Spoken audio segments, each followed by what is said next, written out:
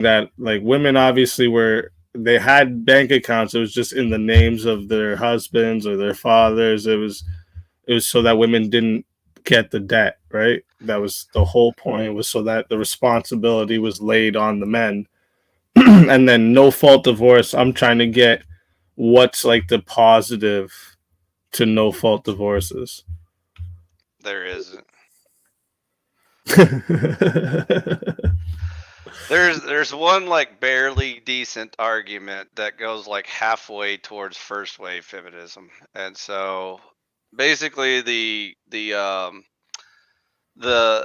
step away from the patriarchy, the patriarchy slash theocracy that most Western countries have tried to push for in the last 200 to 300 years or whatever.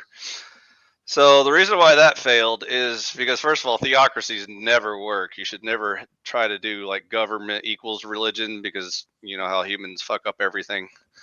So one of the downsides to that was they kind of created this weird, like almost like Muslim slavery kind of system where basically women had zero rights. They were property, and they could be like, sold and traded, and couldn't vote and couldn't speak up and couldn't defend themselves in court and shit like that.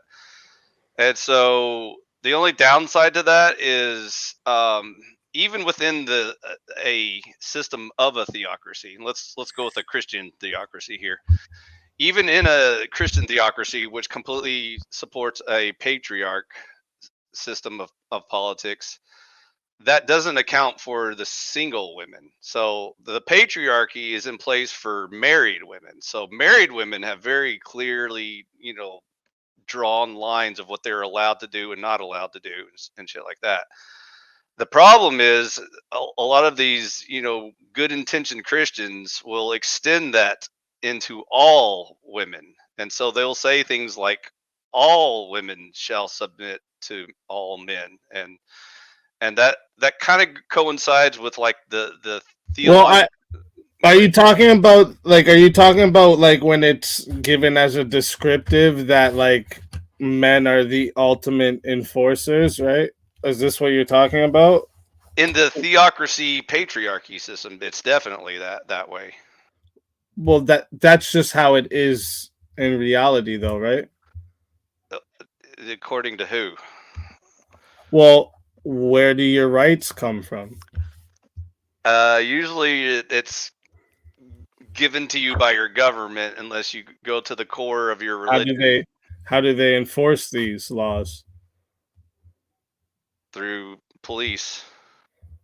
Force, right? Right. A And this monopoly on is force. Yeah. like overwhelmingly men, right? And I'm not talking about like, anarchists or anything like that. I'm talking about everyone who's ever been a part of at least a tribe and or city or state or government or kingdom Yeah, or it's whatever. always had to be ultimately men upholding the laws and safety of these tribes, kingdoms, There countries. were very rare occasions where some countries tried matriarch societies, which was just hilarious, but it was tried. But generally speaking, like Even 99. in matriarch societies, this was just that the women that were the mothers to this was just like basically to uplift the mothers and Of make the them emperor like or something like on a pedestal, but it didn't mean they like ran everything, right? Because like if the men at any time said, you know what, fuck this shit, that. Yeah. what That's would why I the said women be able to do, right? it was definitely an exercise in delusion, just to see if this magical system was better somehow or whatever. Anyways, obviously it failed. It never caught on. So 99.9% of human history has been very patriarch and even theocratic history historically, because whether But your is your there any religion, other way? well, Like sure, that's what I'm there's trying to say. Like how could you ever uphold rights or freedoms or laws? How can you uphold this without force? right. So whenever governments are formed, they tend to be patriarch governments, and so which is already even exists before the government forms. Like just when men are free to roam the fields with their families and stuff, usually by default, even barbarians with no state or government form patriarch societies. It's usually the men that, head up their house or their little clan or whatever, tribe, gang, whatever. So it's just natural progression. So once the government gets bigger, of course, it remains in the hands of the men because it never was out of their hands. It was always in their hands to begin with. But you have to go through unnatural acts to come up with some sort of equal women or more power to women system. And Right. so, So that means like it could never be that an equality, right? It well, just couldn't be. that just denies reality to begin with. Men and women aren't equal, so that's already denying reality. Just to even pretend like that's a for discussion. Right.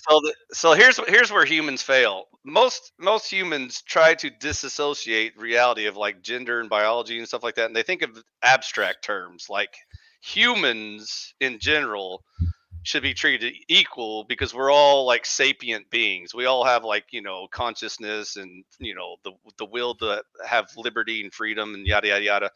So that's what they're focusing on. They're trying to pretend like what we're trying to achieve.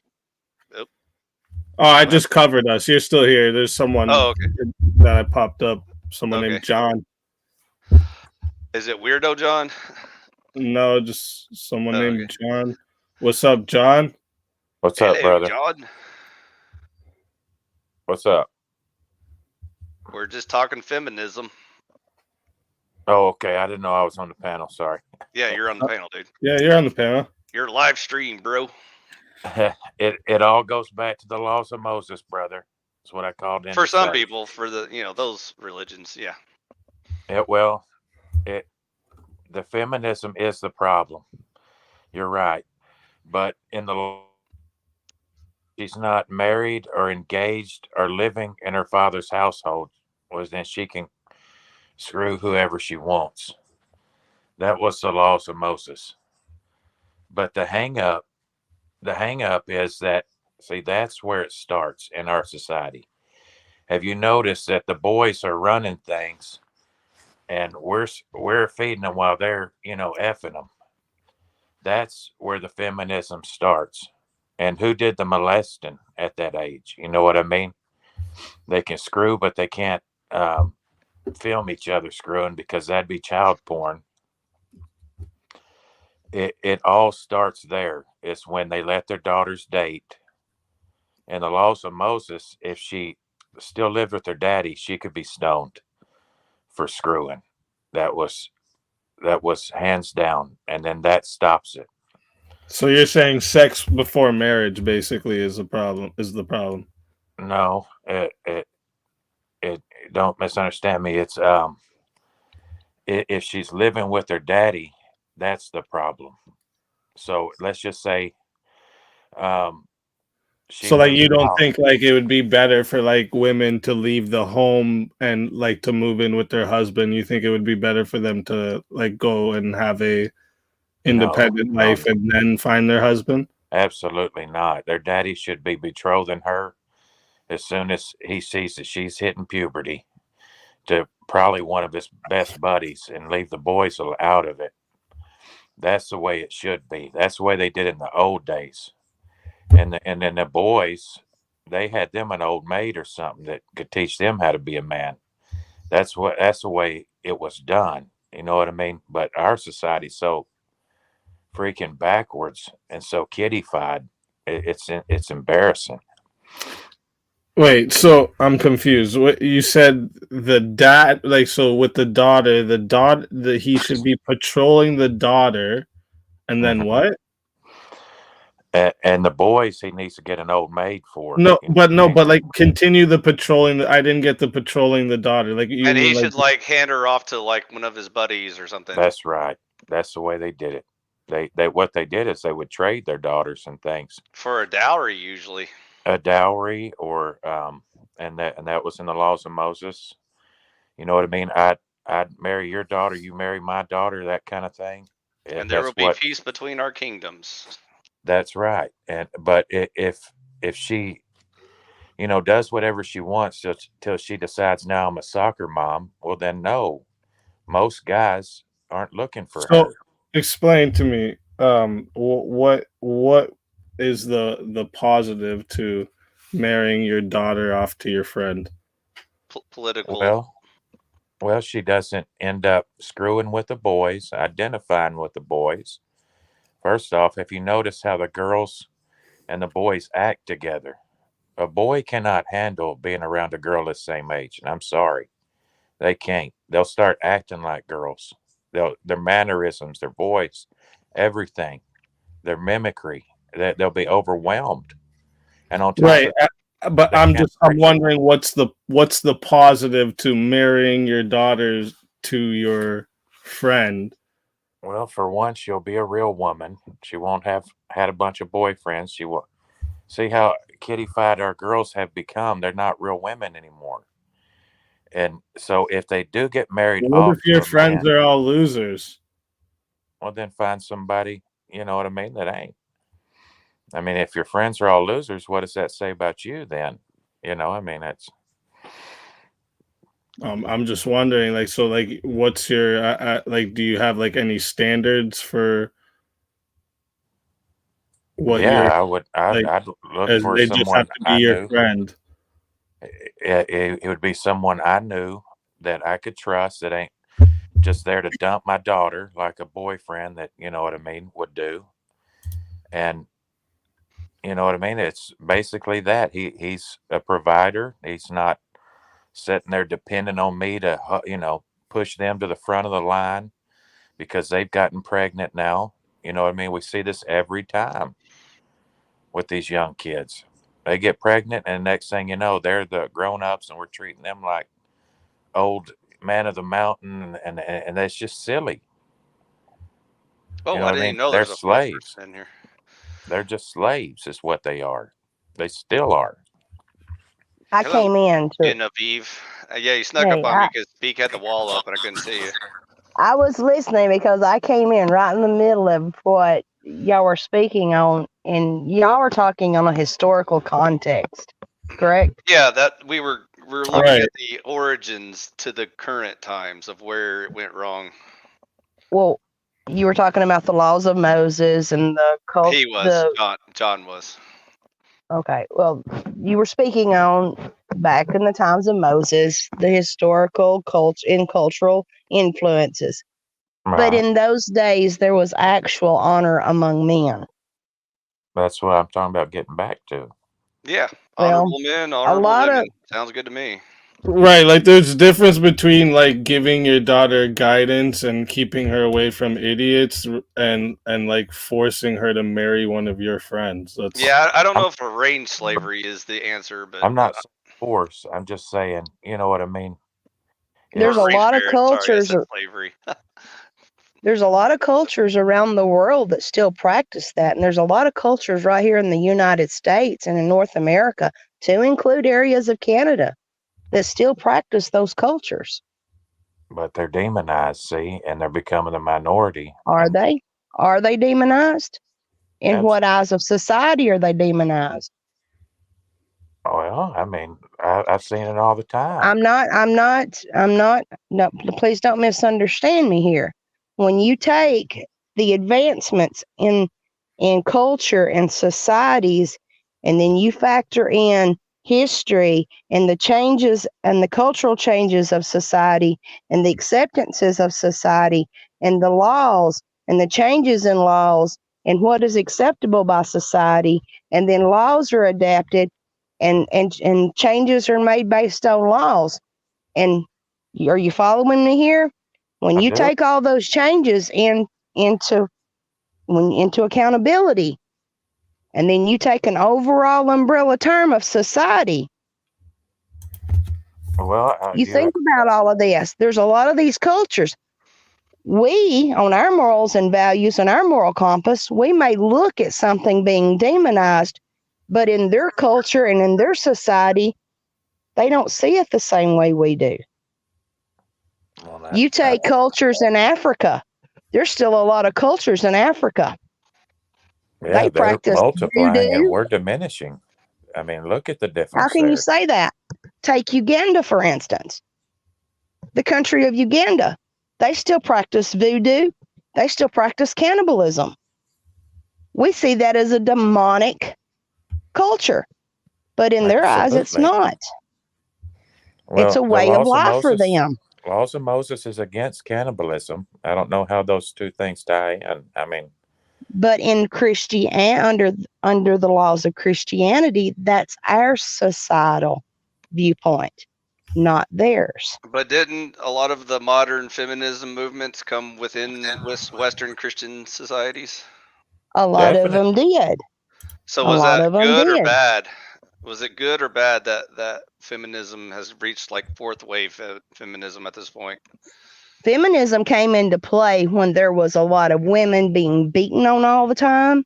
There was a lot of over If that's true, then childbearing why aren't there a lot of Middle Eastern feminist movements winning out their cultures? because of societal viewpoints and acceptance of culture Because of too much freedom in and the laws. West. That's what I'm hearing. It's Well, possibility. It's a very good possibility. That's the very reason why they're not having the same movements in feminism movements over there than what we are here. boils down to what you said earlier, ma'am, about honor amongst men. Women Yep. and culture, they don't like us anymore. You know what I mean? They just don't. They don't respect us. That's why there wouldn't be an uprising in another country against, If they the patriarchal, because they fear their men more than they do over here in the West. don't like us, then why are they flooding our border gates trying to get here to make a better life? Because we're open season. I mean, half of us have We've declared. not been that way the whole entire time, and they've been flooding the gates coming to our lands for centuries. Americans has been viewed as probably the stupidest people on earth for a long time. And Have you always lived here? I've always lived in America. Yeah. Have you traveled abroad? Yeah. I've traveled abroad. And I they're haven't. the same people everywhere you go. Americans are probably perceived more as dumb just because we have more freedoms to express our stupidity, whereas other countries are more repressed, so they appear to be slightly more They're no intelligent. different. That's true. Everywhere you go, same old thing. They're all wearing faded jeans in their ass and skinny pants everywhere you go.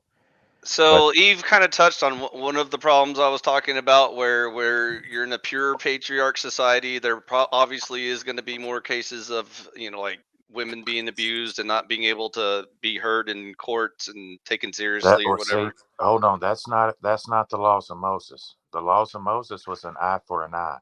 So if he beat her, if he beat his wife, all she had to do was go show herself to the priest. The priest would get the elders. The elders would round up their posse. Their posse would come get you. Okay, well, And just then for the they record, flag you right I'm whatever a you did to Christian, her. so I don't subscribe to the laws of Moses. All right, so Well, I just wanted to ask John here. Sorry, I had a phone call unexpected, so I didn't really get to hear everything you were talking about. But I just wanted to ask, so like, because you were saying about how, like, in the time of Moses, the fathers would trade their daughters off for things. So, like, what exactly? How much would, like, you say, like, in modern times with modernity, and how that people aren't all Christian like yourself? What exactly would you say is worth your daughter's marriage? Would it be like a car, a house? Like, what is it exactly? A cow? At least a couple of cows. I understand that it's not our society anymore. No. But I'm just asking you because, like, it seems like a you're loaded saying we need to question, go back to this. So I'm just wondering, like, what you think our daughters' marriages are worth in modern time. When was it ever a Christian tradition to arrange marriages for our daughters? Well, you're how they get there, brother. You're how they get there. And next thing you know, our little boys can be girls. There has to be laws. There has to be standards. Because Okay, Christians aren't. I'm just because, like, what you had proposed was like daddies marrying off their daughters to their friends. It's the laws of Moses, brother. Right. So, like, with modern times, how would you follow these laws? Like, what would it be worth? Like, what would your daughter's marriage be worth? Well, I mean, I guess that's up to the daddy, wouldn't you think? I mean, if it was like, hey, I mean, Well, I'm asking you what your been good. your level is like because you're the one that has this idea. So I don't know what I'd say. You know what I mean? First off, I'd just be looking for a guy that I knew was gonna do right by her, that he appreciated. You see these boys and girls traipsing around with their braces on. You can't tell which one's cuter. and where do you get the like how do you know the guy you found is right? Well, you need somebody you've known for a little bit. I mean, it'd be So like you the decide ideal. if he's the right one? Well, you'd have you a few suitors in mind, and you ask her if is there any one of these guys that you like. That's what you do. I get it, but you would decide out like you would pick the guys that you think is right.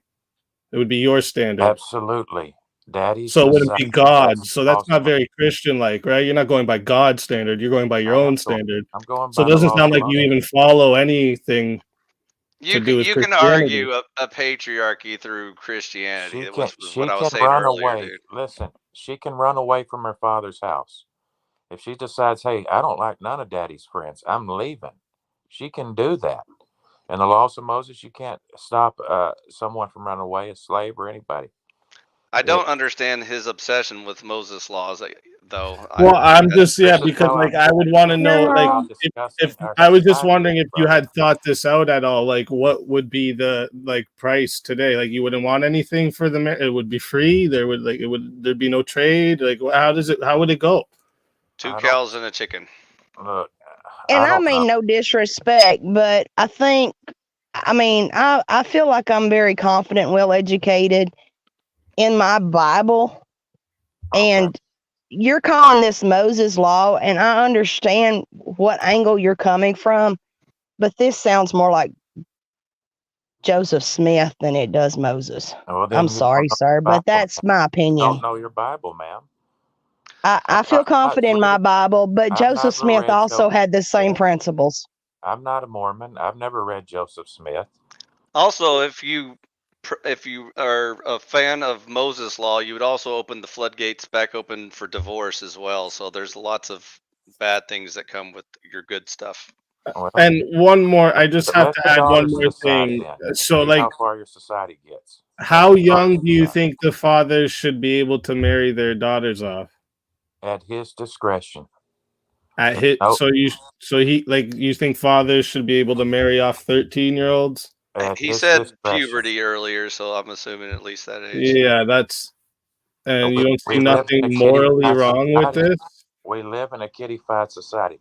Do you see A anything wrong? kitty-fied society? That's What's that right. even mean? I'm saying we're acting like children about this. We're acting like children? That's So wait right. a minute. Acting like children. So wait a minute. You understand there's a difference in how adults and children act, but you're okay with marrying children to adults. Do you He's- understand how stupid that sounds? He's probably referring to the change of times where, like, a long time ago, like, Why you wait. Do you agree? I'm trying to explain No, to no, you don't let him explain the it. Don't perspective. give him an out. Let him think for himself. Okay, I'm Okay. just Do I preparing agree you. they act differently? Yes, especially today. They stay kids for a long ass time.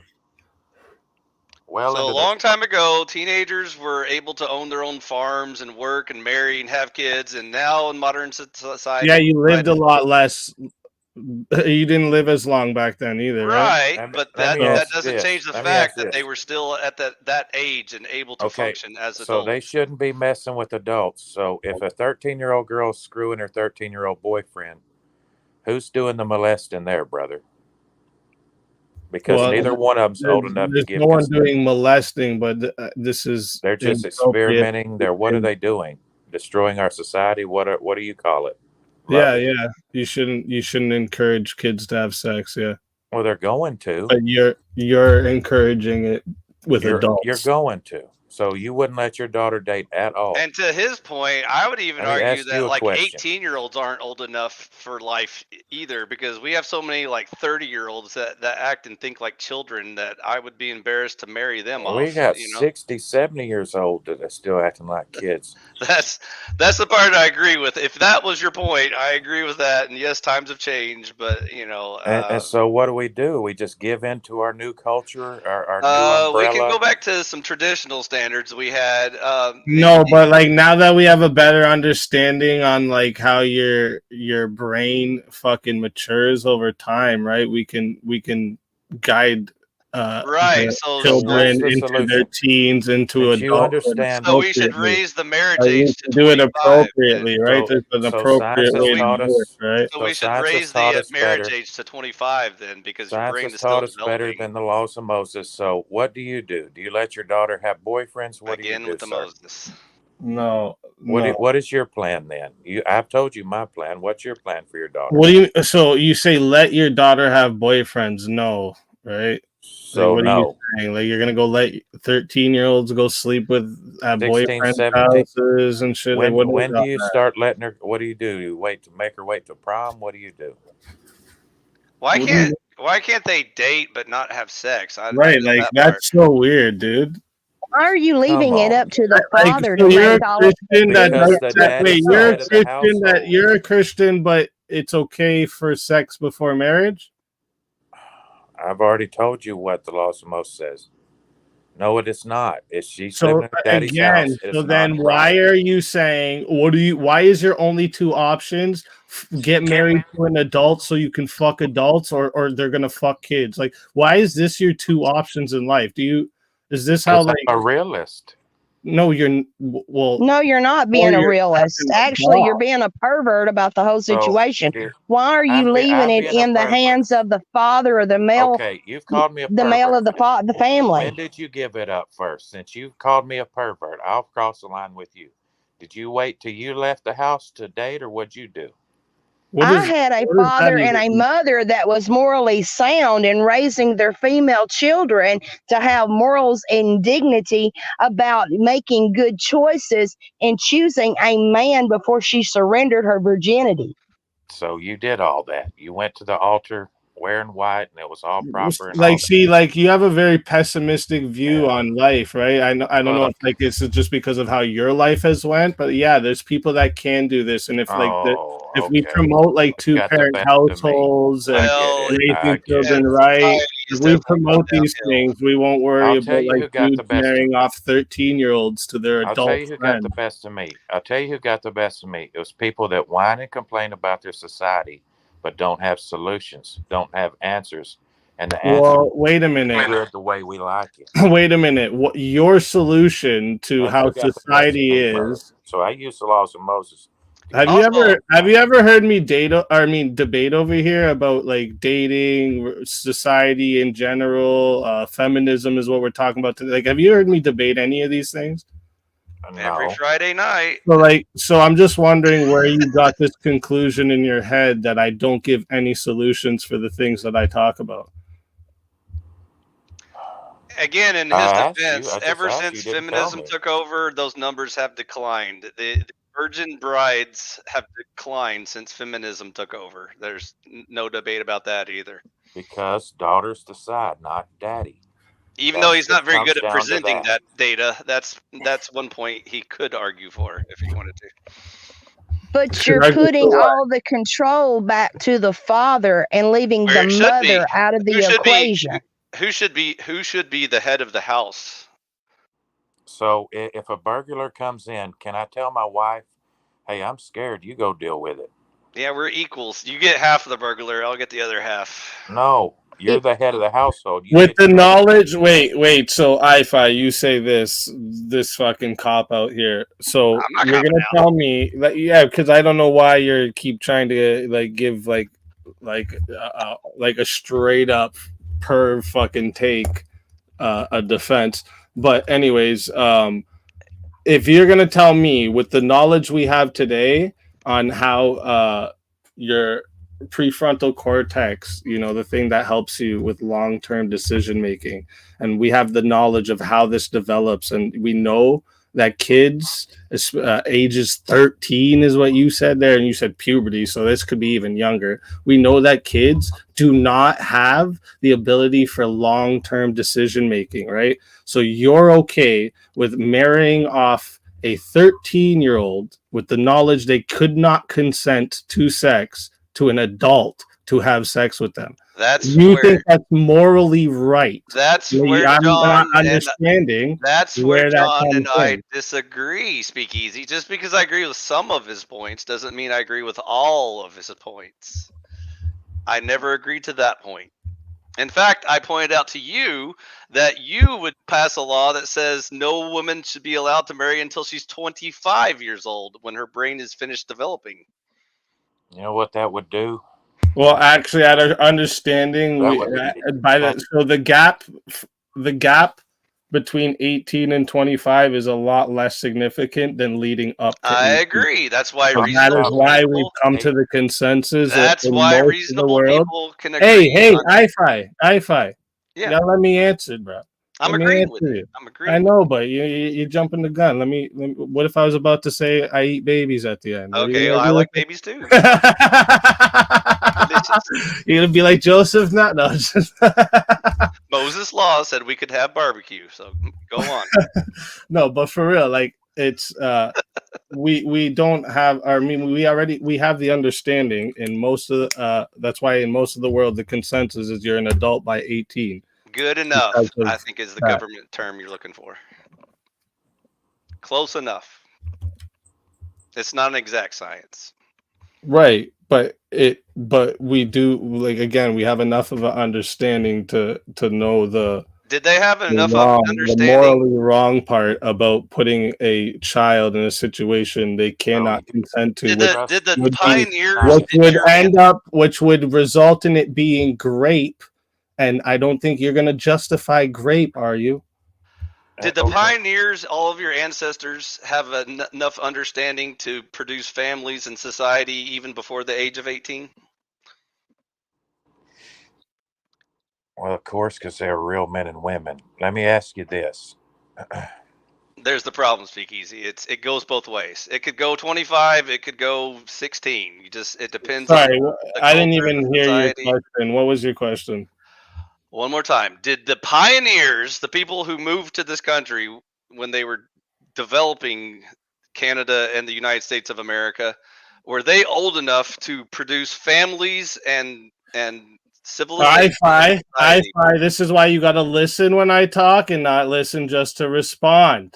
I added in the fact that we have a lot more knowledge now on the development of the maturity of the brain and how the prefrontal cortex works in long-term decision making, right? That knowledge. Did I add that in or no? Yes, we have that knowledge, but what does that change? Are you saying that no, they didn't produce families and society back No, then? I didn't say no. I didn't say no, they didn't. What does the more knowledge have to do with this point then? Are you saying everything done back then was done correct? It was good enough. It was good enough. Easy, just like the What do you government mean? decided 18's good enough for adults. Back then, Again, they this is decided based off our knowledge on the biology. We didn't have the same knowledge then. the knowledge of our biology didn't change the quality of our If you society. did, okay. If you didn't know something was wrong and you did it, does that make you wrong, or just you didn't know it was wrong to do?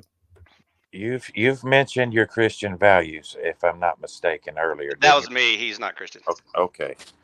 So it's just that I didn't say I'm not, but what is this? I've never heard you have to do say with the you're debate? Christian ever. Are you Christian? Speak.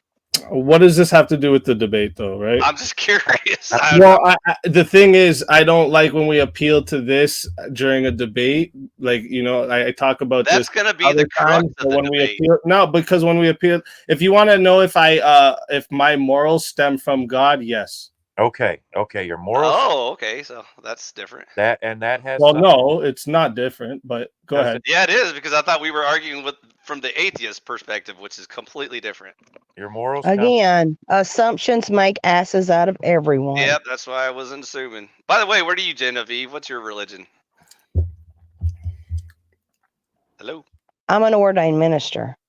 I'm an Of- eclectic ordained minister. I have studied the theology of multiple religious specters on various angles of different principles. My morals and my values are Christian based, but I have studied a wide variety of different religions and beliefs. And I am not biased. I am very respectful toward everyone's beliefs. So you don't have a religion you choose now. You I'm just- not going to share my personal religion when it Oh, comes okay. to the concepts mind. and separation of church and state. Sorry. Sorry I asked. Okay, so it just helps when we have these discussions, because, like, for example, when John Keeper, When you have a debate, you have to be remain unbiased and produce educated responses. I don't have to do anything but stay black and die. So those are the only things I have to do. Then- I can choose to do other things if I want. If you want to have a Well, productive debate, you have to remain unbiased. Even with, like, again, even if I said to you, you as a Christian, right? You said Mhm. you're a Christian. So you as a Christian, do you see it, the difference? And again, when you do something that you don't know is wrong, and you do something that you know is wrong intentionally. Humans feel like it's worse when you know you do it, but Christians know it doesn't matter. Ignorance is never an excuse for doing wrong. So no, there is no difference. Let me ask you this: if scientists come out with a study, Wait, so your intent was the same? Humans feel like intent makes it worse. Like first degree murder is worse than manslaughter. No, okay, so That's so ethics. maybe I worded that wrong by saying Morality says if you killed somebody, whether you're right. I through worded that wrong poison by or saying neglect. worse. But the intent. Yeah. That's what So- I'm trying to ask you. Do you think the intent of the human being was the same when they didn't know and they know?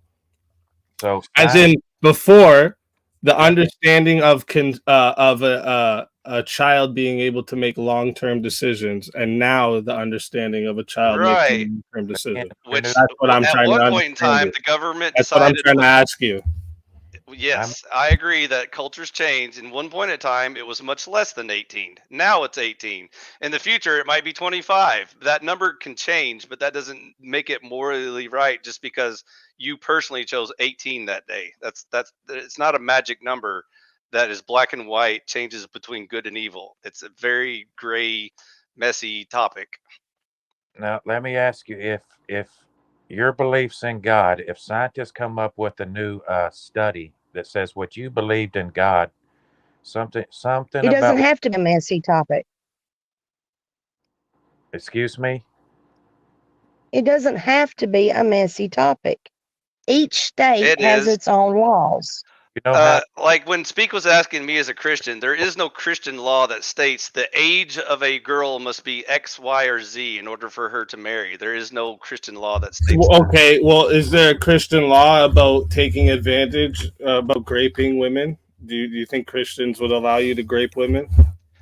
It is strongly implied that that's a bad thing, but again, it's not explicitly stated that. Okay, but it's Sexually strongly attacking implied that it's a someone- bad thing. Wait. Okay, so as under your Christian beliefs, do you believe grape is wrong? Like, I don't know how. Yes, I do, but it's because I understand the fullness of the message, not just the letter of the law. All right, this is my point, right? And now we understand with a child and an adult that's grape, right? According to the laws of your land, which changes from 14 to 16 to 18 to 25, depends on what year you Okay, have. wait, so let's just pretend it's not the law of the land and we're just going by the definition of grape.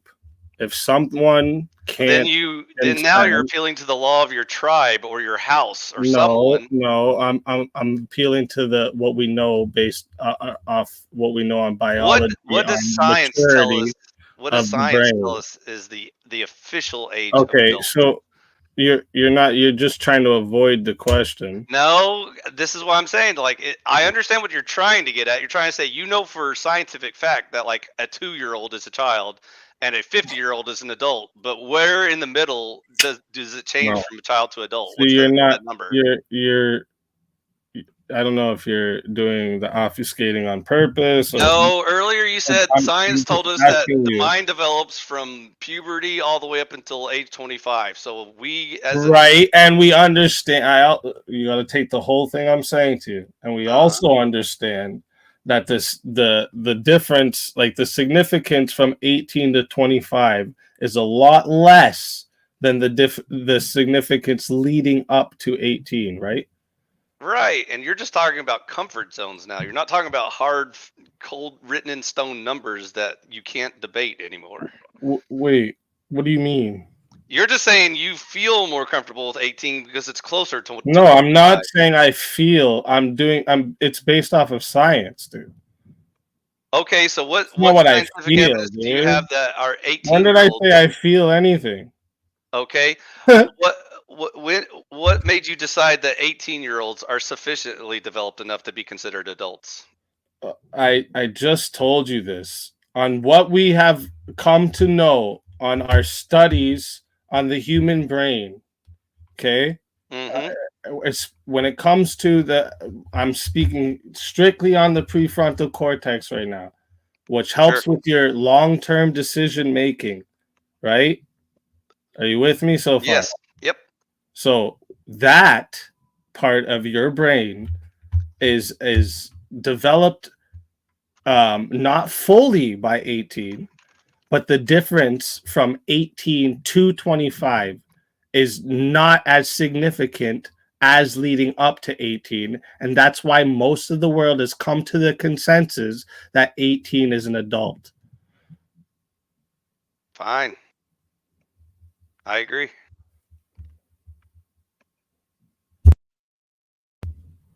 Wait, what? I said I agree. Yes.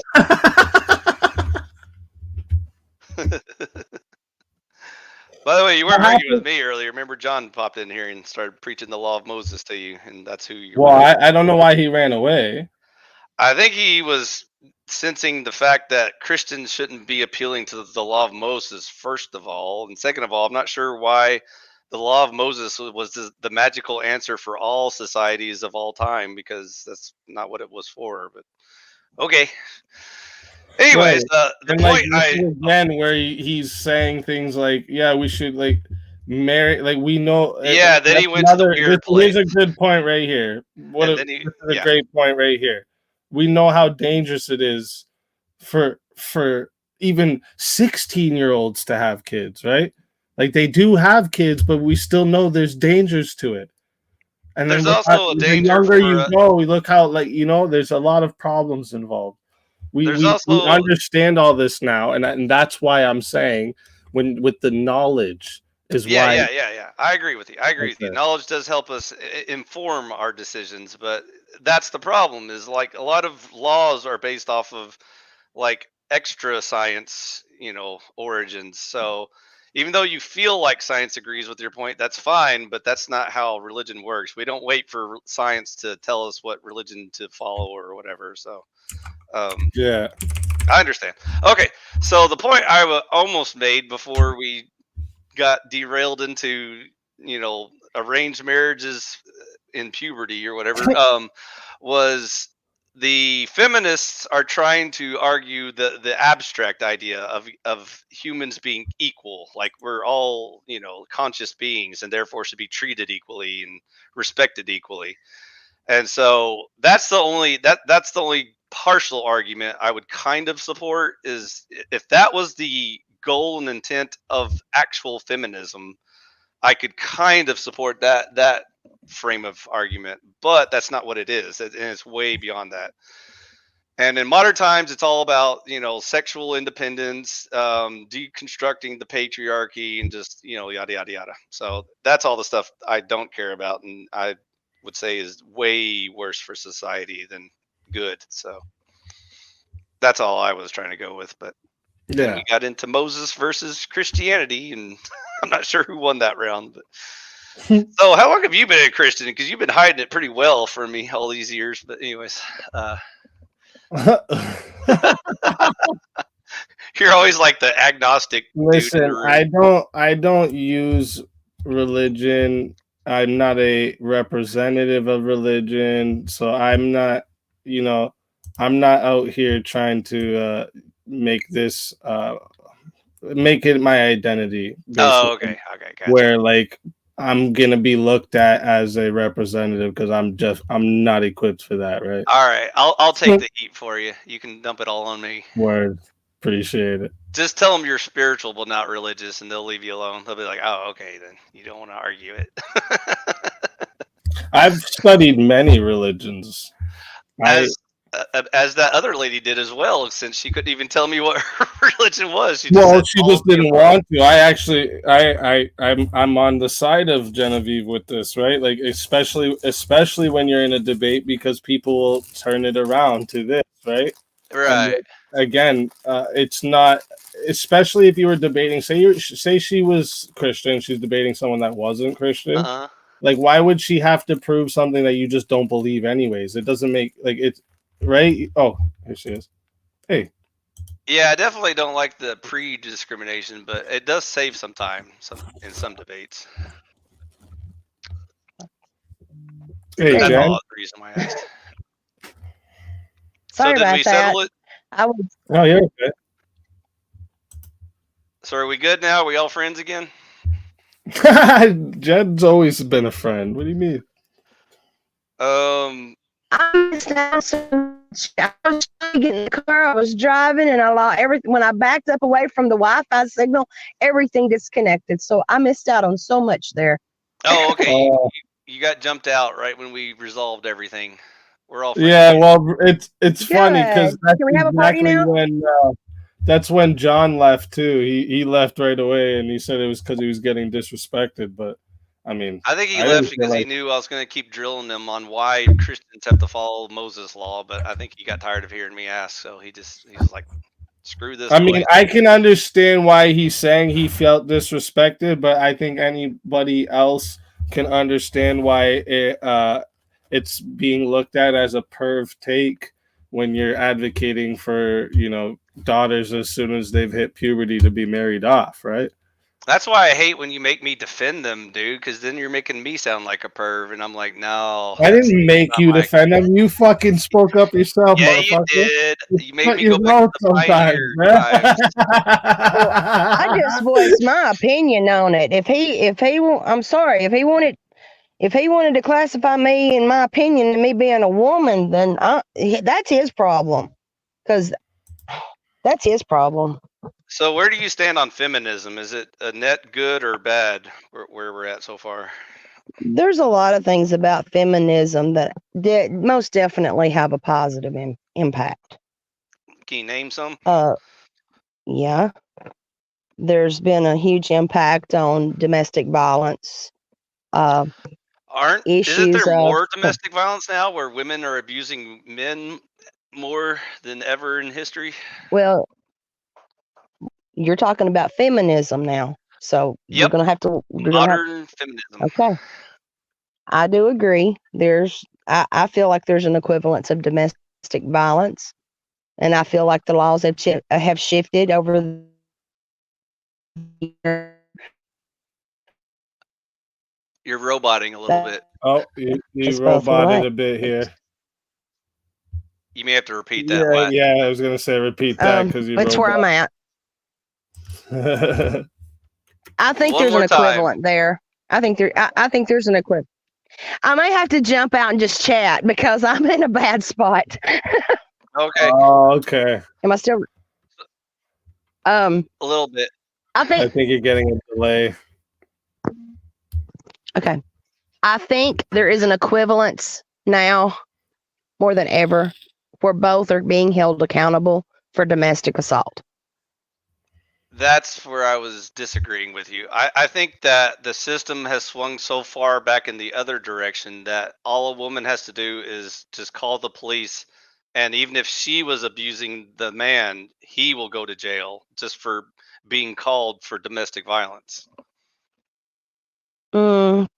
See, in all the years of my experience in booking males and females into the justice system, I have booked both the man and the woman, and I have booked same-sex relationships where both partners have been booked in.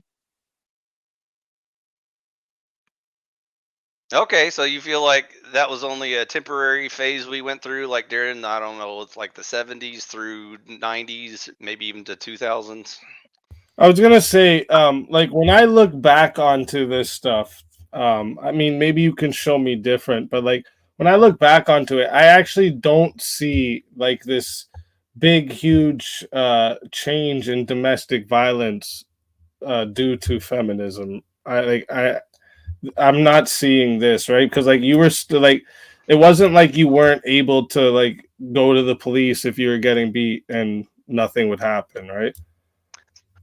That's why I was going to extremes, because like if you go back far enough, it was very much in the man's favor under the patriarch system, where the woman had to she had twice as much challenge to prove that she was being beaten unfairly by her husband, and then maybe charges would be pressed against him.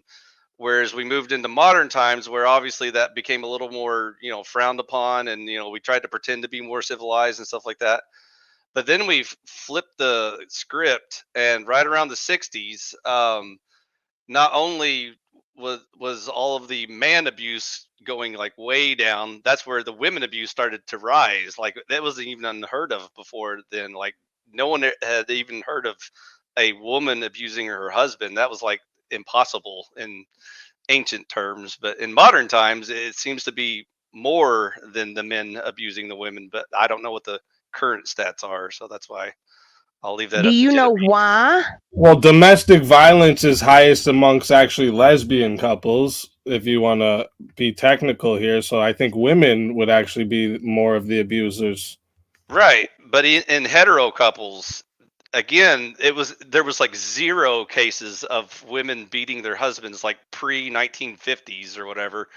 But like after the Was 60s, there zero cases of this, or was there dude, zero cases dude, of them without getting hit back? dude, there No. was like 1 in a billion probably an actual spousal abuse case where the Well, wife was wait. beating I her mean, husband. like, yeah, reported, but do you think there was women that like hit their husbands and then got hit back?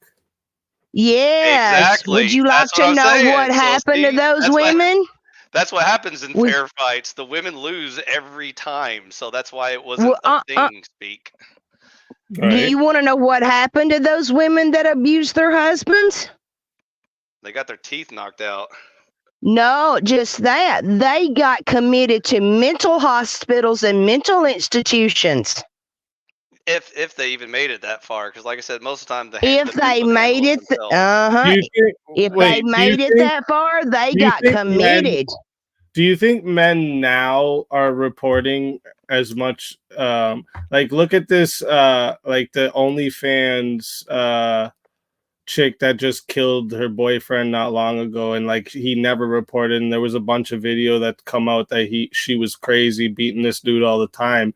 Do you think that men are just maybe not reporting that they're getting beat by their chick Of because course, they're it's not reporting ridiculous? it. Speak some questions you don't even have to ask. Like, do you But think? like this is what I'm saying, right? So like this doesn't. There's not a really good solid foundation on just like that.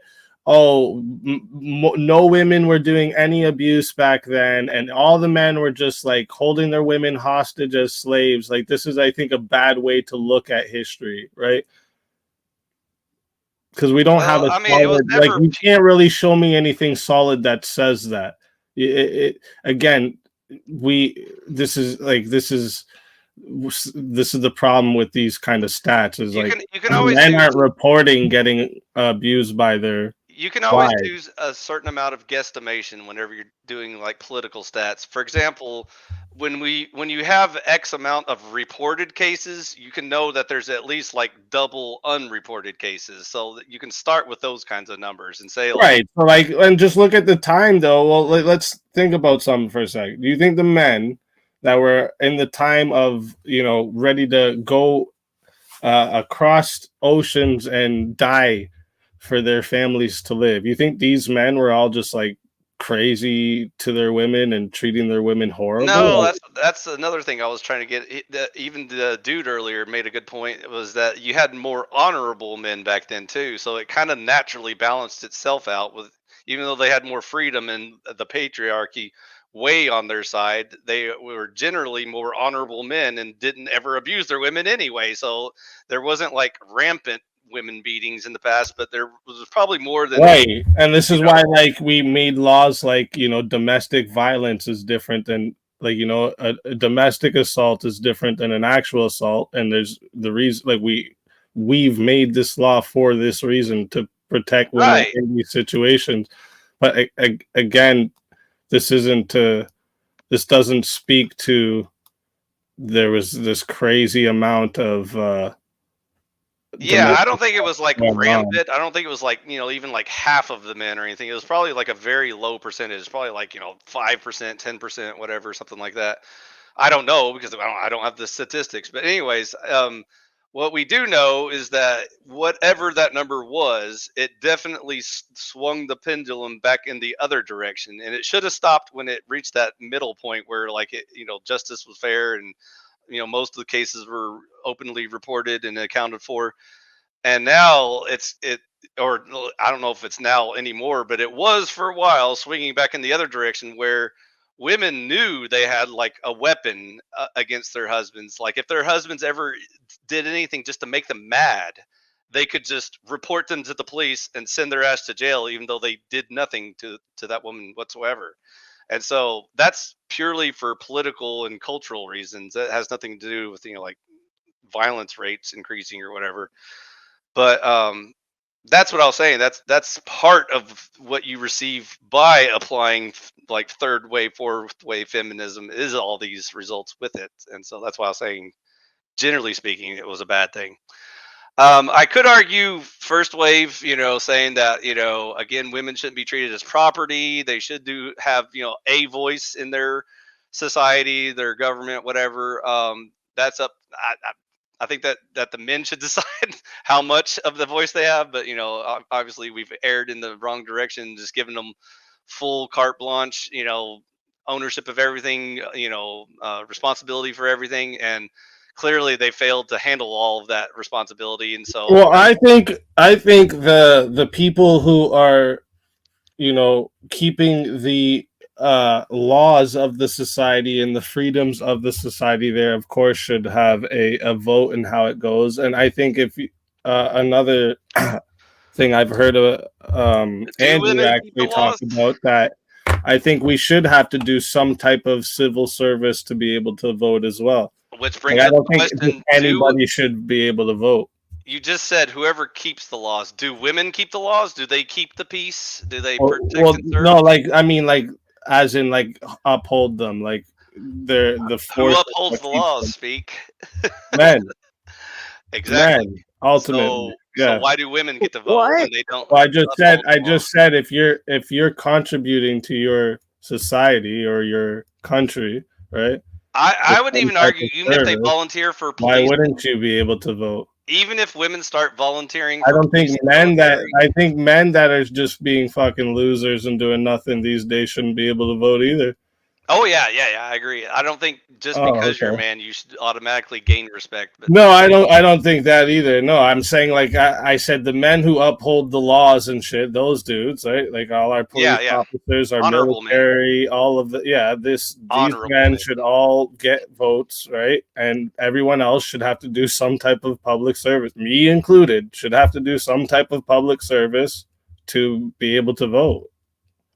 And likewise, I don't think the other side is true. I don't think we should disrespect women just because we don't let them vote or whatever and stuff like that, because that doesn't equal, human respect or whatever. It's just, I don't think this is you would have to show me where we've ever done that. Cause it's literally men that made it so women had it be able to vote, right? Like more men wanted women to have a right to vote than men did. I mean, there were actually quite a few women that were against voting.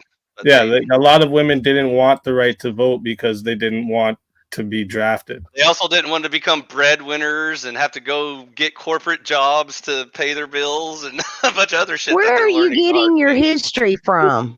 Humans from Earth and the United States of America. What? Really? Come on, guys. I Seriously. never hear the end of women. For real, like it was about something like feminism. 41% of women only wanted the right to vote. And what is the percentage of women that don't want to have to be the breadwinners for the house and have to provide the income for their families? What's that percentage, Eve? Can you tell us? Those that are able and willing to uphold integrity. Sorry. People have forgotten what integrity means. I agree. That's Well, that is also a true. big problem with society. That is true. I blame feminism. Kiss my foot. Since that's the topic tonight. But by the way, what's the deal with feminism? Like everybody's arguing it now. It's like right now there's a live debate between Andrew Wilson and some Yeah, I noticed that. I'm gonna. And yesterday he just debated Lauren Chen about feminism and how she's not anti-feminist enough or something, even though she's like kind of center right, you know. It's hilarious. Well, again, because I think there's a lot of things that as feminism, you know, grows, and it's bringing a lot of negative more than positive. Oh, I know why everyone's losing their mind. It's the whole bear versus man debate. I was about to bring that up. Eve, would you prefer to be in the forest with a man or a bear? Where do you stand on that debate? Well, being a woman that knows how to shoot, I'm going to defend myself.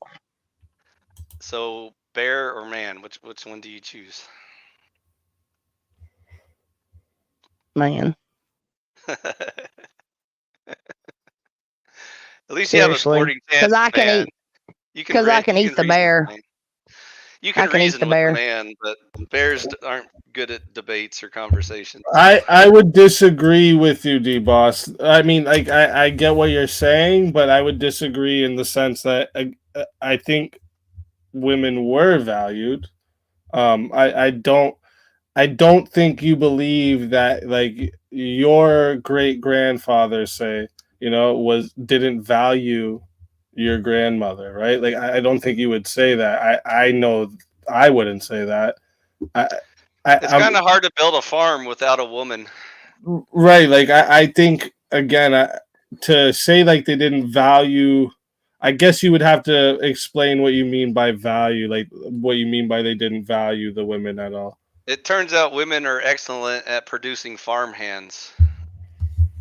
Someone on Rumble says voting is a waste of time. Do you want to come up and tell us why voting is a waste of time here? In America, it is. I agree. It doesn't matter if you're a man or a woman. It's all a waste of time. No, it's not a waste of time. Voting is not a waste of time. Should I vote for Tweedledum or Tweedledummer? Which one should I vote for, Eve? Should I vote for the left finger puppet or the right finger puppet? I caught half of that. Oh, come up here. Come up here. Anything goes. I want to hear this. He says it's not men that uphold government, it's the machine. Oh, no. The machine lies. I want to hear this. The deep state Do I need to hop down? I agree with that. No, you're good, Jen. You don't need to hop down. You're good. Okay. We need a woman's perspective. Otherwise, we're just going to wipe the floor with feminism. No, I like. I'm not medicated. I'm warning you. When people have different takes, you know, this is again, this is what I like about my channel. Is it's about healthy debate and conversation. I was trying to steel man Eve's point of view before I completely destroy her. So, you know, that's why I gave her a bone. I threw her a bone. I was like, let's not treat them like property, but, you know, voting, that's gone a little too far. You better be careful about throwing me bones. I know how to cook. Exactly. See, if women would just stay in the kitchen, there would be zero problems on Earth. Like, all problems would be solved. Like I said, I know how to cook. I know how to cook. Yeehaw! But anyways, You shut me up. I just said stay in the kitchen, and you were like, "Yes, sir." No, I I'll did get your not. sandwich. But do you I get what you're saying, I-Fi, and I agree to an extent, but like, do you understand what they like the meaning of like why it was considered the children and women were property of the men? Like, do you understand why that was the way it was written? I didn't catch that last part. You just said the what of the men? Like the way it was written, as if like children and women were property of the men, right? But like, do you understand why they did this? Again, it comes back yeah, I can understand why it comes Bronze back Age to like go-karters them thought making like that sure under the it comes Moses back to law. making sure that the responsibility of the whole family lied on the man, right? Like that's Yeah, what yeah. it was. I understand It was so, like, Abraham times were very different than modern times. Definitely. well, no, I know they were different. I'm saying though, like it wasn't like a nefarious thing. It wasn't like they just didn't want women to be able to do anything, right? I understand the It was secular women with reasons and the accounts religious in their reasons. husbands' names. They spent money when they wanted. It wasn't like, like again, it wasn't like they were slaves. I think this is a misconception that a lot of people Well, have. depends on which society we're talking about. There's lots of different It's ones. misinformation and misconception. It also There's depends a on lot how of far we go misinformation. back. Yes, because it was just up until the late 70s that women were allowed to have a credit card. Yeah. Yeah, and again, it was because they didn't want any debt to fall on the hands of women. They would have credit cards, just not in their names. It would be in their husband's names. And very few women even had jobs back then, so that's why Actually, yeah, very few women had jobs, but you could have a job. That's another thing that is a lie, where they say women couldn't have a job. That's not true either. And that's why I Oh, said the patriarchy can become a problem when you look at it like too extreme, because Right. again, If dudes were all slaving their women, the Yeah. problem is that would never be able to happen, because there'd be another pile of dudes that say, "What the fuck are y'all doing?" Nah, So, and we'd even- fuck those dudes up, right? The honorable men would fuck those dudes up. That's just how it would be. which was part of the problem of modern feminism, by the way. There's too much white knights going around fucking up reasonable dudes. So, that, like I said, pendulum swing both directions. But anyways, the problem with even a religious patriarchy, again, was back then they didn't account for the unmarried women who don't need to submit to a man per se, or even be subject to like a patriarchal society where it's hard for them to get jobs or being treated with respect. And so that's where you can take it too far, and then it becomes unproductive. But that's a very minor gripe in the big picture. But in modern times, it's mute anyways, because we've already moved way past that point where women run all the corporations and own all the countries and everything now. So, yay, progress. Well, but this is like, again, that's there's women in high political power and stuff like this, but again, it comes down to the force of men. And there's women on the front lines of the battlefield. Oh, I'm going to say something that's going to make a lot of women in chat upset. Uh-oh. What's that? I'm going to share something that's going to make a lot of women in chat tonight upset. Okay. I don't think that a woman should hold certain positions in politics. Let's go. All of the above. I agree with all of the above. not even secretary of the city. That's what's up. No.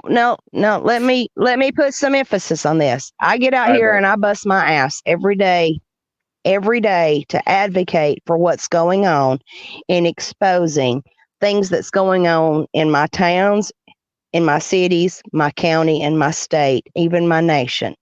I do a lot of good. I do a lot to expose and educate people with their civil rights, their constitutional rights, even our charters with our cities and townships. Just to let people know. Men do that better? Well, let me get there because I'm going to try and make this short as possible. Okay. Okay. I get out here and I advocate for in educating people and exposing a lot of things that are going on, not to expose them and critique them, but to put emphasis in trying to show them you're going down a path that there's laws that state that you can't be doing this. If people don't wake up to what's going on, this is going to lead to a whole level of destruction that could easily be stopped in its tracks and corrected before it gets too far out of hand. That's my goal, is to educate their rights. And we appreciate all the good work you've been doing. But you get a woman, well, thank you, but you get a woman in a position of power, even something as a commissioner or an alderman or a mayor or a governor, and you start moving up that ladder. Or a judge. My goal is, if you're going to put that woman in that position of power, she needs to be educated. But if she's going to hold that position of power, she don't need to let her feministic views get in the way of knowing that those men before her were the ones that set those laws for her to have that position in the first place. It takes a group, an educated group effort for her to be in that position. And I've seen it over and over and over again. And yes, I'm going to say her name. Nancy Pelosi is one of the number one figures in our nation right now that let that power trip go to her head. There's several senators in my state, female senators and state representatives, that have let that position of power go to their head. I agree with this. Like, why would you want to? Because they forgot the men. Oh, she got a bit of a delay, but like I was just gonna say, why would you want to go through all of that work to get to that position and then try to make it easier for the next people to get there, and then it just ruins the whole point of the position, right? Because diversity. Oh no, we're breaking up. You're breaking up, Eve. Uh-oh. There was too much testosterone in the room. It's overpowered. I thought it was me. I think you just have a bit of a delay. I agree with you. We need less women in politics, Genevieve. You should have stopped there. That's all you had to say. Less women, better. Even though some women can theoretically be better than a particular man in certain examples. And so there is the reason why it's still a hot debate, is because the men of our society have failed so bad, they're making the women look good. And so now the women are like, maybe it's not that hard. Maybe we can do it better than them. Well, there's a lot of things too. Well, there's some real. Oh, go ahead. I'm sorry, because there's a delay here, Easy. If I don't mean to overtalk you. No, you're okay. You're okay. Go ahead. There's a lot of good women in those positions of power. I'm not trying to knock them down, but a lot of those women in positions of power forget where they came from. And they need grassroots advocates to remind them that there's laws in place. There's people that are absolutely there that can allow them to hold their stead to where we don't have what we've got going on now. But they let their feministic views get in that way. They let those feministic views get in their way, and they get on those power trips and they make mistakes. It's definitely a paradox where politics attracts a certain kind of person. And so if it already corrupts men, you can imagine how much more easily it corrupts women. So that's the problem. It's the nature of the things.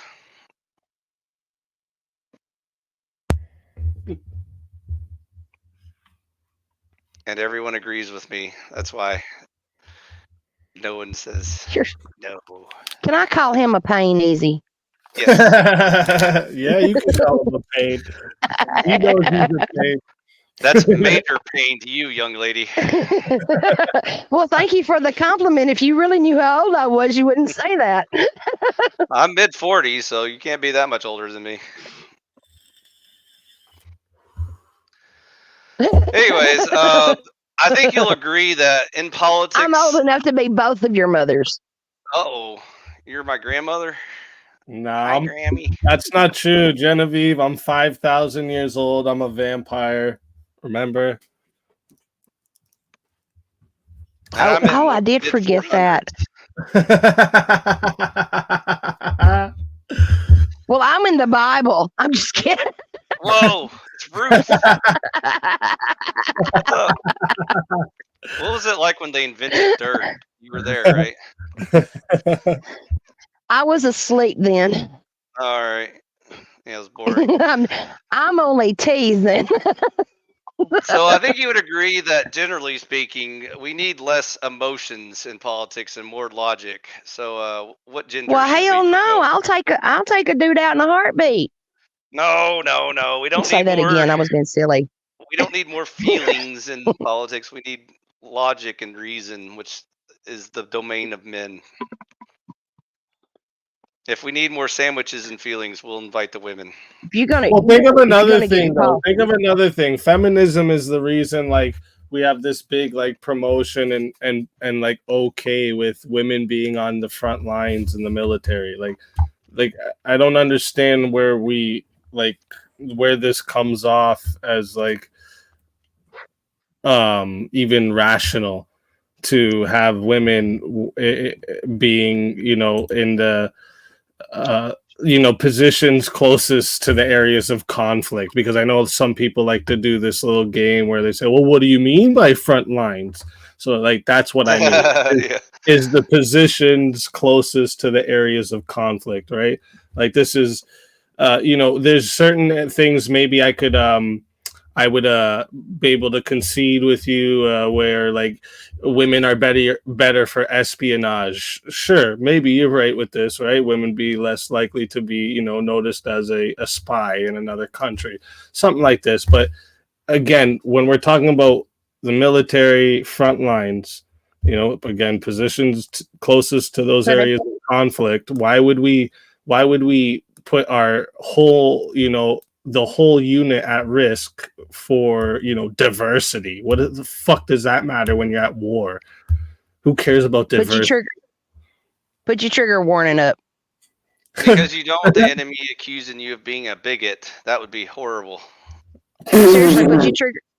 You wanted a woman's opinion on it. Put your trigger warning up. Right, I'm ready. All right. Ready.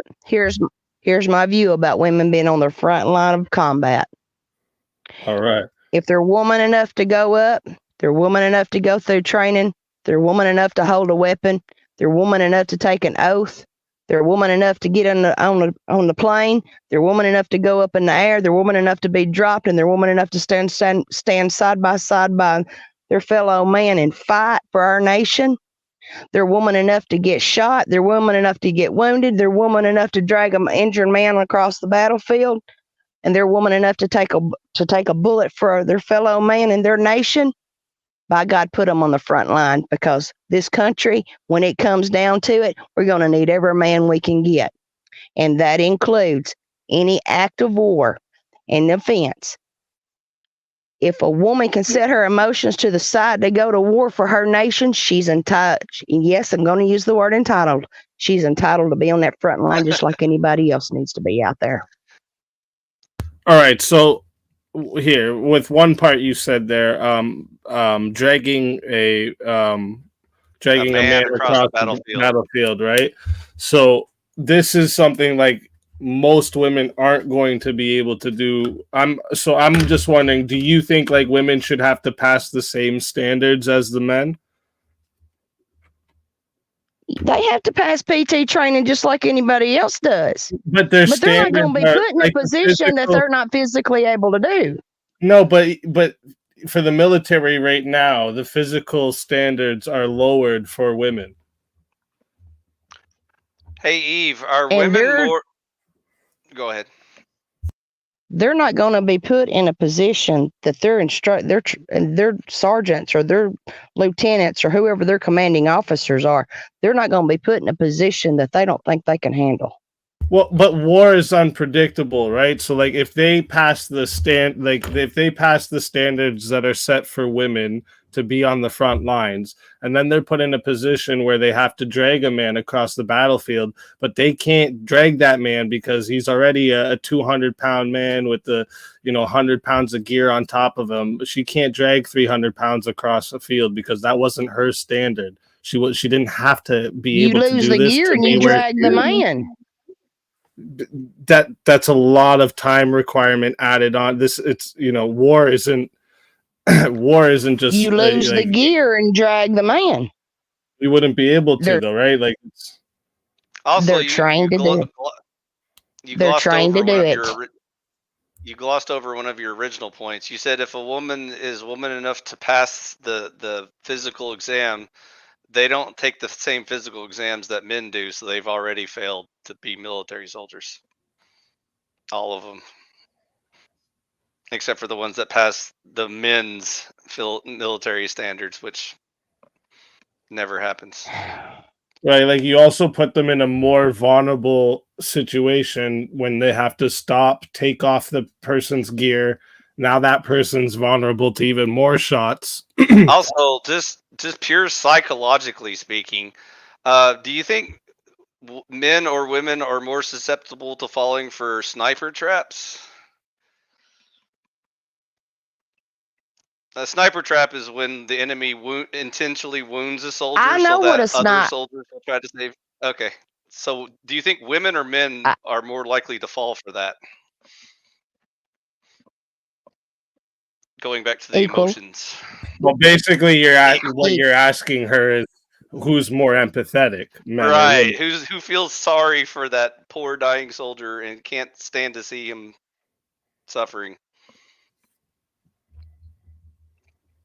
Also, they're trying for this. Even if we're talking about like pure, like separated. But wait, stop for a second, I5, before we keep adding all these things. Yeah, I've got a million. You're just fucking piling on shit now.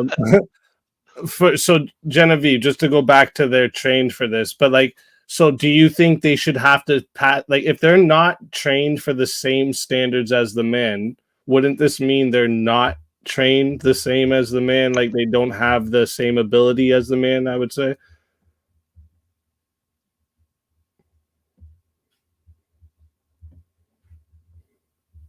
Oh, they're probably going. They're very skillful. Oh, I'm not doubting that they're not trained and they're not very skilled. I'm sure, a woman trained in the military is blowing me out of the water with shooting. I'm not saying this. I'm saying in shooting, I mean hitting target. But that's because she has the train. The point is, I'm saying a man trained in the military, right? So I'll give you an example. The standards difference is. I think it was. I just want to be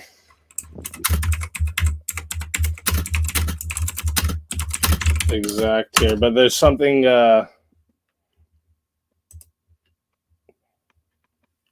So, for instance, gosh, every time something gets good for me to come back on the. Oh, is it cutting out for you? I was just gonna say. So, like for instance, men have to do 19 push-ups and run 2 miles in 18 minutes to pass, and women have for this same women have to do 19 push-ups and run 2 miles in 18 minutes, and males of the same age group have to do 42 push-ups and run 2 miles in 15 minutes. So they have to do even more and in less time. So this means their standard to be in the military is higher, but they're put beside people that didn't reach that same standard as them. So this is like the weak link in the chain. And possibly even commanded by people that have lower standards. Is that a problem? Yeah, I don't. Oh, you're roboting too much. Yeah, you're roboting right now, Jen. They're just No, not. Frankie, We're not that's playing I, Call of Duty. We're not oh, Okay, playing we heard Call of Call of Duty. Duty. We're not playing Call of Duty. We're talking about acts of real war. And no yeah. commanding officer is going to put a woman in a position of volatility. They're not going to. Wait, if she wait, right now we have women in the front lines. This is right now Yes. And going we on. have commanding officers And that are they women. didn't have And we like I said, they had to pass a way less test to be there, right? Like so they're in the same position, but they didn't have to meet the same requirements. Or and even they're higher probably some badass women, or they wouldn't be where they're at. or some really dumb ass men. You know, it's a kind of a coin flip that day. Now that right there is a whole different level of military intelligence. That is something that a civilian would not know why they're there. So that is something that I'm not in a position to even remotely try and touch on. Nor why I there. I mean, that is a whole different level of military intelligence and making the decision of what women that are on that front line. Well, I just don't understand if you like so again there's different requirements for the same job. I'm not understanding I'm not taking away that they're badass girls. I'm not saying For that. women, I'm sure they're badass for women. I'm sure they're badass, but they're not as badass as the dudes they're standing beside. They didn't have to be. What do you think would happen if we took 10 badass females and put them up against 10 badass males? Who do you think would win, Genevieve? The males.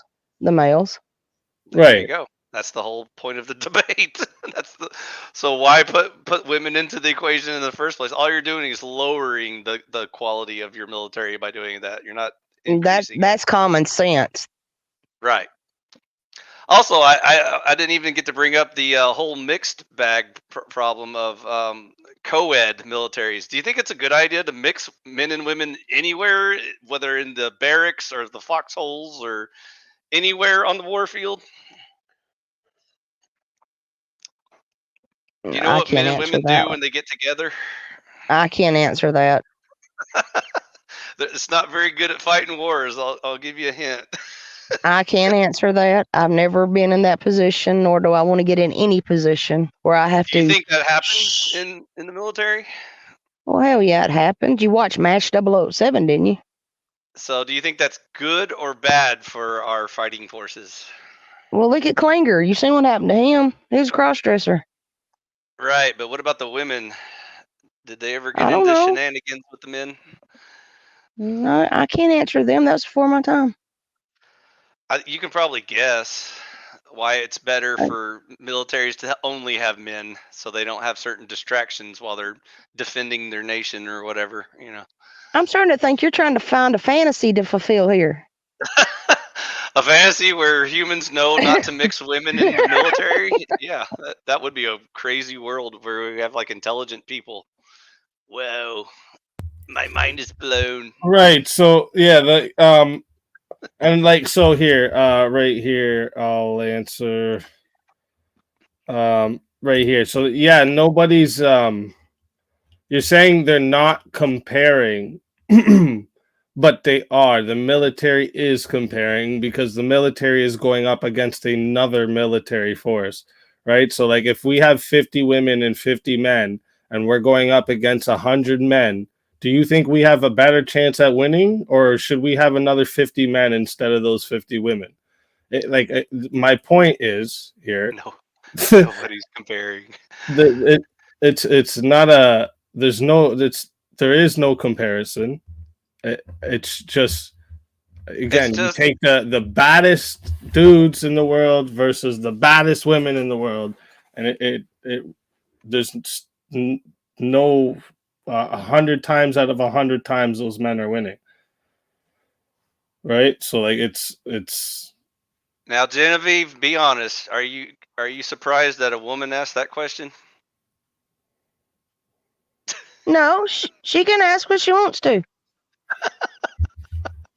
She thinks war is not about competition. It's all about participation trophies. That's how you win wars, is who collects the most participation trophies for diversity. The group that is the most diverse and inclusive wins. Don't you think military knows better than you and they make decisions for a reason? Well, Tuesday, this appeal to authority has no fucking weight in this argument, because if I just say, well, don't you think somebody, I could just say, well, don't you think God knows better than you? How about that? Don't you think God knows better than you? Also, Tuesday, is the military made of women or men? That depends on which one you ask. Well, no. Sometimes I think you just add shit in that's just fucking. I do get kind of bored when we just sit around and agree with each other all fuck day. up sometimes. Fucking dickhead. Okay, what's Stacy's question? I can barely see. Now I can't see chat, so the only thing I'm seeing is what you pop up on screen. Oh yeah, she was just asking me, or I think it's a she. Don't you think the military knows better than you? Well, again, the military, I don't know what you mean by the military knows better. The only reason this whole we have women in the military at all is because of feminism, right? It's not that it's a logical fucking move to make. Again, I just explained to you how men that want to join the military from ages 17 to 21 are required to, women from 17 to 21 are required to do 19 push-ups and run 2 miles in 18 minutes and 54 seconds. That's their pass for the physical test, right? That's a standard they have to pass. But the men, they have to run 2 miles and do 42 push-ups in 15 minutes and 54 seconds, right? So we have 3 minutes less to do double the fucking push-ups and the same running thing, the same running distance. So again, we have to pass a higher physical standard. So which means we're letting in people that are we're making our men fight beside people that didn't pass the same physical standard as them, right? This doesn't seem very equality to me, right? This seems like we're just giving women an easy way in. Speaking of equality, maybe Genevieve can settle an age-old debate for us. Should women have to sign up for selective service and be subject to a draft like men?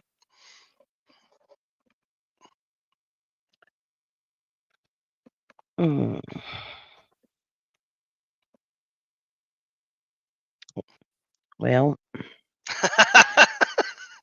I've had this conversation. Well, I've had this conversation before. I would say under normal circumstances, no. However, under a declaration of war, yes.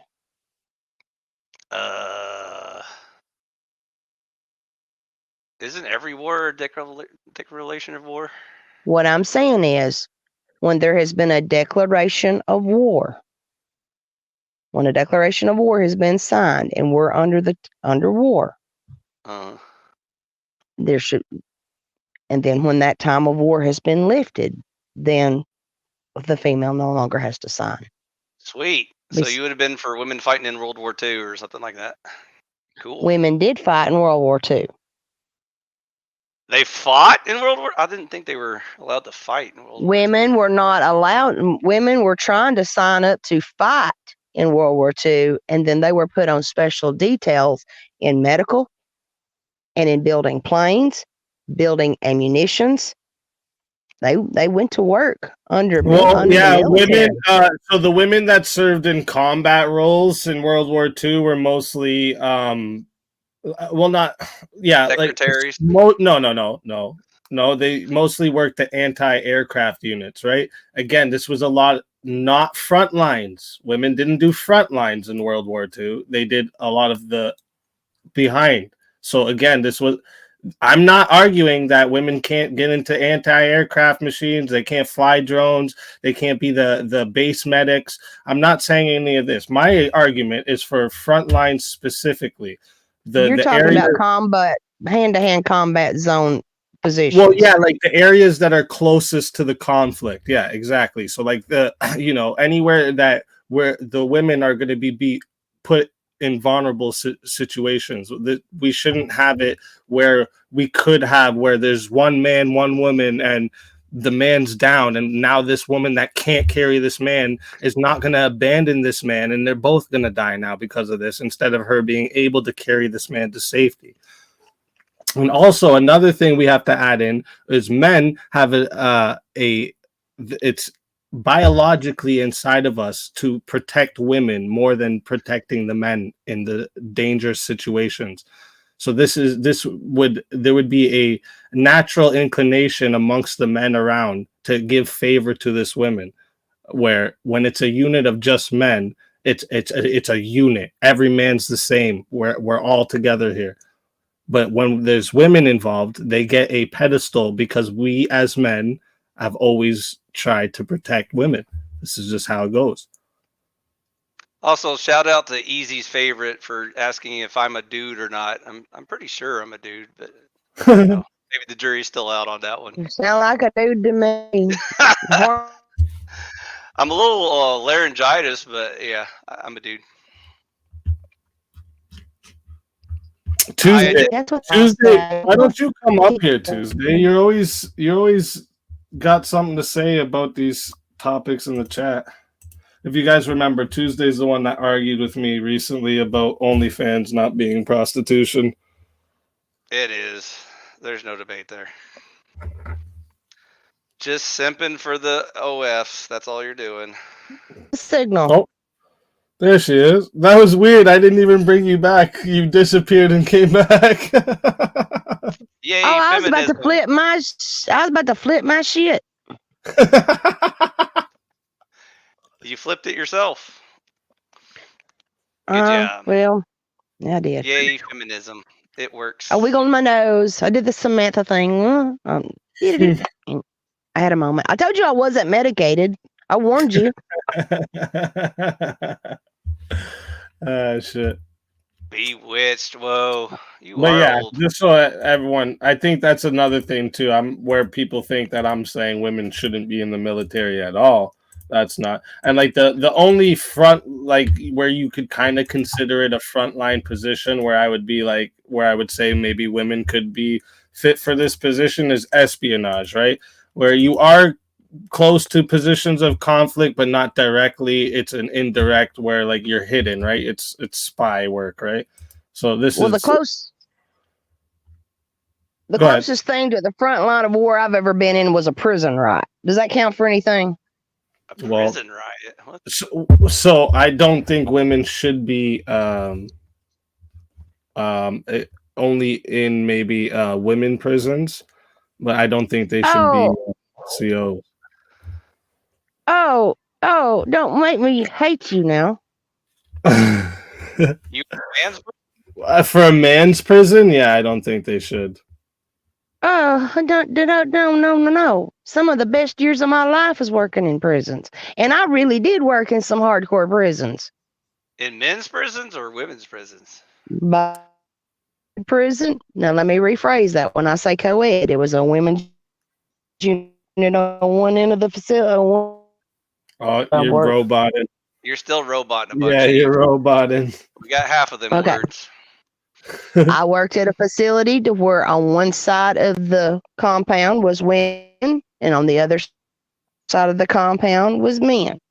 And then I worked in facilities to where it was all male. It was Mia, Max, and Super Max. So, okay, so you worked in where it was just males? Also, since winter prison's co-ed, when did this happen? Huh? Sorry. Yeah. That's why I think tried you to cut out clarify when it, you because one side of the compound. Yeah. I've Is never heard that of any co-ed better? prisons. I didn't know that was a thing. I think you're having a delay as well, so you're cutting in and out and having a delay, so it's And you got a generic Okay. icon. You should feel ashamed of yourself. shut Can up, you Wi-Fi. hear me now? You had nothing. Shut up.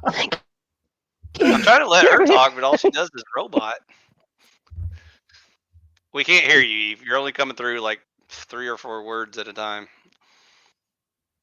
Yeah, maybe even try going down and coming back up. Maybe it'll be better or something. Because it's Now? gotten a little worse. Oh, I heard now. I heard the word now. We're making progress. Can you hear me now?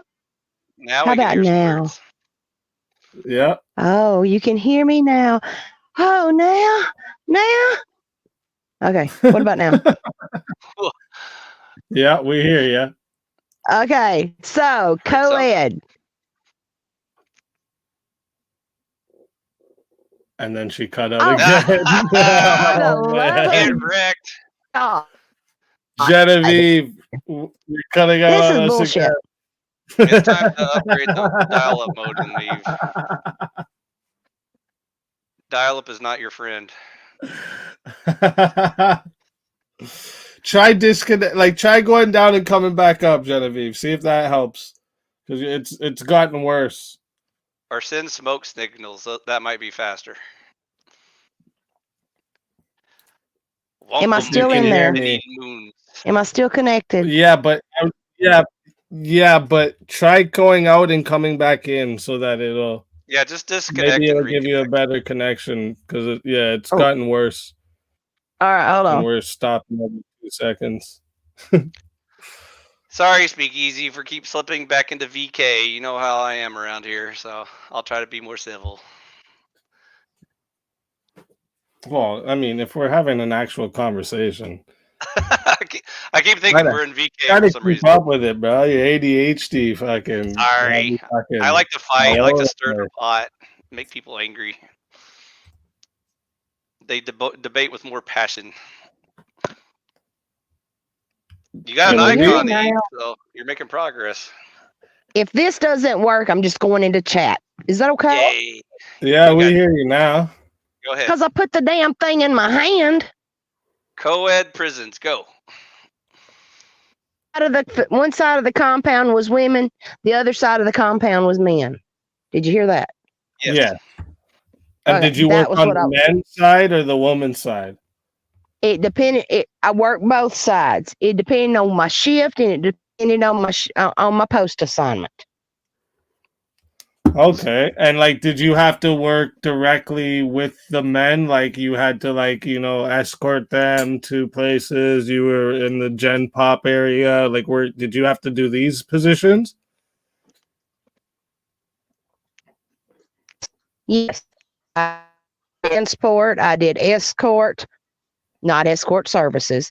I did. Ironically, that was the only word that came through. We just heard escort. I did restraints. I did medium, maximum, supermax, segregation, restricted, admin, seg. I did disciplinary hearings. I did transports to and from different levels of courts. We had a couple of disturbances. We had 2 riots at one facility that I was at. We did out of state. We worked Bureau of Prisons. We housed, we did federal transports for Bureau of Prisons. Yeah, Okay, I did a lot with. You did I it did all. a lot. So yeah, so like, this is something. Did you always have to have a male with you?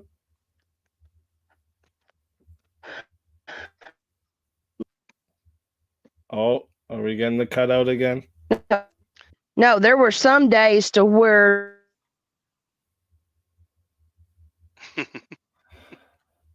Genevieve, are you trying to do something else while you're on the StreamYard? Is that what's going on? No, Are you running I ain't got nothing going on. No. I think you're just in a bad spot then. You got some bad internet. I'm honey. in- Only 10%'s getting I'm in through. the country. Ah, that makes sense. I'm out in the country. That's where all the makes smart sense. people are. True. True. Can you hear me any better now? Because I'm going to get out and sit on the hood of my car. Now we can hear you, but Yeah, we can hear you for now. the past paragraph, How we didn't long hear it anything. stays is we'll see.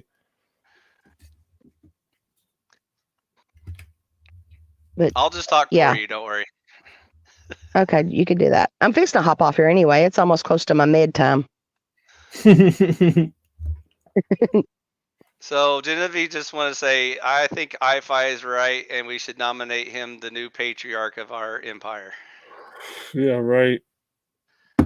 All hail the alpha male IFI. That was what she was Hi-Fi, trying. don't you believe we shouldn't have laws, guy?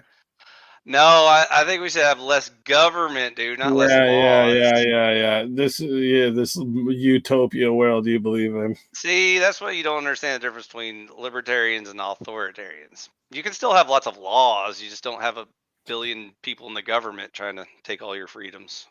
Who enforces them, bro? Oh, just a small handful of lackeys.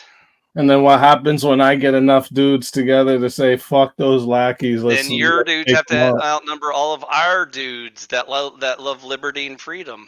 And then we just fucking enslave y'all, and that's just how life should be. Every other country, they're already enslaved, so they've already lost. At least we're fighting. Is this coming from a dude that has a xenomorph egg for a profile pic? That's a seashell, sweetheart. It's for the golden ratio. I know you think the ocean is outer space. that jellyfish are aliens, but those are native to our planet. Xenomorph. All hail our alien overlords. No, I'm a conservatarian, so he doesn't like it when we have small governments and lots of freedom. Small governments and lots of freedom. Yeah, again, there's places like this that we see how that works, bro. Where? The cartel's running Mexico. You understand that? Right? That's a huge government, a super oppressive Right, government. Exactly. That's my point. No, that's the opposite. That's my point. A whole government is not able to fucking keep shit together, but you want a bunch of small little governments so one person can be like, you know what? We run this shit now.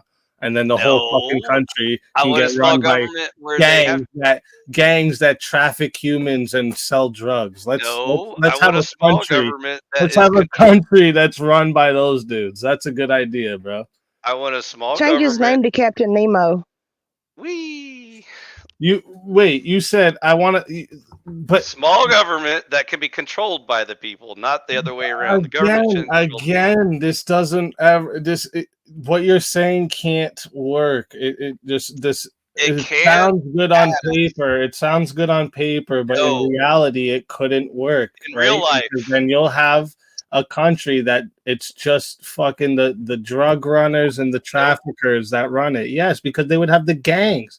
Nope. The people that are not afraid to go shoot your little small governments up and kill them all. What are you talking about? That's just the government. They would just go state to state and start murking people and say, listen, next time we show up, you guys are all paying us this amount. If you don't, we just murk this whole city.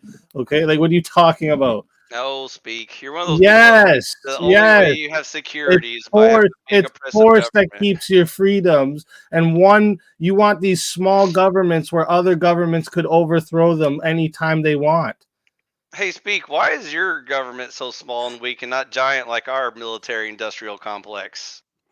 Why don't you join ranks with us? You mean Canada to America? Yeah, like, do you know how easy it would be to conquer Canada? Because of all the treaties and the fact that you guys have that big military force, why would Canada need that? We're on the same side. So it's okay when someone else devotes their time and life and energy to protecting your country, but not when your government does it for itself.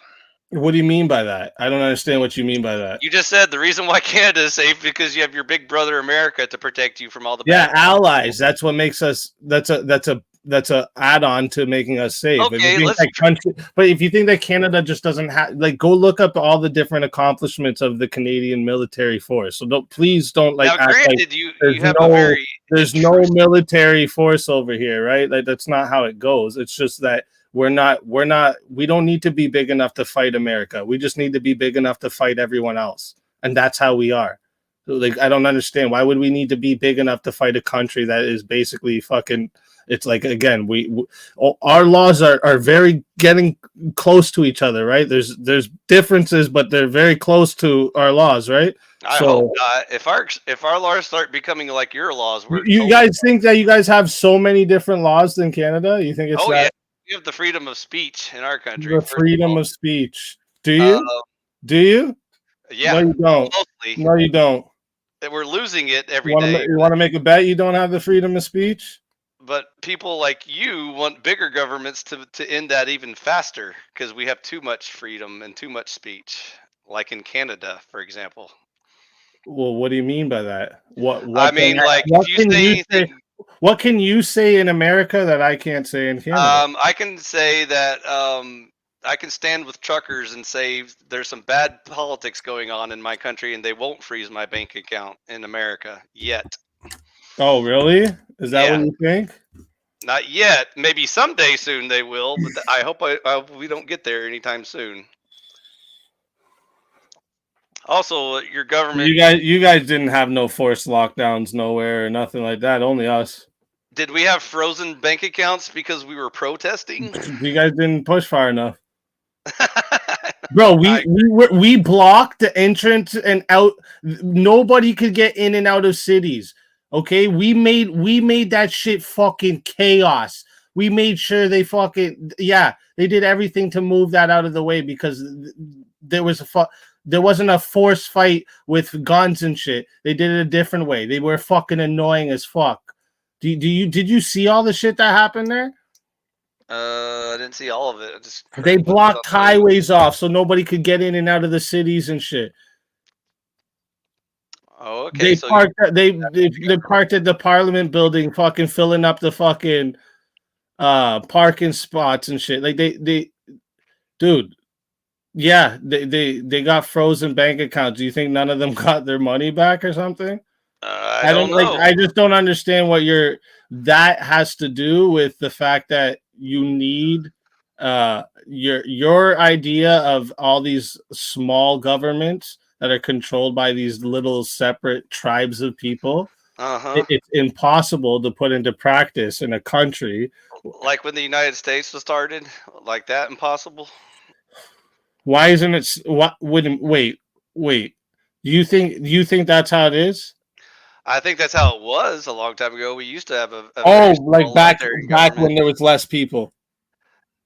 It doesn't matter how many people. It matters what the size and power of government you have ruling over you is. And so we were pushing back when there was less people, back when there was less guns, back when there were a lot more guns back then. Every citizen had a gun and was well armed. Bullshit. That's bullshit. If you think that's real, that's bullshit. Most of them may have used it for hunting. You think when they founded America they had more guns than now? You're insane. Probably. There were a lot more hunters. No, you're actually insane.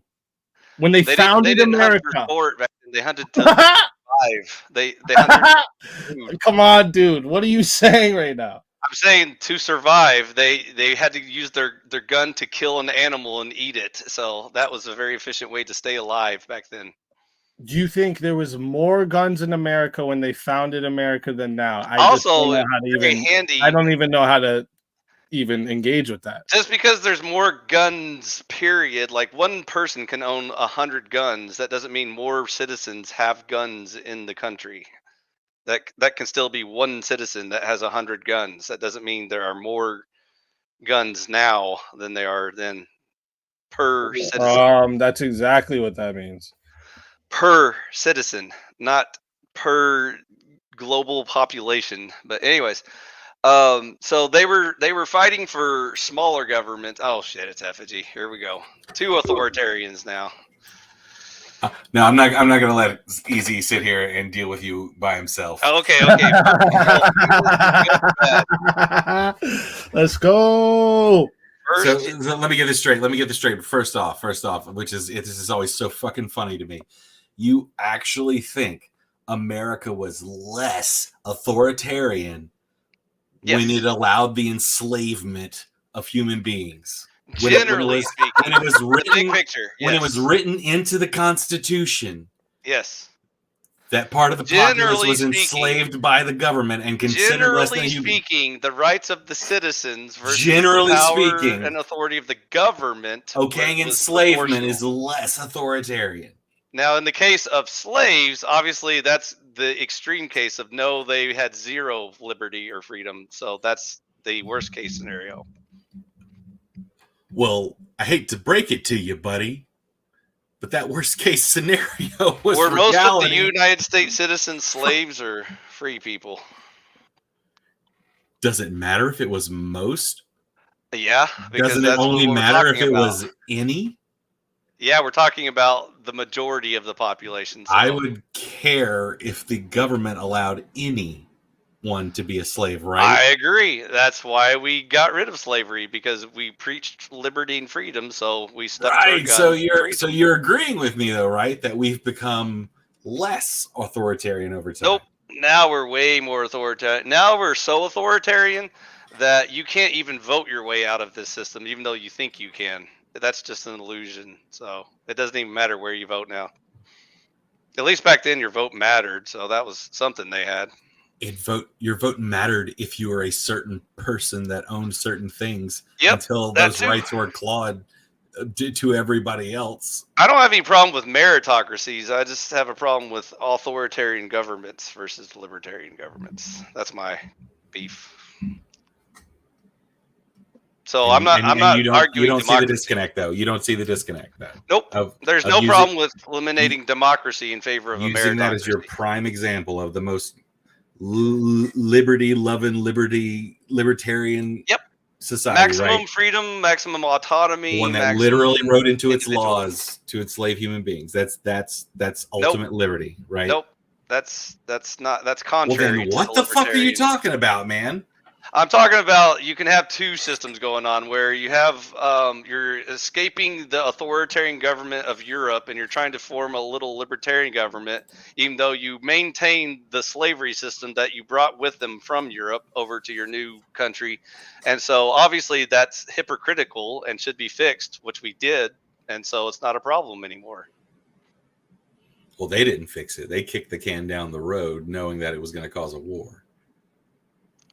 We fixed it. America went a civil war over it, and we ended slavery. So, done and done.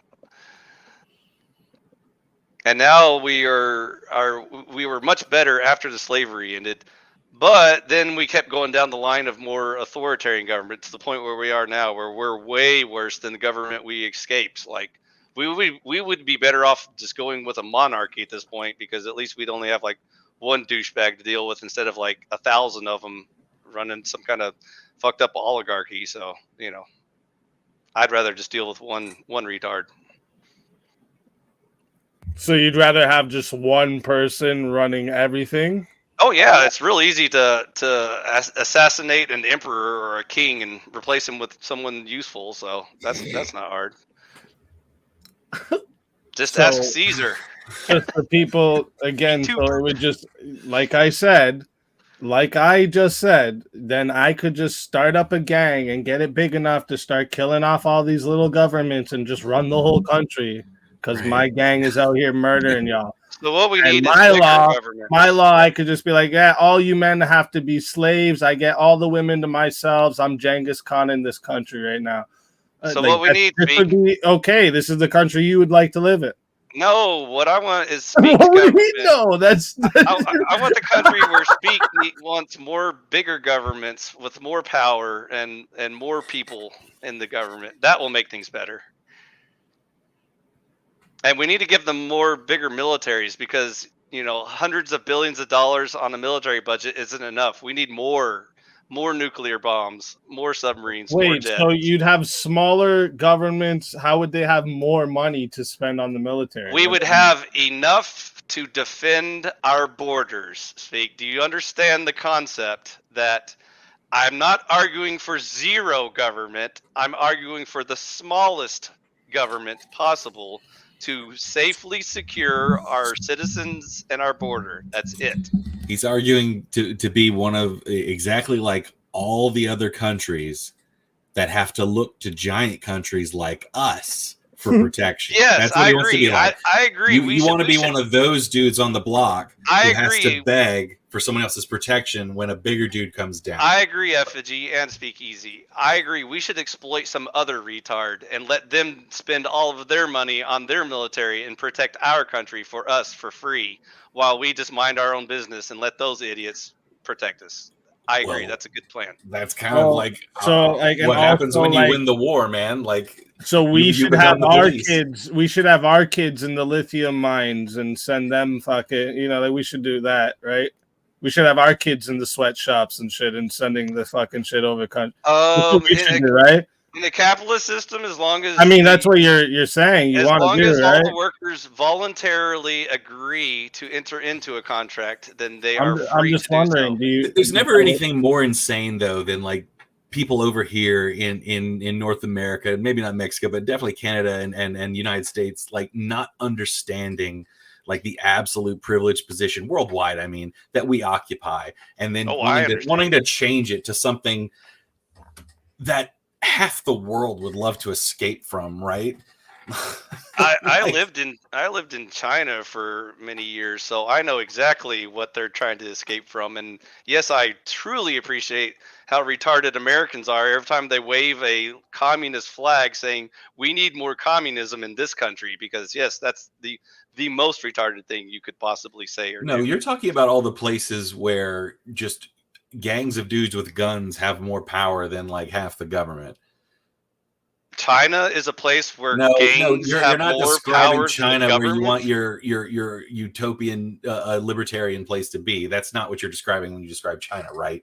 But the thing I'm talking about the opposite of China. So China is a big authoritarian government that I want to be the opposite of. I want to have a small, very weak government where the people have more power than the government. And the only job of the government is just to kind of like organize our militias so that we're all unified in defending our borders. Until you have the next thought. Like that's why dumbass things like this like don't fucking fly, because you're the type of person who can't have more than fucking two thoughts at a time. That's the final thought. There's no thought after that. Like this shit is I know, because this shit is complex, and you just try to simplify it down to after the government secures, and we've done this dance before, because then we just sit here and go, hey, well, hi-fi, what if? What's the next question? After the government secures our borders, oh my god, I have deja vu. What's the next job of our government? What else should it do? No, I refuse to go down this exact same road that we went down less than a week ago. Should it take half of our profit and spend it on bombing brown people in the Middle East? What should it do? Should it murder babies? What should the government do? Tell us, enlightened one. Oh, I don't know, Captain Strawman, but I know. I'll let you. So you think that the government should only protect borders? No, if you let him sit here and think about it, he'll just start like listing things off, because he'll have to actually think about it and not just like pipe out the fucking tagline that he has always done. If you think about externally, all we need to worry about is invasion, Speakeasy. Internally, all we need to worry about is the rule of law. As long as citizens don't kill each other and steal each other's shit. Who decides the rule of law? Which one of the who's we though? We, because you decide, like you said, you wanted it like tribal, right? Where there's little tribes and they have their own little governments. So like, what if one tribe decides they don't like how your tribe is going, they just come over and murk you guys? So you're advocating for direct democracy across the entire country? If we're all in the Christian tribe, then I'm okay with those terms. But if you got any other weirdo ideas, I'm out. Oh, so now we're like throw all the other religions under the bus? Yeah, definitely. Does your current government allow all the religions to be represented equally? Like, there's no religious liberty, right? Does your current government integrate the satanic laws into their society? Effigy? Do we have equal religion in all of our government laws? Satanic laws? Yeah, like human sacrifice, stuff like that. It's whatever. Well, most religions that call themselves satanic are actually jokes to play on religious people. Yeah, I'm more than glad to throw all the other religions under the bus because I don't give a shit about their rules. They can come up with their own. Again, this is a nice fantasy world, but again, what do you do? Well, What do you do? What do you do when the non-Christians start killing off the Christians? Are you you're okay in this world? You're just okay for you? No, because my Christian laws say no killing is allowed. So as soon as you start killing people, you're out or you're in jail. Period. You're out or you're in jail? What's we'll deport your ass to some other themselves in jail voluntarily, country, like China or something, or North Korea. Good luck. Have fun. Or Canada. They don't have any. I think people like you are the reason that the Americans fled up here, actually. What? Yeah. I'm not arguing for a theocracy, How many times do I have to explain to you? I do not support a theocracy. That was the first thing I said on this stream. Speak, rewind it and play it. The first thing I said was theocracy always fails. Don't even try it. It's not even an option. But then you basically say that I want to throw all religions out and should only listen to Christians. So it's what's wrong with a secular government just plagiarizing Christian morals? What's wrong with that?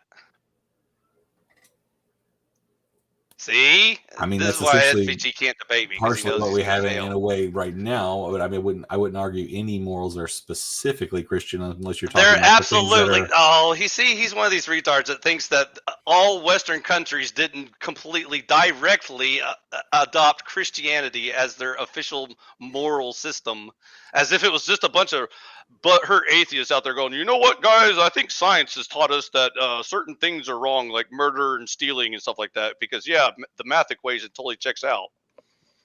So, anyways, all educated people know. I'm not going to attribute to one religion things that have existed far beyond it. Like, in your country that you're describing, if another religion was in this society that had the same morals as you, it wasn't the same religion, what would you do with this? I would, as long as they abide by our fundamental laws, they're they fine. Have the same morals as you. So they're fine. I'm definitely going to publicly try to dissuade them from subscribing to the false religion, but I won't use the government to force it on them. Nor will I restrict their access to the free market or any other human liberties or freedoms, because that's what human liberties. What's a human freedom? Speech, association, ownership, exchange. Who gives you that? Hopefully, a Christian government, or at least a Christian-based government, not a theocracy government, but a Christian-based government. Okay. Because good luck finding any of those things in non-Christian countries, or else, see how much luck you have in atheist governments that support the freedom of speech or association or anything like that, or even capitalism. How many non-Christian countries? Listen, I know this is how I know you don't actually you're not. So I think you're using Christian as a cop out right now to No. Yeah, you are right now. So because I just asked you if there was people that had the same moral line as you but a different religion, what would you do with this? And you say you would let them be, right? But isn't one of the commandments you shall have no other gods before me? That's talking about religion. Yeah, but I thought that's what you want is the Christian authority. Right. So not only does under a Christian authority, you wouldn't be allowed to practice other religions. That's the difference between a theocracy and a secular government. So a secular government you wouldn't be able to what? A secular government can't enforce that since they don't recognize any gods. Wait. So do you want a secular government or a Christian authority? What do you want? Secular government. I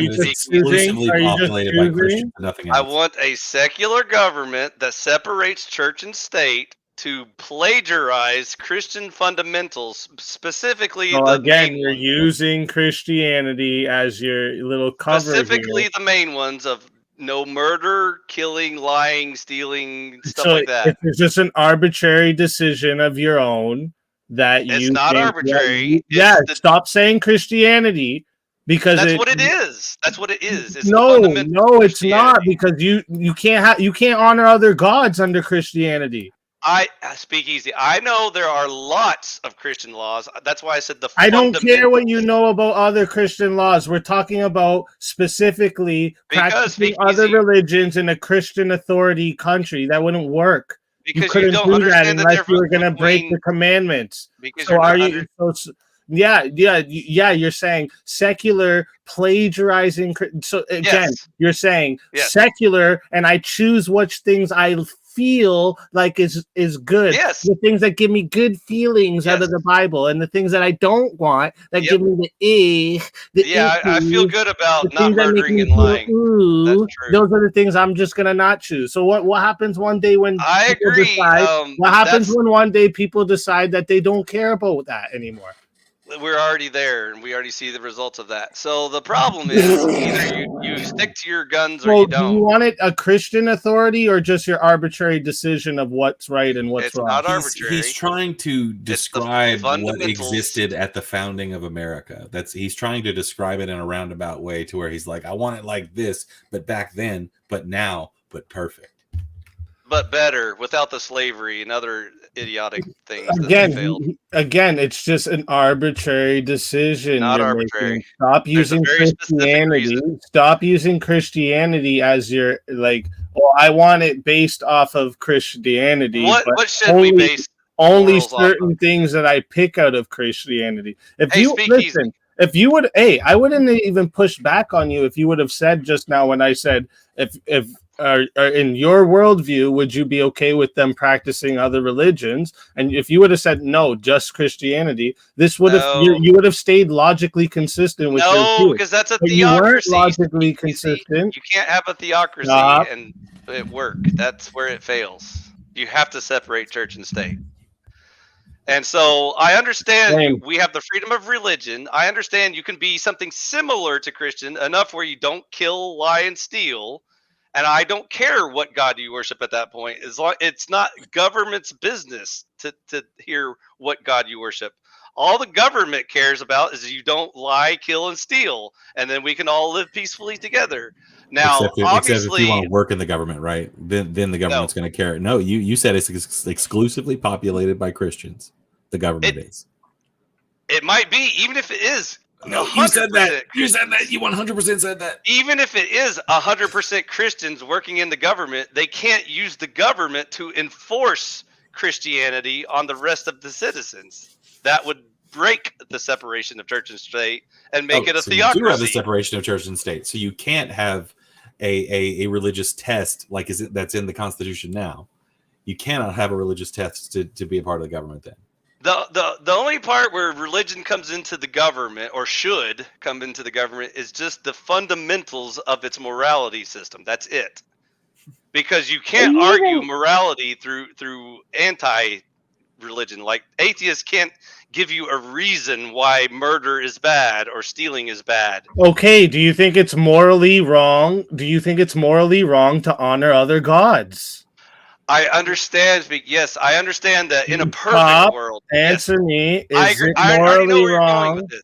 Yes. In a perfect I know you world, want to get ahead of it, but you need to we need to walk through this. I want to tell you where we have to draw the line. Where we have to draw the line is where we just have to fully enforce all the Christian laws. Wait, this is again. Then you have to admit you are just deciding which ones you like. Right. Okay. So it's arbitrary. Thank you. That part is arbitrary. I thought you were saying that the reason why it's the whole thing is arbitrary. No. I could literally show you a fairy tale with all the same I understand morals written through this fairy tale, and you would accept that because it's not about Christianity to you. It's just about how you feel. Well, it is, but like you said, it's very limited. Christianity as the argument. Just say I feel these things should be. I understand now what you meant by arbitrary. I thought you meant me choosing those laws was arbitrary, not where I draw the line. So you're saying I'm okay with the non-murder part, but I'm not okay with the other gods part. Now I understand what you're saying. So anyways, I agree. That's the line that was drawn historically. That's where humans had to decide what is too much theocracy and not enough. And so obviously the Christians want all the Christian laws to become, government laws. But what they have to fight with is their audience. How much is their audience willing to put up with and still be their neighbors or whatever? And so I agree. Alpha. What? They already are. They are what? Christian laws are already our laws in the United States. No, Speakeasy was saying, like, why do we enforce some and not all of the laws? Like, there's a lot of Christian laws that Christians are subject to, but we don't enforce by our government to all American citizens. That those aren't the same, and that's the reason why they're not the same is because we separate church and state. We do not live in a theocracy in the United States, which is good.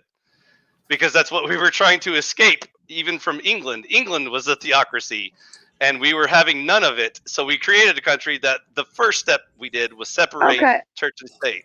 Well, federally, yes, but they allowed, even after there was more federal power given. But what we did not do is abandon Christian morality. We didn't just erase all the Christian morals to start over from scratch.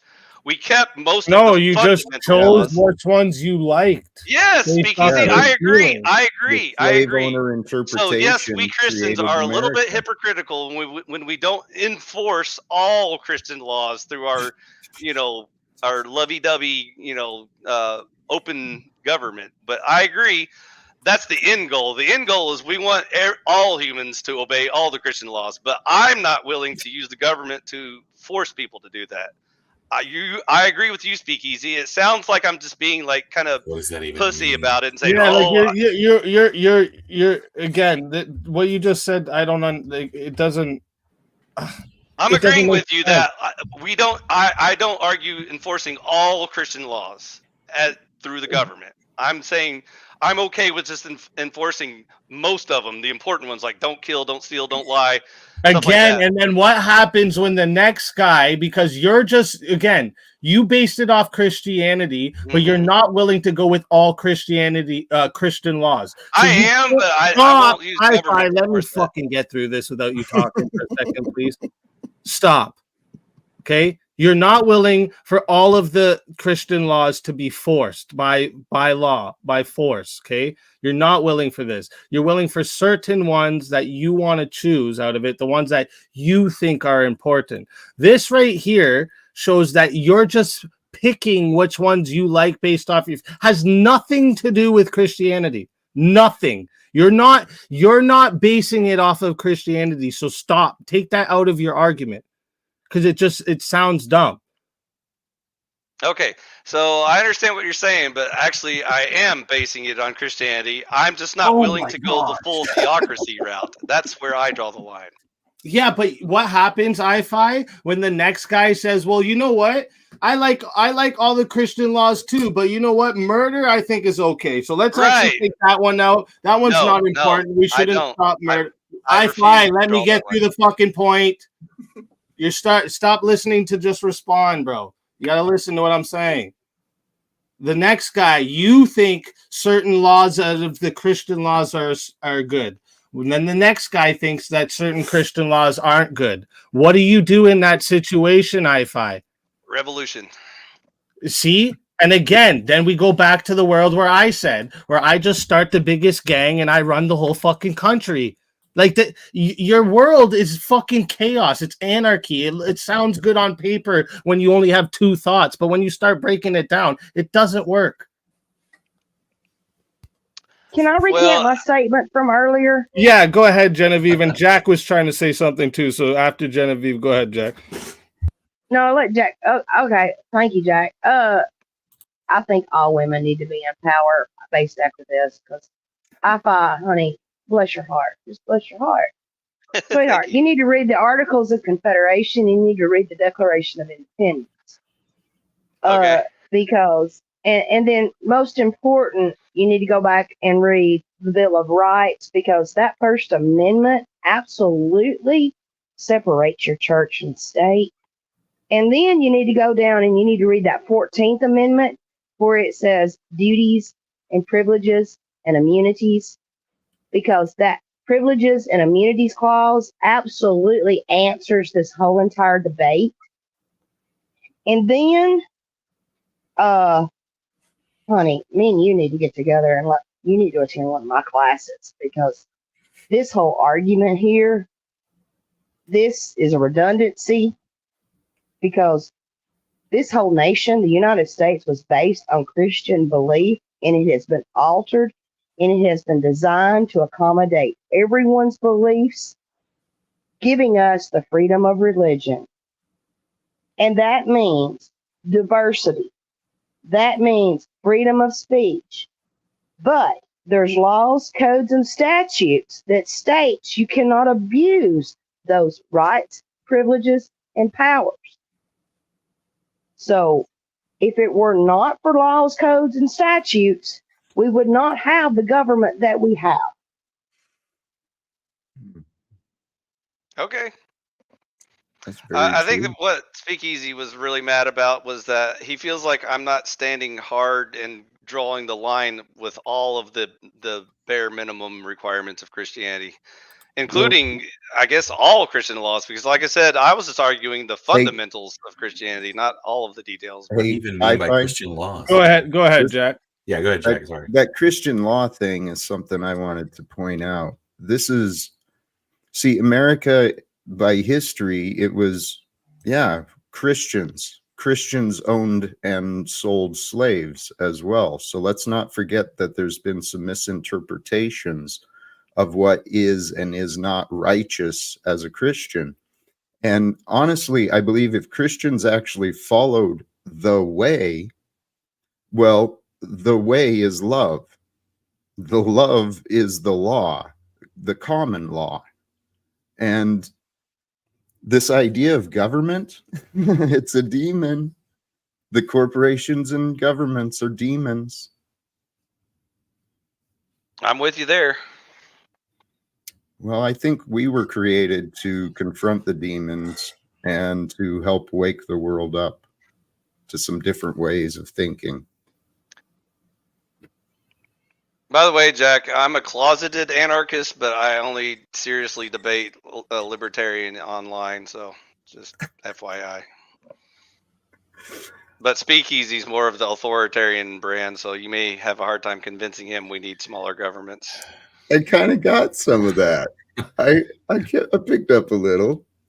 Also, Effigy wants bigger and more powerful governments too, so he's got friends.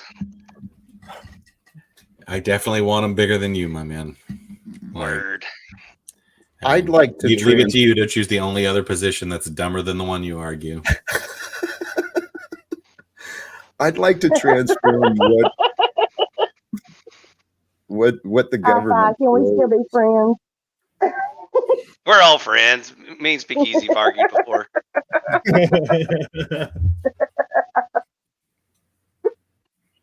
I'm sorry if I hurt your feelings. I just told the truth. Listen, You didn't hurt my feelings. like I'm saying, what I'm saying to you, right? What I'm explaining to you is if you're gonna pose this argument for smaller governments, you have to find something other than Christianity, because like you're saying, we're basing it off the Christian morals, and and you can't say you're basing it off the Christian morals if you're only choosing which morals, because Christian morals are objective, right? I agree. We're also, like, as a society, so far past that, right? We are like 1,000+ years of basing governments on Christianity and stuff like that. We've had so much experience to it. We've tried it so many times through Europe, coalescing all the way over here, where a bunch of kind of half Christians formed this government and did a really kind of radical thing in the way they did it. And it's just like, this idea that you're talking about is just like, that's been like the entire Western civilization existence. What are you kind of talking about? So, I think the best way I can respond to all of your complaints recently is that I agree it does sound like I'm just being arbitrary or I'm not being steadfast in my beliefs because I'm like either compromising one or the other. And of course, everything in life is compromise. I mean, if it was my empire and I ruled the world, it would be very different. But all I'm proposing is a system that actually works, which is a small government that at least strongly favors Christian fundamental laws, and at least those. And I'm not saying all the. Again, there's lots of Christian laws. I'm just saying like the bare minimum fundamentals. And you can even say, well, we don't really even enforce those in the United States. That's where I would argue that we should. We should be pushing in that direction. And so I don't consider that a breach of separation of church and state. I just feel like that's the minimum starting point we should go from. And some people might accuse me of being a theocrat or a Christian nationalist or an authoritarian or whatever. And that's fine because they don't understand what any of those words mean. Because I'm not arguing government enforced full Christian religion. I'm just saying that the bare minimum we should start is fundamentals. And you just brought up a good point. We don't really enforce like the other gods clause and stuff like that. I think we should enforce that, but that's just my 2 cents. And so you're right. It seems like then that's where you need to come at this argument for, right? I do. Like you never asked me, don't. No, I asked you specifically. In this world, it would be Christian authority and smaller governments? What would you do with people who are practicing other religions? And you said nothing, as long as they were upholding our laws. Well, practicing another religion would be against a Christian law, right? Also, committing adultery is against a Christian law. Do you want to? I agree. I agree that should be a national law. I agree. Okay.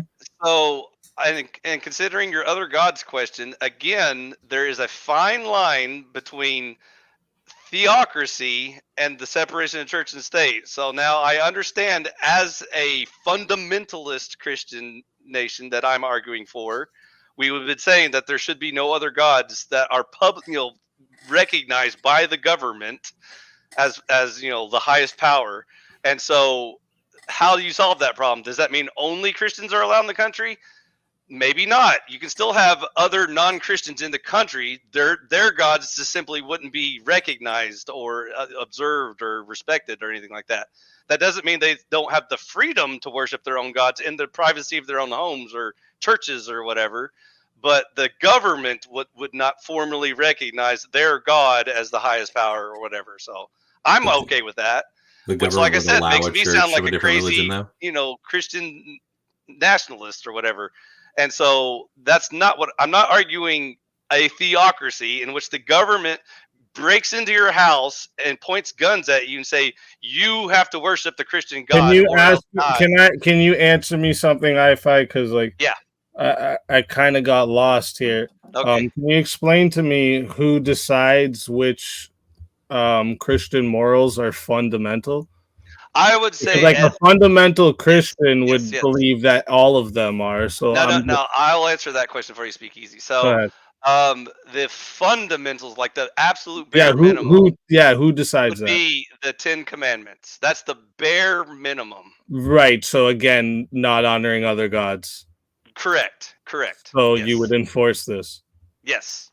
Just as I explained it. Exactly as I explained it. Well, now we're here. Hold on. So as a Christian, the number one thing you would uphold is the set of rules that appear in the Jewish part of the Bible. They were also adopted into Christianity. They weren't ever separate. But I thought there was a new covenant that was made when Jesus sacrificed himself. I'm just saying, man. I'm telling you what most Christians believe. Okay. I'll tell you what I believe, FG. Let me see if I can help you out here. The old law contains God's law and Judaism or Moses laws. Effigy over here, I'm giving the layups and he's dunking for me. Effigy, I'm sorry, I'm still laughing at that, aka the Moses laws. Yeah, that was my part. I was like, what? Thank you for dumbing that down. I appreciate it. Moses laws. Anyways, Effigy. Whenever anyone talks about the old law, they're using the umbrella term that includes both the God's law of the 10 Commandments and Moses' law for the Jews, Judaism, essentially.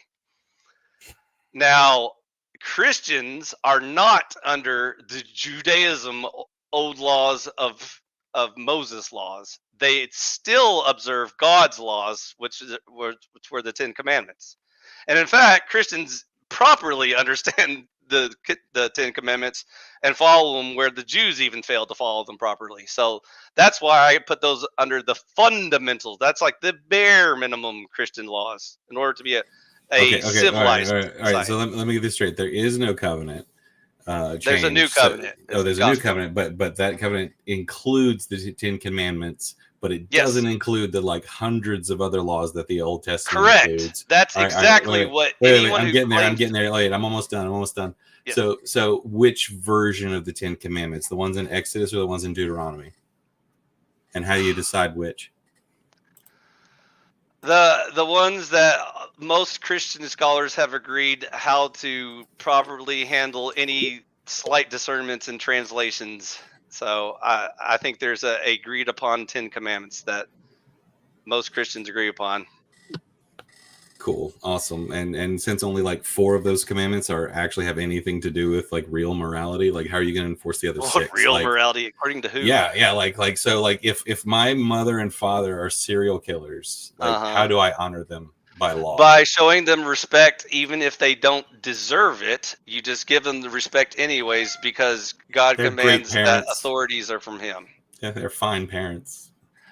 Respect doesn't mean you have to like honor. You don't have to like say like, oh, these were really great people. Come on, I mean, it so by law I have to honor piece of shit parents. You don't have to curse at them and wish them death and harm or whatever, which may be justified by certain governments and morality systems, but you can at least respect them. All right, how does the law determine what is in vain when I invoke Jesus's name or God's name? That's pretty easy. Just whenever you use it as a curse or as a mocking word. No, that's not just what it means. Like Christians have like bastardized it to think like it's like cursing or something like that. But if I have what does it mean to invoke the name of your God in vain?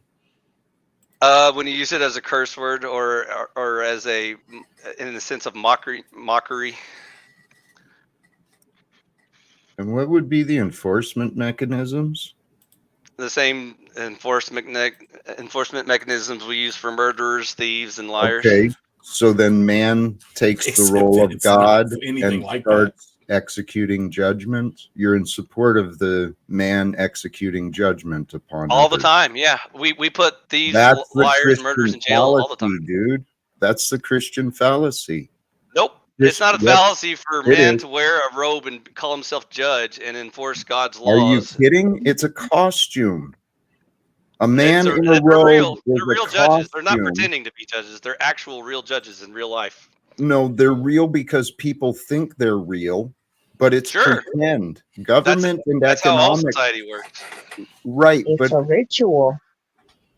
Yep. It's rituals, traditions, and it's a sick Ponzi game. The entire government structure is criminal.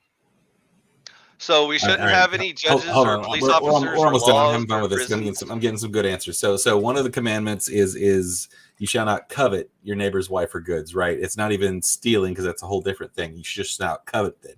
So how would the law interpret me coveting or wanting someone else's stuff? So if I like complimented someone who's like, oh man, your wife is pretty, is that like, oh, you covet them? I can like, boom, I can put you in jail. Coveting. That's not coveting. That's just complimenting. Coveting is saying I want your wife for myself. That you find them attractive and then you want them. Coveting is when you say I want your wife for my own wife and I'm going to take her as my own wife and do things to her myself. That's coveting.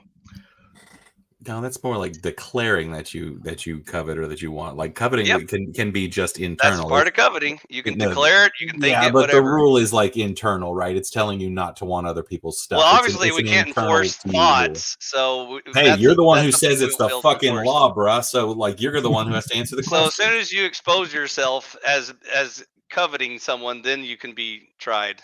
There you go. If that makes you feel better. Okay. No. That was a perfect answer. That was perfect. Or if you can argue it in a court of law and convince the judge and jury, then I'm good. Since there's 4 gentlemen on panel, can I throw a hypothetical out there? Go for it. Do any of you know the difference between Satanism and Luciferianism? You want to get into religion? I didn't hear the second choice. Satanism and what? And Luciferianism. Oh, no, I don't know and Why don't not? care. You got a freedom of religion. Do you know the difference? You're spewing out Christian beliefs. I mean, there's lots of religions out there that I don't know about, but I'm okay with not knowing about them. Well, why are you arguing a specific choice? We have a freedom of religion. Who is to dictate what anyone's religion is and their freedom? In my country, And definitely not the government. That's why I would separate church and state, because the citizens have the freedom of religion. But that doesn't make sense. Again, now you're going back to this. So, like, do you want a Christian authority or do you want a secular government? What is I it? want a secular government that at least That chooses which laws they like. I get it. that at least enforces the fundamentals of Christian morality. You don't get to decide Yeah, I what's do. fundamental. Yeah, I Right? do. Because I I just can have the difference of the opinion of what's fundamental, and then we're That's just your opinion. and then we're back into who's got the biggest gun. So you just Okay. hear your thing is, I think whoever has the biggest gun should run the laws. That's what you're saying, right? If you have to settle things with guns, I guess we can do it that way. Well, I'd rather do it with however words. No, it just like it doesn't make sense. You just want to go back in time. Like, just say that. You just want to go back in time to Yes, the specific I want to go time. back in time when humans were smarter. and then you go back into feudalism. Literally the opposite. Like literally the opposite. Like early America without the slavery. where there was Would that very, be a very good few start? people, where things were homogenous, where you didn't have to mix ideas, where things were very, very simple for you. Like, you just want to go back in time. It's literally impossible. Things will never undo what has been done. Like, sorry. Move forward. Even if we can't go back to the pioneers, can we at least go back to like the 50s or something when we were a little bit better than today? Oh, great. Now you want us all to honestly fight think communism. the 50s were better? What are we going to do to communism? Fight Look it? up the Yeah. word Do you have a dictionary next to you? I can't hear what you're saying. All I heard was communism. Do you have a dictionary next to you? Yeah. She Look up asked the word communism. you want to bring back communism when you said you wanted to go back to the 50s. Oh, America was a communist country in the 1950s? That's neat. Tell us more. I didn't say it was a communist country. I said fighting communism. And then I asked you, did you have a dictionary? Why did we stop fighting I thought we were still fighting it. Are we accepting it now? You're not helping this at all. Oh shit. We've completely lost then if people think we're supporting it now. I You're agree. really not helping the argument at all. I agree. We should go back to fighting communism since there are Americans alive today who thinks we're not fighting it anymore, which is really sad. Good point, Eve. Don't have to fight it that hard when you're winning this big. So I would like to bring back McCarthyism, Eve. How about that? Okay, so so you don't want like government to own property? did you say? Oh, hell no. McCarthyism? That was a Hell random tangent. no. Well, let's just go for the win big and go for Marxism. There you go. There's my girl. Now I know you're on my side. You gotta you're kill it. You dreaming gotta kill big it at the now. root. You gotta kill it at the root. That's the problem, Eve. They're too busy fighting the symptoms. They don't know where it's coming from. Did you see my video about how the left wing is like Marxism and stuff? It sounds like you're just reading No, the answer. you're really not helping. Yeah, I did a mean, video recently on that. I'll link it to you. So yeah, the left wing is Marxism. That's why our country's fucked. Is they took over, and now there's a bunch of authoritarian socialists trying to argue about that we have too much freedom in this country, and we need I'm more not bigger asking you to governments. dox yourself, but what area of the country do you live in? Fly over central parts. Remind me to check see if his airspace is for sale. Do you believe classes exist? I have a Fi-Fi? YouTube channel, by the way. You can just check it there. I've got my stuff there. Hi-Fi, do you believe classes exist in society? And they should. There are people who excel at certain things and people that fail at things. So that's nature. That's reality. I'm gonna mute out this for a So second. I'll be you right back. think all rich people are rich because they've succeeded at something? Did they earn their money, or was it given to them, or did they steal it? It depends. No, we have figures on this. Most rich people are rich because they were born to rich parents. Now, I'm not a favor of inheritance, but you kind of violate the freedom of, like ownership once you start letting the government decide how much you're allowed to inherit or not, because that gets into sticky territory. By the way, what should they do with inheritance? Should they just redistribute it to the civilization, or? Well, the idea behind things like the inheritance tax are that you don't want America turning into a place that has old style aristocracy, right?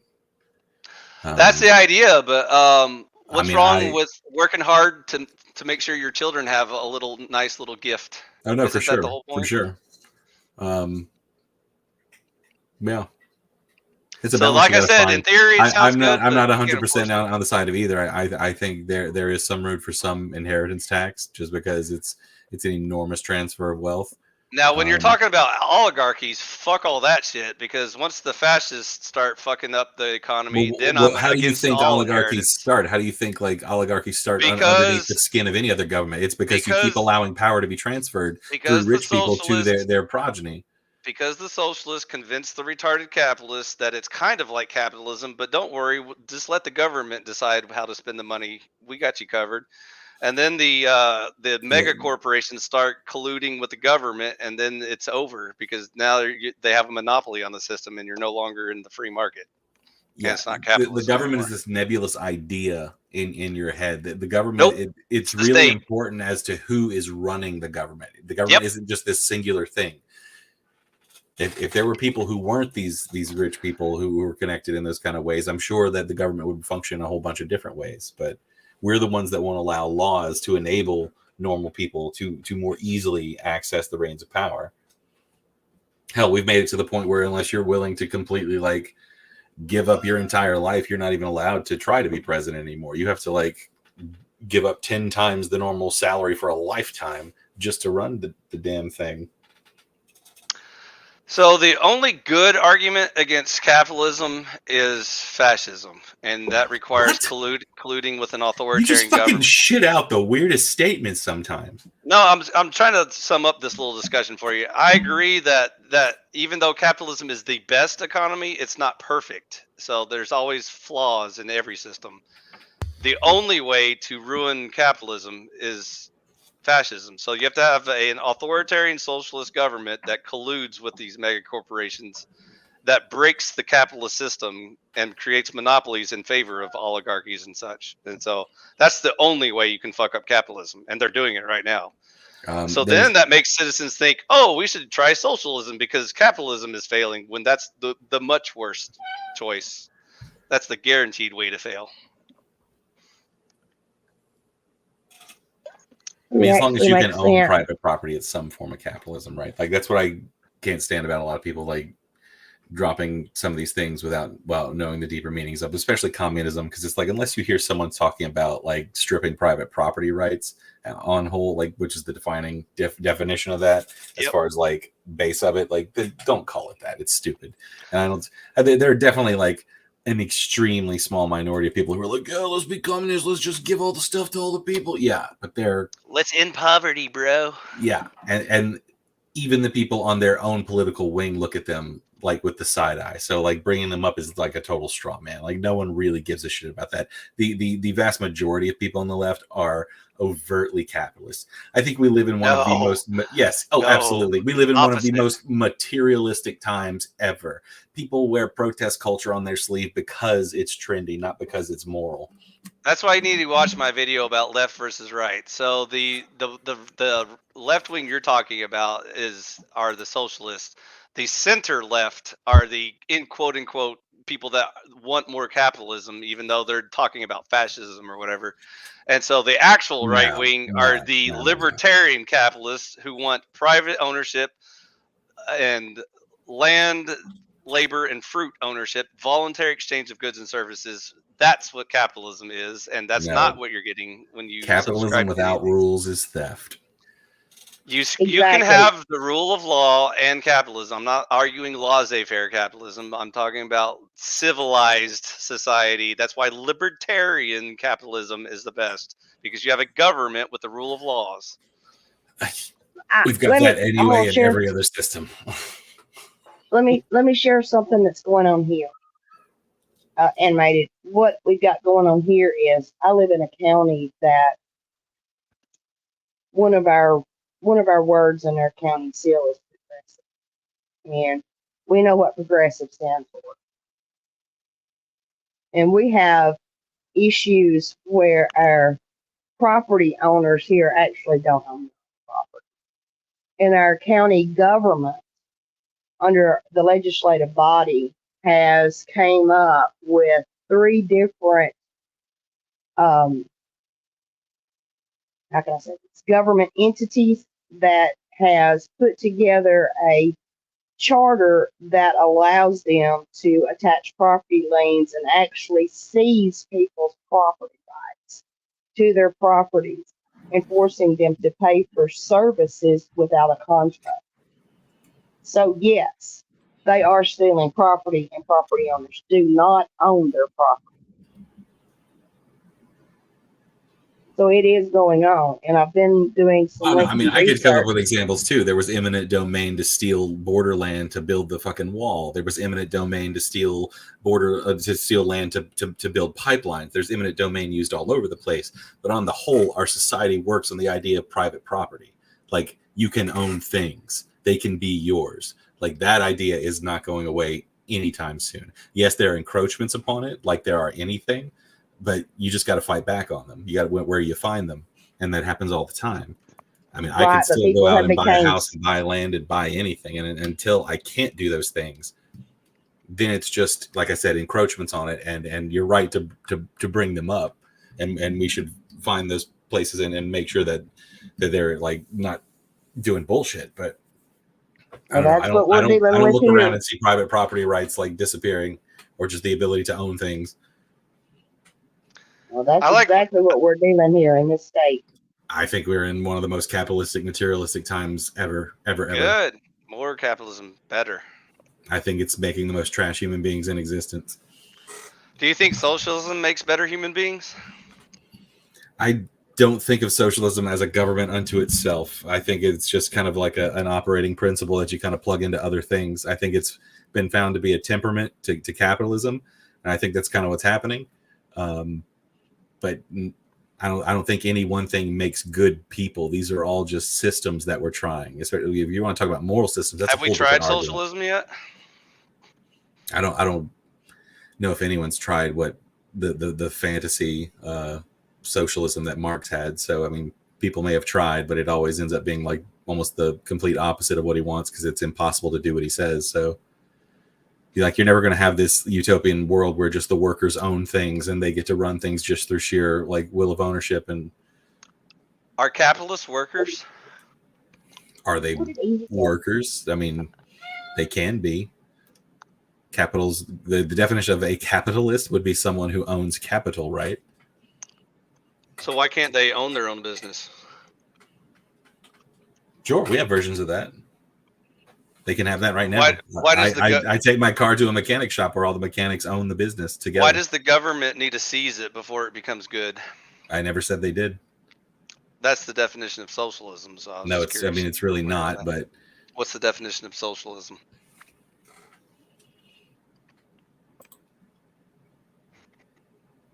Like Eve said, do you have a dictionary handy? I do not. I'm spacing on it right now. I'm just. You can Google it if you want to. It's all right. We won't judge you. No, it's cool. Where did Easy go? I'm here. I just okay. I think I broke him with my theocratic government. Bow to the Christian God, or I will. You don't even believe that, bro. You don't even believe that. So we already got past that. We got past that. You actually have a Like you just have this subjective view of what I know I've got a pussy government because I'm a libertarian because I won't use my iron boots to stomp your head into the curb and force you to obey my laws like you want me to do, authoritarian bitch. Is it me or am I on a roller coaster with this fella? Yeah, me and Speaking. Oh, like to go what you're before. talking about with socialism, basically, like we asked for the definition of it, Yeah, right? And that's this it. is where it's like everything, production, distribution, and exchange. It would be only owned and regulated by The government, state. the state, Yeah, that's what socialism is. right? So Yeah, it's why did sorry, you? I'm having the biggest brain fart. It's just ownership of the means of production by the workers. Sorry, I've like had the Right. Yeah, smoke that- a huge that- bowl before I get on.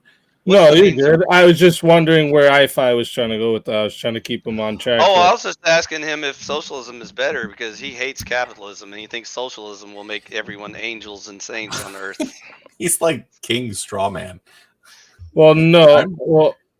Well, I didn't hear him say that, but I would be interested in hearing why you think like socialism is better.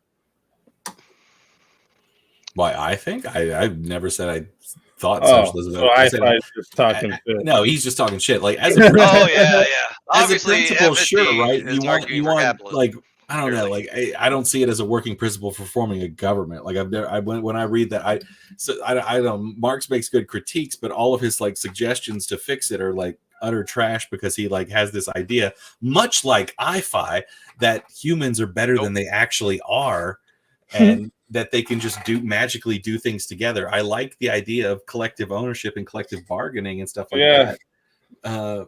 But you know, I don't think it should supersede individual rights, anything like that. Hey, Effigy, is it okay if I collectively own your house and your refrigerator? Because I'm kind of hungry. No, like I said, we live in a place with private property rights. Come on, bro. I thought you were. But when you're talking about the means of production, right? You're talking about like businesses and places that make things, right? Like giving your workers skin in that game, like giving them like stock. Wouldn't stock be owning part of that company? Like it's. Do you know why they like? I mean, I do like the like when companies offer this, right, where you can buy stock into the company, but I don't think they should have to give you this just because you work, right? Like, so the entire premise of it is that there's this idea that for capitalism to work, the people who create a business have to pay the people who make it work less than their worth to make a profit, and that's the only way you make profit. And I don't know if that overarching principle is true or not. Well, but I've seen businesses myself, a lot of them over the years, and all the ones that give their employees skin in the game do a lot better. And I don't think that is like a dangerous principle or encroaches upon. Well, I mean, ownership. That's good. That gives them like a way to compete with other companies for hiring workers and whatnot. But again, you got to explain to me like why, the guy who busted his ass off his whole life, put all his own money into it, manages everything his own, why he has to give some of that to the people that are working for him. That doesn't make any sense. Like they just come in and do like let's say it's a construction company owner, and they're coming in doing some like regular labor work, and I'm going home, I'm putting the schedule together, I'm getting the jobs, I'm doing the advertising. Why does this person get any of my fucking company? He gets his hourly wage, and that's it. That's the exchange for goods, right? He did the work. Make that choice, though, right? Like you can either be that guy, like capitalism allows that. Like that's the thing. It's not. But yeah, that's what I mean. But why would you want to make it so companies have to give? Like, is that what you're saying? You want to make it? I'm just saying, like, we allow for people to do that, to do things like that. That would be a question. We do allow people. I think people run companies all kinds of different ways. I worked for a company that but I was still paying into it with my hours worked, right? Like, so it wasn't given to me, the stock in the company. So I just don't see a reason why they have to give you a piece of a company they built just because you work for them. Oh, I'm not arguing that you Okay, should do it by force. I'm just saying that there are ways, especially with smaller businesses. Yeah, I just feel like if the owners of the company so if that company shuts down, I'm right? also arguing only The doing owner loses for smaller everything. time workers what they already do for the top workers, right? You never like question like a CEO or any other like management position getting like stock options and stuff like that because they do it all the time.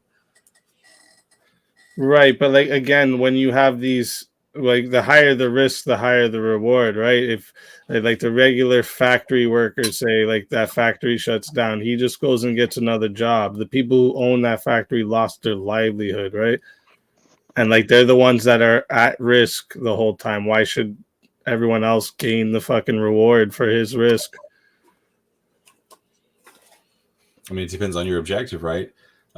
Say like if you've got a mechanic shop and you're trying to retain the best labor and not have a high turnover, if you've had someone there for a few years, you can offer them a part of the company to make sure that they stay. Things like that. It really comes down to your choice. Like you can be absolutely like you. You can be as miserly as you want. You can have people on there, and right when it's time for them to get a raise, you can fire them and just hire a new person. Like there. Well, I know what. Yeah, I know what you can do. I'm just saying. I thought you were trying to say that you think companies should have to give like a stock in their company to the workers. No. I'm saying it can be a kind of guiding principle for businesses like to succeed and not have this kind of like corporatization that we've had right now. One of the things that tempers runaway capitalism is simply just people getting together and doing things. That's really all I call for. Like you want a business to succeed, you have to treat your workers and pay them well, right? Like no one disagrees with that. I'm just kind of going a step further and saying that to keep them around, you can get further benefits and make it a kind of place where people want to be and want to stay. Who gets to determine pays them well? Who gets to determine who gets paid at the business? You I don't just know. used the Are there phrase. minimum wage laws, or does the owner not get to determine that? You just used the phrase. As long If as they're the a part of owner a union, collective bargaining rights, then they would be the part of the main negotiator. If they're not, then you have to negotiate personally with your boss. Like, what are you talking about? We're not reinventing the wheel here. Is a union pro-capitalism or pro-socialism? I'd say collective bargaining is a tempering to the runaway greed that can get embedded into capitalism easily. Yeah.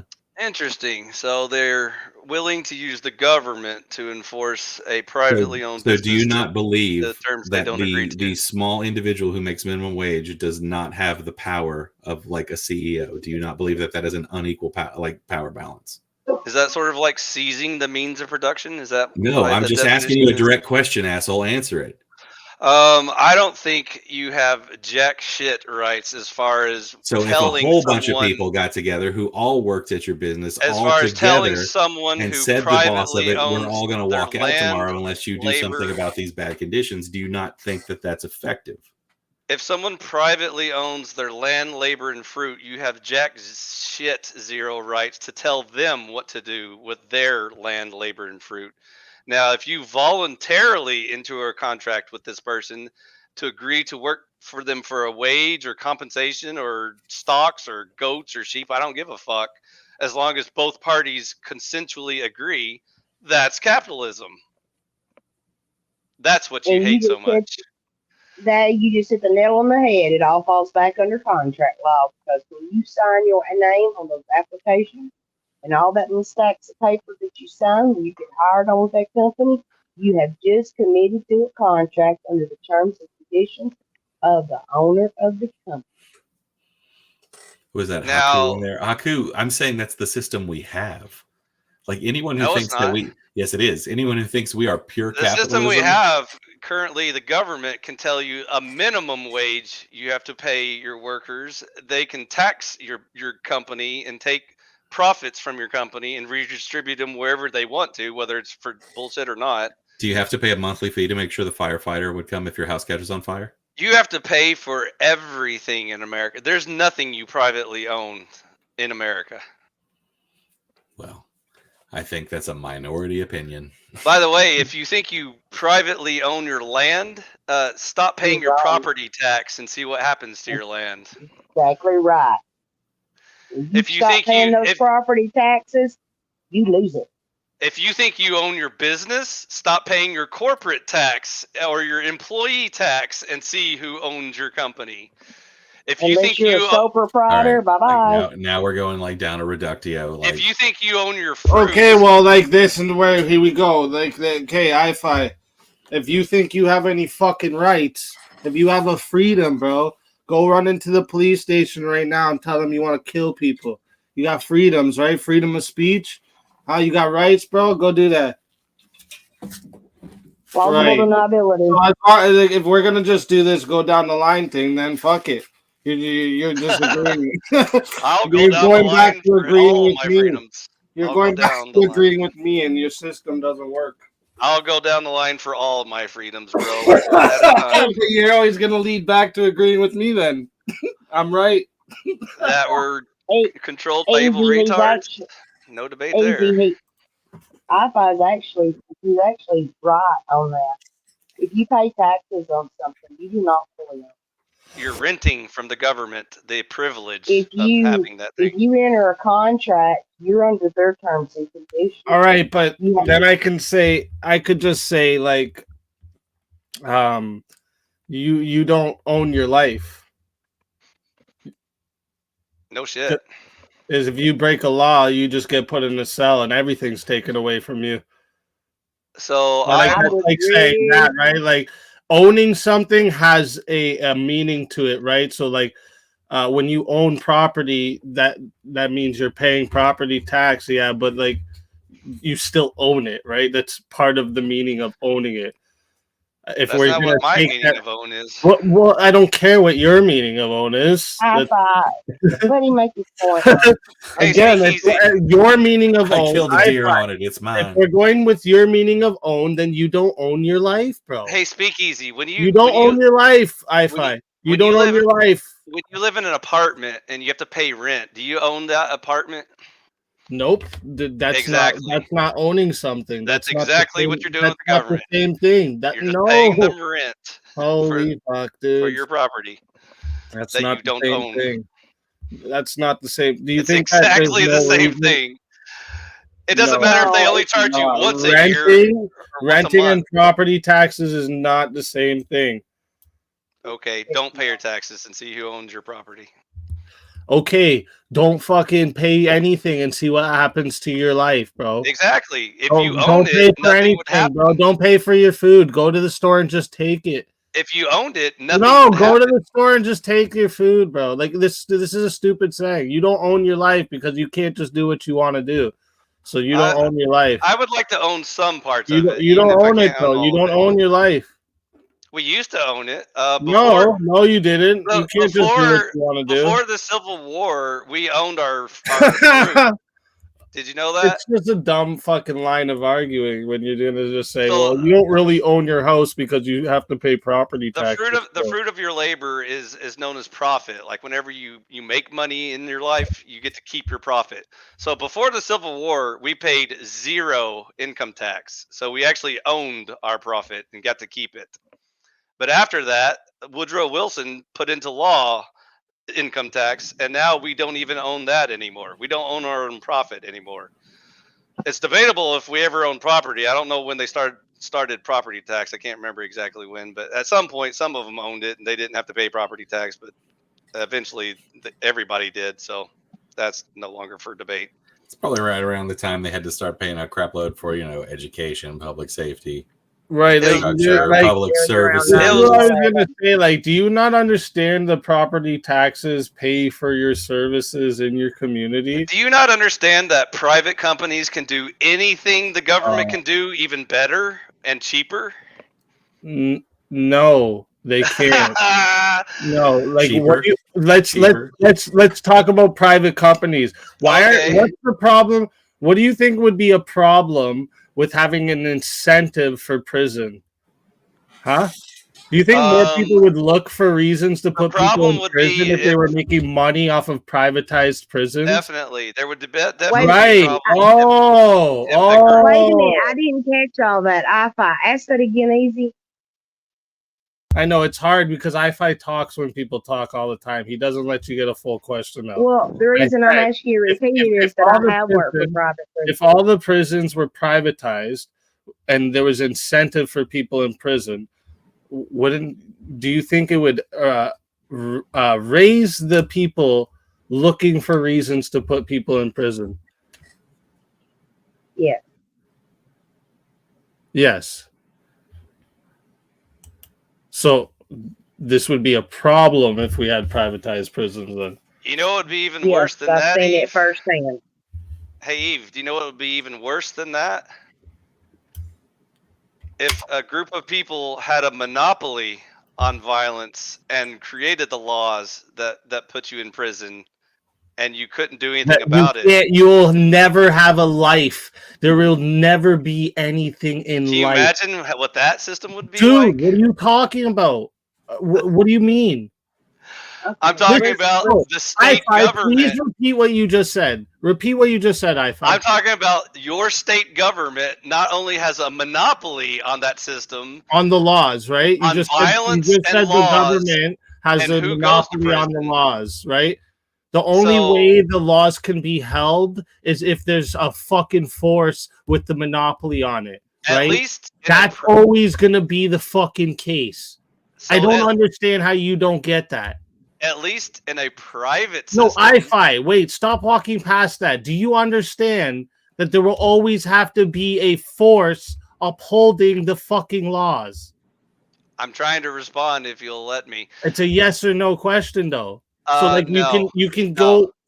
So no. So at least in a private system, we live in La La Land. You would be allowed to compete with this corrupt prison system, which is trying to imprison more people where they shouldn't be, as opposed to a state government that has a monopoly on the system. Compete with them by what? Getting more prisoners. So you compete with the one that is imprisoning people for shitty reasons by doing it yourself, because like that's the whole incentive of a private prison is having prisoners there. That like, don't you get it? And who's paying? By the way, who's paying for those prisoners? Huh? Who's paying to house the prisoners? Who's paying this privatized prison? Who's paying all this? Explain that to me. The prisoners currently you are. No, currently I am. Yeah, you're wrong. In your little world that you're both wrong. It's privatized. And privatized where all the prisons are privatized. I-Fi. Who's paying for those? Whoever prison system you support with your dollar, you vote with your dollar. Hold on. I just want to pay for prison systems. I'm like, fuck it. I don't care. I don't think what if I'm just like, I don't care about prison? I'm not paying for it. As opposed to your system where the state has a monopoly on it and you have to pay for it. No, listen, this isn't even hypothetical. I got your back, I-Fi. I think I can answer my question, I-Fi. Answer my question.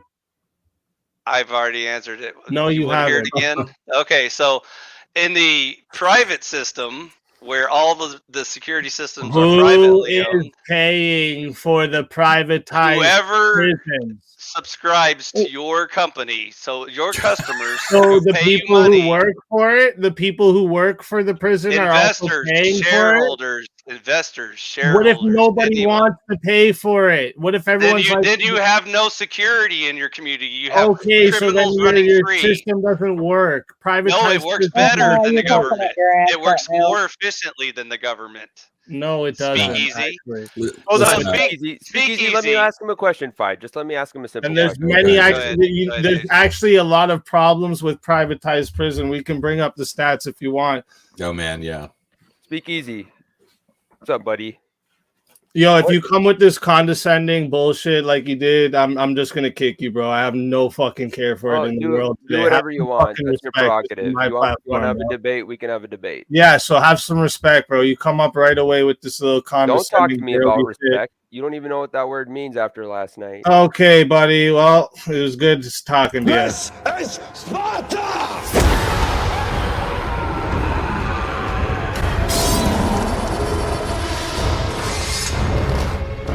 Get out of here, man. Shit, I'm saying. Stupid. I'm not going to let you get the chance.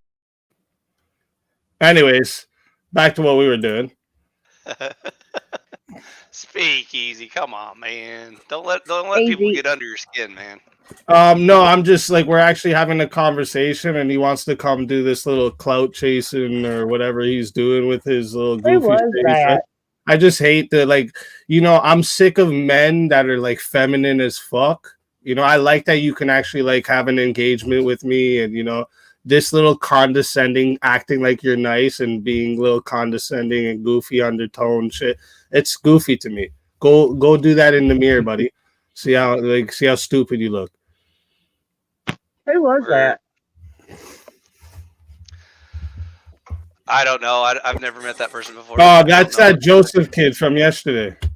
It's the fucking kid who fucking goes on and on and on and doesn't actually make a point about anything.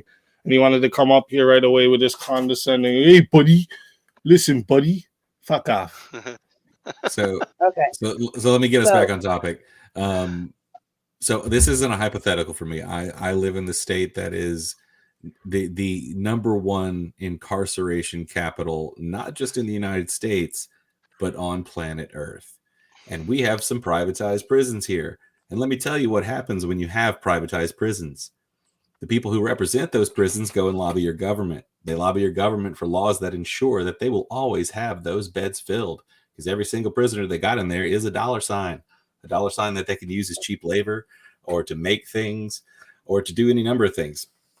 And they get money from the government for having those beds filled as well. So it is an entire business whose entire goal is to make sure that they pipeline people straight into them at the constant rate. I agree.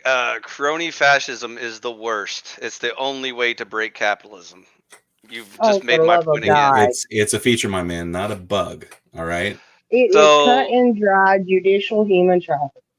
So as long as you don't have any collusion between the private field and the state government, you should be okay. But as soon as they can collude with each other and lobby and all that bullshit, that's where it's going to fail. I agree. Completely, FG. 100%. It is cut and dried judicial human trafficking. And I have worked for private corporations. They start their staff out at a high rate of pay, promising them jobs within the community. They get them in the door, they get them trained, they get them on the floor, and they put you with inmates. They use and drain their SESCO trust off of their true bills, off of their charges. Everyone is criminalized, even their staff. They put their staff on a rotation. They put their staff on a rotation to even criminalize them. It is a revolving door to keep those bed fills, just like he said. Preach it, Eve. Fuck yeah. Well, yeah, and like let's not, like, if you go look up the stats, right? Like the violent attacks by inmates on the correctional officers is like, I think it's like 200% more than in public prisons. And same with the inmates to inmates assaults and deaths. I'm pretty sure it's like 40% or something higher. I can look it up to get you the exact thing. But like the numbers are crazy higher for violence for inmate and the inmates attacking the correctional officers. This is a huge problem with private prisons, and then not to mention everything they just talked about. So like, why you gotta think of it top down, right? All of the prisons to be like this. And again, if you can't answer me one thing, just please, one thing: who the fuck is paying for those private prisons? Who's paying for the private prison? Inmates. I think some of them have government subsidies and probably a lot of. No, sorry. I don't mean as in right now. I'm saying in your world where you're saying all the prisons. My world, that's easy. Just the shareholders and investors that agree to pay for that corporation. That They doesn't ain't make paying for shit. They're getting the kickback from it. Here, let me make this easier. So we're getting into the weeds here. So back to the private versus public question. Well, if we have to live in this Mad Max land, I want to know as much as I can about it.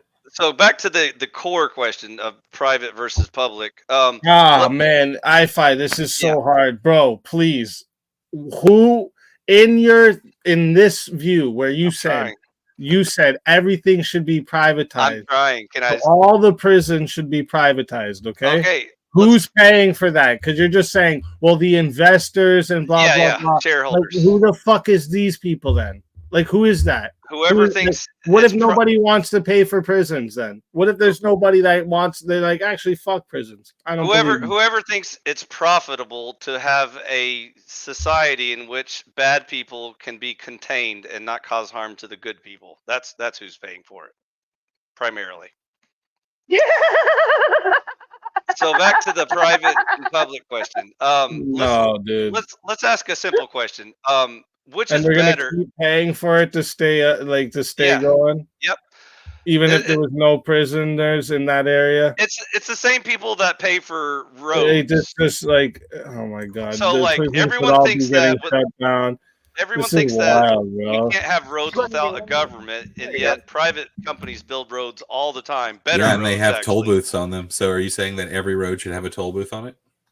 Or should the you have to private have owner a subscription decides to that, a sure. road to drive on it? If the private owner decides that, sure, the government shouldn't, since they already taxed you to pay. So like I should be able to like buy a main road and tell everybody if you come on this road you're getting shot.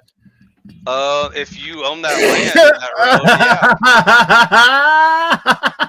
Definitely, that's what private owners do. Dude, so someone, I mean. your world is fucking anarchy, dude. Like, yeah, someone would jack the prices up to like an interstate, and all of a sudden, only rich people could use the fastest road to anywhere. Like, you have no clue what you're. So, if I was a private landowner and road owner, why would I shoot all the people that are my customers coming to like buy stuff from my businesses and stuff? That wouldn't make any sense.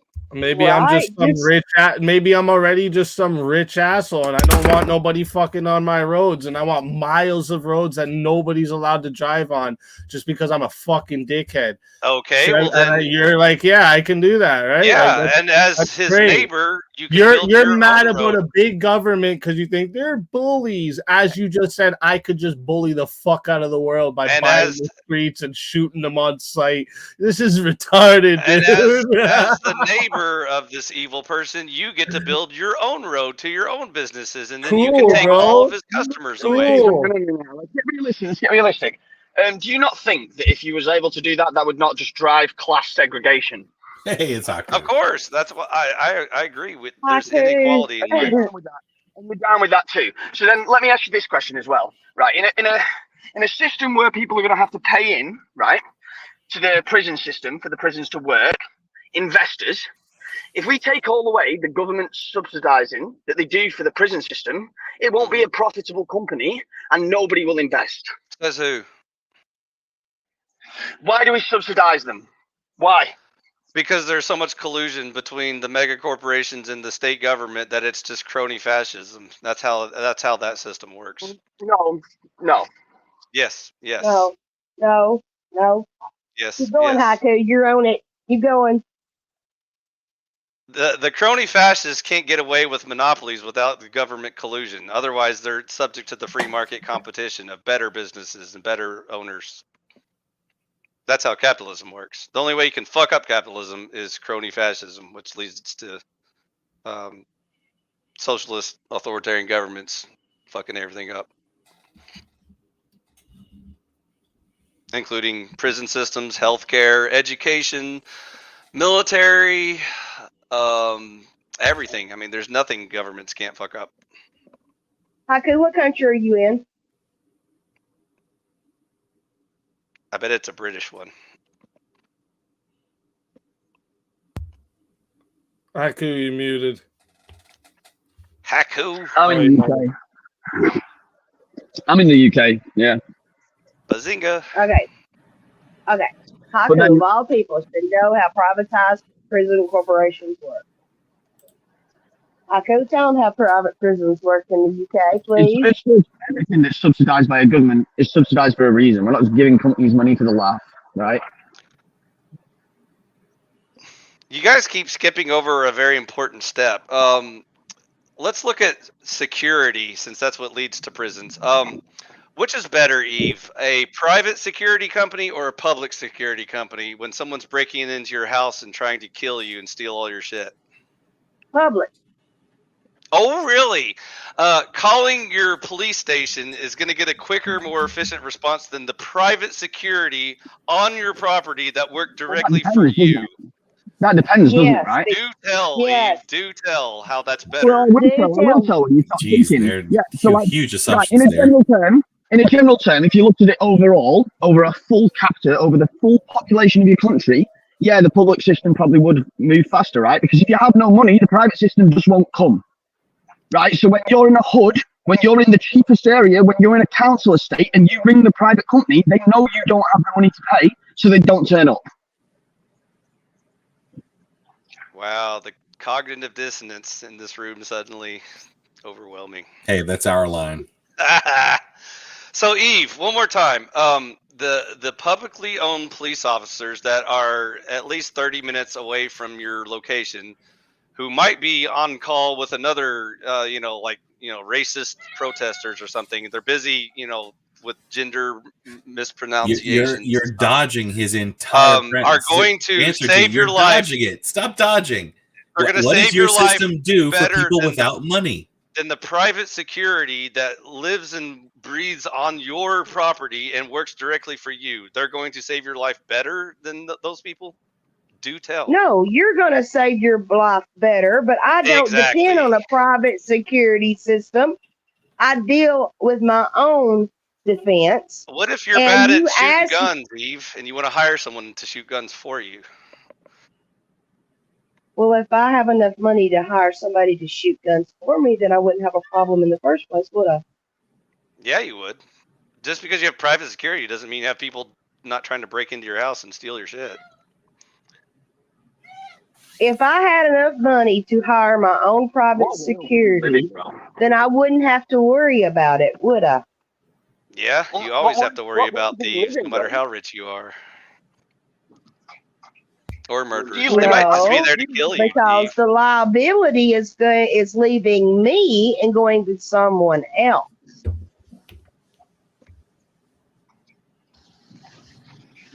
So you would trust the publicly funded police officers to save you more than your own private security forces that work directly for you and are better trained. Hi, Corinth. Here. Let's let Haku answer that, and then Adam and Corinth, you guys can give a little take here too. I'm going to take a break anyway. I'll just listen for a while.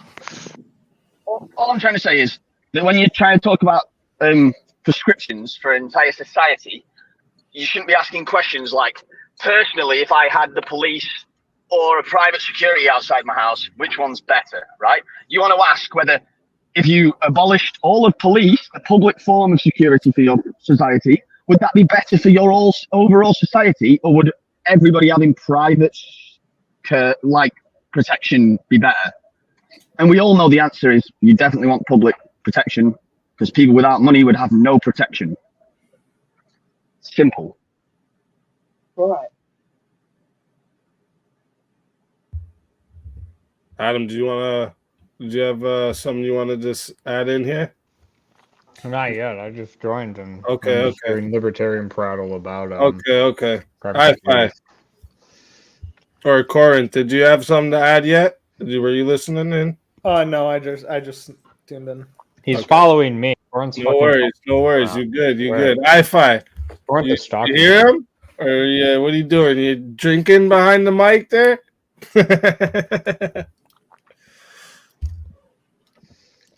I just think when it comes down to it, I-Fi's world would be anarchy, right? Like I said, it would become a country run by drug pushers and sex traffickers, right? It would be so drugs and addictive substances are one of the major reasons I'm not an ANCAP anymore. because you can't trust people to act at all rationally if they're addicted to substances. And it seems that there would also be a vested interest in companies in adding addicted substances to their shit. Well, doesn't anarcho-capitalism kind of just throw open the door of the black market completely? Well, there is no black market in anarcho-capitalism. Exactly. So everything that we deem as the black market currently would be just like magnitudes greater, right? The things that we consider the horrors of capitalism, buying human beings for fodder, things like that. Well, Hoppian, like a sort of Hoppian understanding of it can get really interesting, which is what attracted me to it. Hoppian ANCAPism is the only form of anarcho-capitalism that's worth taking seriously by anybody, because there's a high degree of social conservatism baked into the theory. So you can sort of have these social bonds without it merely being market-based. But even then, you have to have a lot of trust that people aren't going to abuse that. It sounds suspiciously what IFI has been talking Adam, about, just like it. You just made a false statement. No one takes anarchists seriously, not even anarchists. No, so the Mises Institute takes anarchism very seriously. No. The Mises Institute is a rather well-respected libertarian publication, even among non-libertarians. They actually produce economic work. I used to be an ANCAP. Do you know what cured my anarchy? I have no idea why you aren't an ANCAP. I'm a closeted ANCAP. Do you know what cured ANCAPs have significantly more respectable and consistent positions than you do. Do you know what cured my anarchism? I don't know, and I don't care. Anarchy only works in a world fully populated by good and intelligent people. I'd like to hear as long as there are evil retards, there is no argument for anarchy. The bare minimum is minarchism or libertarian. Well, the single best argument for anarchism is mere logical consistency, because if you're going to admit that violence is bad, and that you shouldn't be committing violence against other people, then all right, well, you're against the state. Which requires only good and intelligent populations on the earth. That's the only way anyone would take anarchy seriously, and that's why I don't even joke about it or meme about it. That isn't even true, but whatever. I'm not going to defend anarchy. Evil retards makes it impossible to argue for anarchy. It's impossible to argue for anarchy, no matter how good. Well, come on, Apogee. I know you're not an anarchist. Oh, God, no! I think anarchy is a transitionary system at best. Yeah, you're some sort of generic liberal. Extremely generic. Yeah, like are you capable of violence? You're basically like weird question. Yeah, I can understand what he was saying.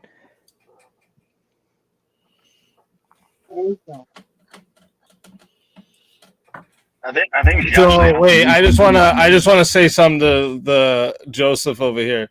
So Joseph, you came into my chat calling me dumb, stupid, and shit. Right, this is tonight. I'm just talking about. That was the way you came into the chat. Then you came up here with your little condescending attitude.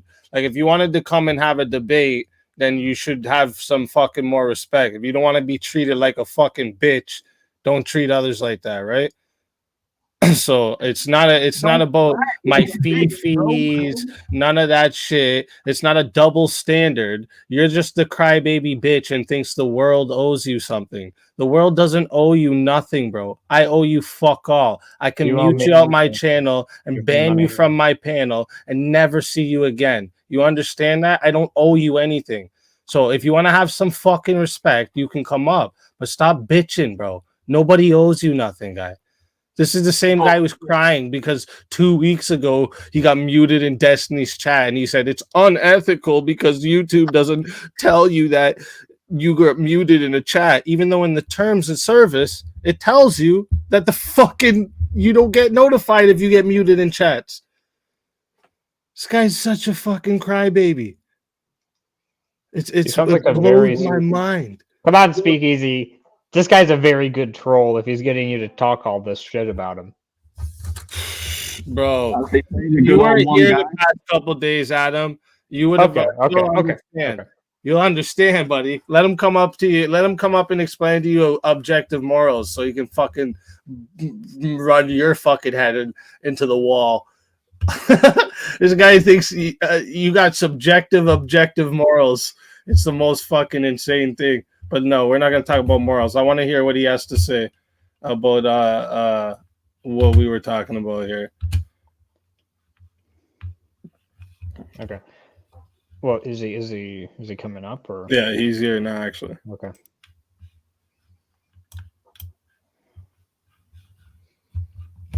Oh, easy. Can I say something to Haku? Yeah, go ahead. Okay, thank you for answering that. I didn't mean to put you on the spot, but about the private prison thing. I just know that when I worked under a private corporation, a private prison, I knew that our principles and fundamentals were based on what the UK private prison system was based on, and I just got a little excited at my. Yeah, no worries at all. Okay. I was like, is this guy coming back? I was just thinking about canceling your stream that you had going from here, but my internet rage quit me. I tried to switch to dial-up modem and it failed, so I'm gonna get a refund on that. Fucking your internet is fucking causing anarchy here, mate. It's just it's a hamster on a wheel, bro. Give it a break. So, Jeff, you wanted to give your take on this subject, right? Or you had something to? Yeah. Yep. For sure. All right. All of the bullshit aside, acting like children, I'll leave it in the past. That's fine. The argument. Okay, so where I chimed in and I called you dumb. I'm sorry if I hurt your feelings there, and I wasn't trying to be. Well, get to your point. Get to your point. You're already pushing it. Get to your point, bro. All right. So Hi-Fi said that the private sector does it better, and you took, or Hi-Fi, excuse me, and then you took issue with that. Is that correct? Am I steel manning you? Yes, he's pro-public. I'm pro-private. You're correct. Yeah. Go ahead. Okay. And then, so this point that I think easily dismantles your viewpoint, easy, was college loans. And what happens when the government starts meddling in the private affairs, especially when it comes into investment. Are you going to explain what you mean? Because like we were talking about privatized. Yeah, so Alex, let me answer. We were talking about privatized prisons and all the issues it would come with if all the prisons were privatized. And we went through the numerous problems of that. And I don't understand how you saying, well, I'm disregarding that with loans. And then that's your statement. Well, the context was the private sector does it better, and I'm giving you a real world example of how it does do it better and what happens when the government meddles in private affairs, especially investments, which is antithetical to a free market society. It's trying to create so the laws of the land. So the laws of the land are private affairs. No, okay. So I was trying. Free market doesn't exist. I think he's trying to compare like private colleges versus publicly funded. No. My claim is significantly more fundamental. Well, go ahead. The free market itself is a myth. You can't even have it partially. You can get really close to it, though. No, it's a principle, though, is it not? Right. So what you're trying to say is that we need certain social aspects and we need certain control measures to stop capitalism from running amok. No, that isn't what I'm saying. What I'm saying that a free market is impossible. Okay. Sure. Okay. A laissez-faire. Anyways, I don't know how that. Joseph, can you explain to me how? So IFI seems to have this answer. I want to hear your answer to this. Okay. Who in this like, world where all the prisons are privatized instead, who pays for that? Who plays? If the prisons are private, then the prisons make money off of whatever services they provide. Who pays for They it? house prisoners. That excuse me. What money do you make off of housing prisoners? You're feeding them, you're housing them, you're losing money housing prisoners. Explain to me again, who pays for the private prisons? Who pays for them? Well, Yeah, because you have to have the facility, you have to have the security, you have to have the outside, because you're not going to have it like inhumane, are you? You're going to have it just in their cell the whole time, or do they get yard time ever? So you have to have that, all that property you're paying for as well. So again, I think I see where you're going with this. So who pays for all of that? Right. So your argument is, should it be the taxpayer's burden, or should the prisons be beholden to monetize? No. Okay. Your argument is that the private prisons would work better. I haven't made an argument. Well, that's what you said, that my argument was broken with loans. So I'm bringing you back to prisons, and I'm asking you, if we have all private prisons, who pays for that? Right. And then I'm asking, is that the question? Is the question, should it be a taxpayer burden, or should it be that they need to monetize it for it actually? I'm not asking. Business. I'm not asking. I'm not giving you choices. I'm not giving you no. I'm not giving you choices. We have private prisons. I'm asking for your solution to who pays for the private prisons. I'm not giving you like a multiple choice answer here. I'm just, what's your answer to this? How do you monetize criminals? Oh my gosh. The question is very direct. Who pays for the private prisons? Whoever owns them. Whoever owns them? Okay. Maybe I can answer the question a bit more clearly.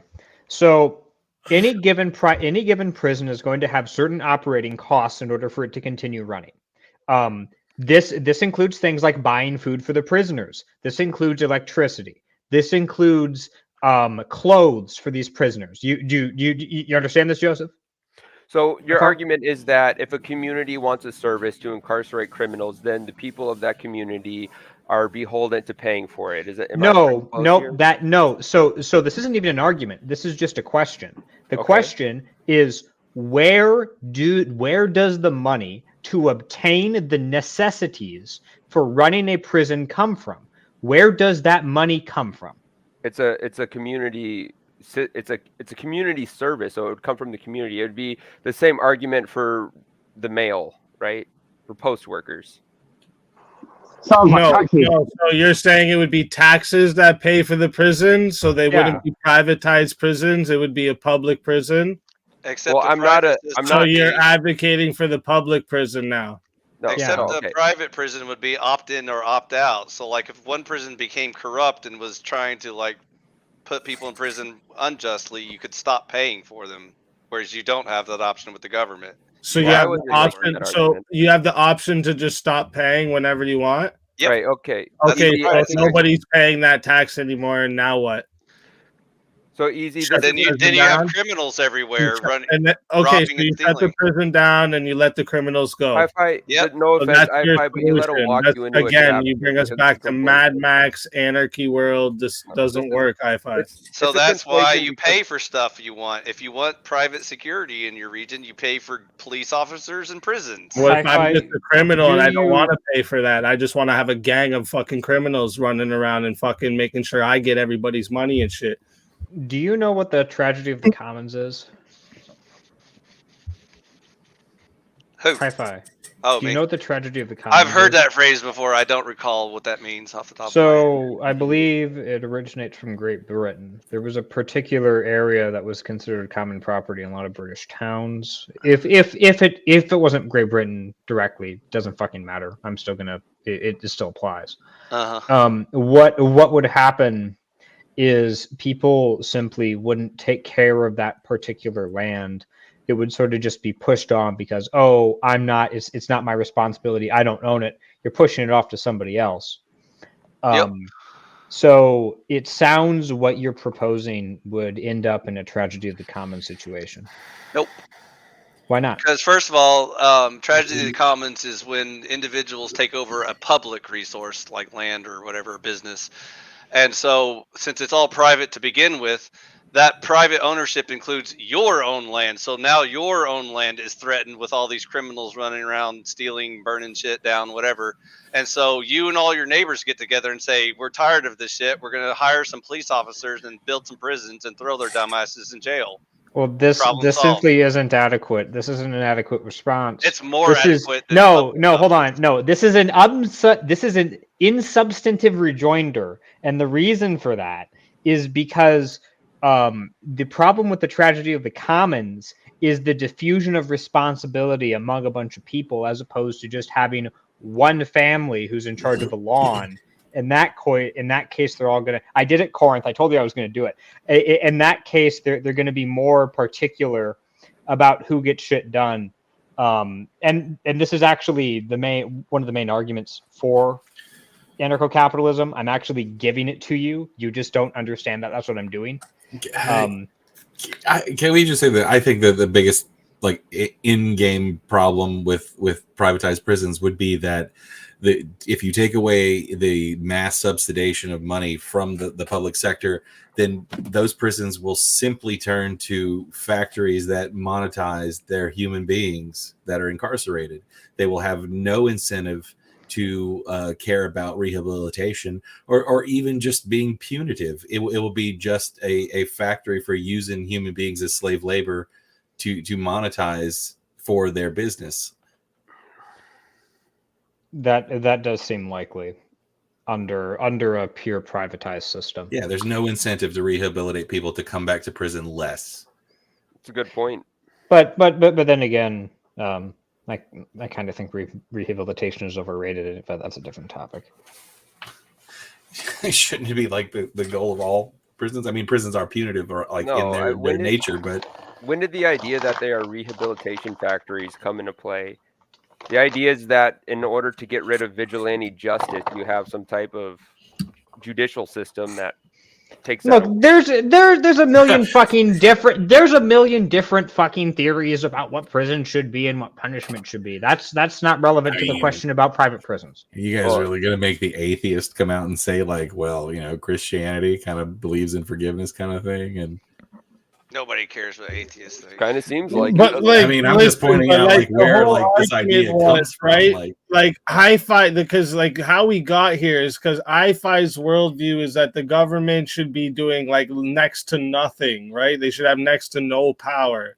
So like just border enforcement. So then I got to like, okay, so the prison systems, because how would we do this? Is it they all be privatized? And he said yes, they'd all be privatized. So then we got here. How the fuck are we privatizing all these prisons? I'll give you an answer. Who pays for them? And the answers I've gotten so far.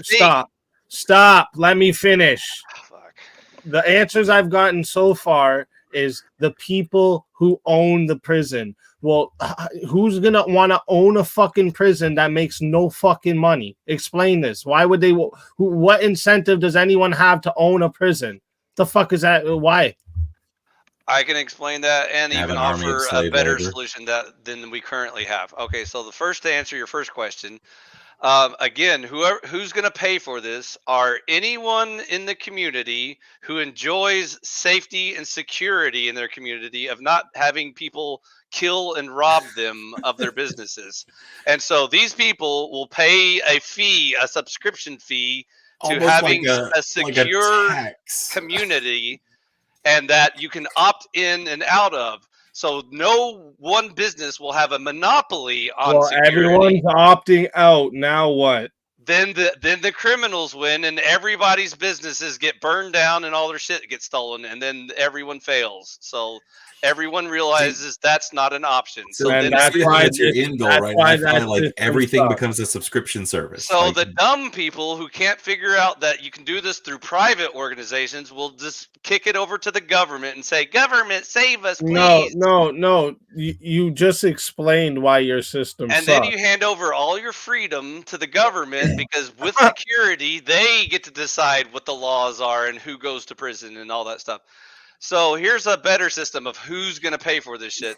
Whether it's Like you private just or say public. the government too, because like this is just like this blanket statement you Yeah. use, right? Yeah, the the government- who? Because like you just said you'd be paying taxes towards Right. a prison. So like you would just say you're just gonna say like, oh, we just have a bunch of different taxes we pay to a bunch of different people, but they're not the government. Like you're basically, you ever see that episode of fucking Family Guy where they fucking, or I think it might be Simpsons, where they take away the government and then he starts fucking saying, well, we're gonna need somebody to get together this part of the city and this part, and then he basically puts back together the fucking government.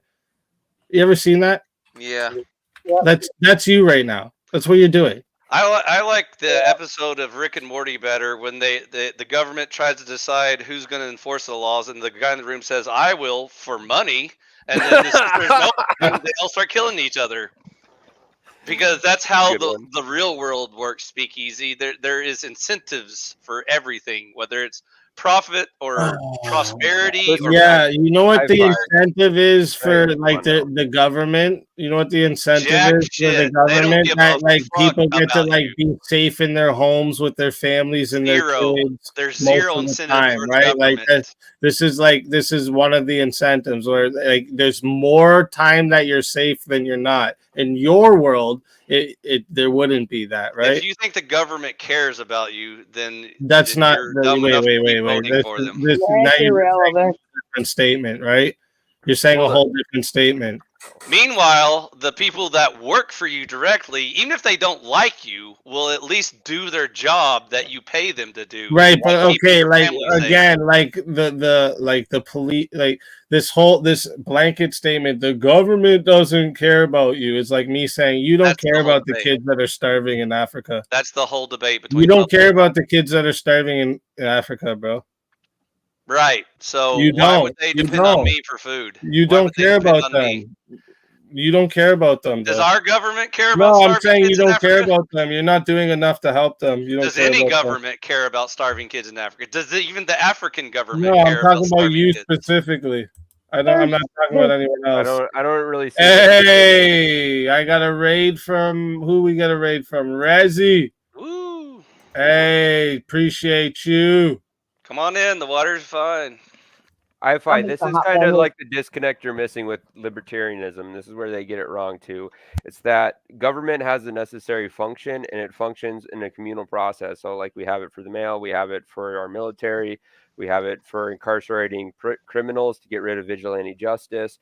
And under those circumstances, there needs to be some type of community oversight over those processes. We can't just leave that up to the private sector. Well, just because Which is easier to control, a small libertarian government or a giant authoritarian socialist government? Well, the answer is obvious so there. hold on. The strange thing, Hi-Fi, Obvious to is some. you know so little libertarian theory, you aren't even stating the positions. Please correctly. enlighten me. Oh, bastard. Libertarians aren't anti-government at all. They never have. Did been. I say I was anti-government? Well, Yeah.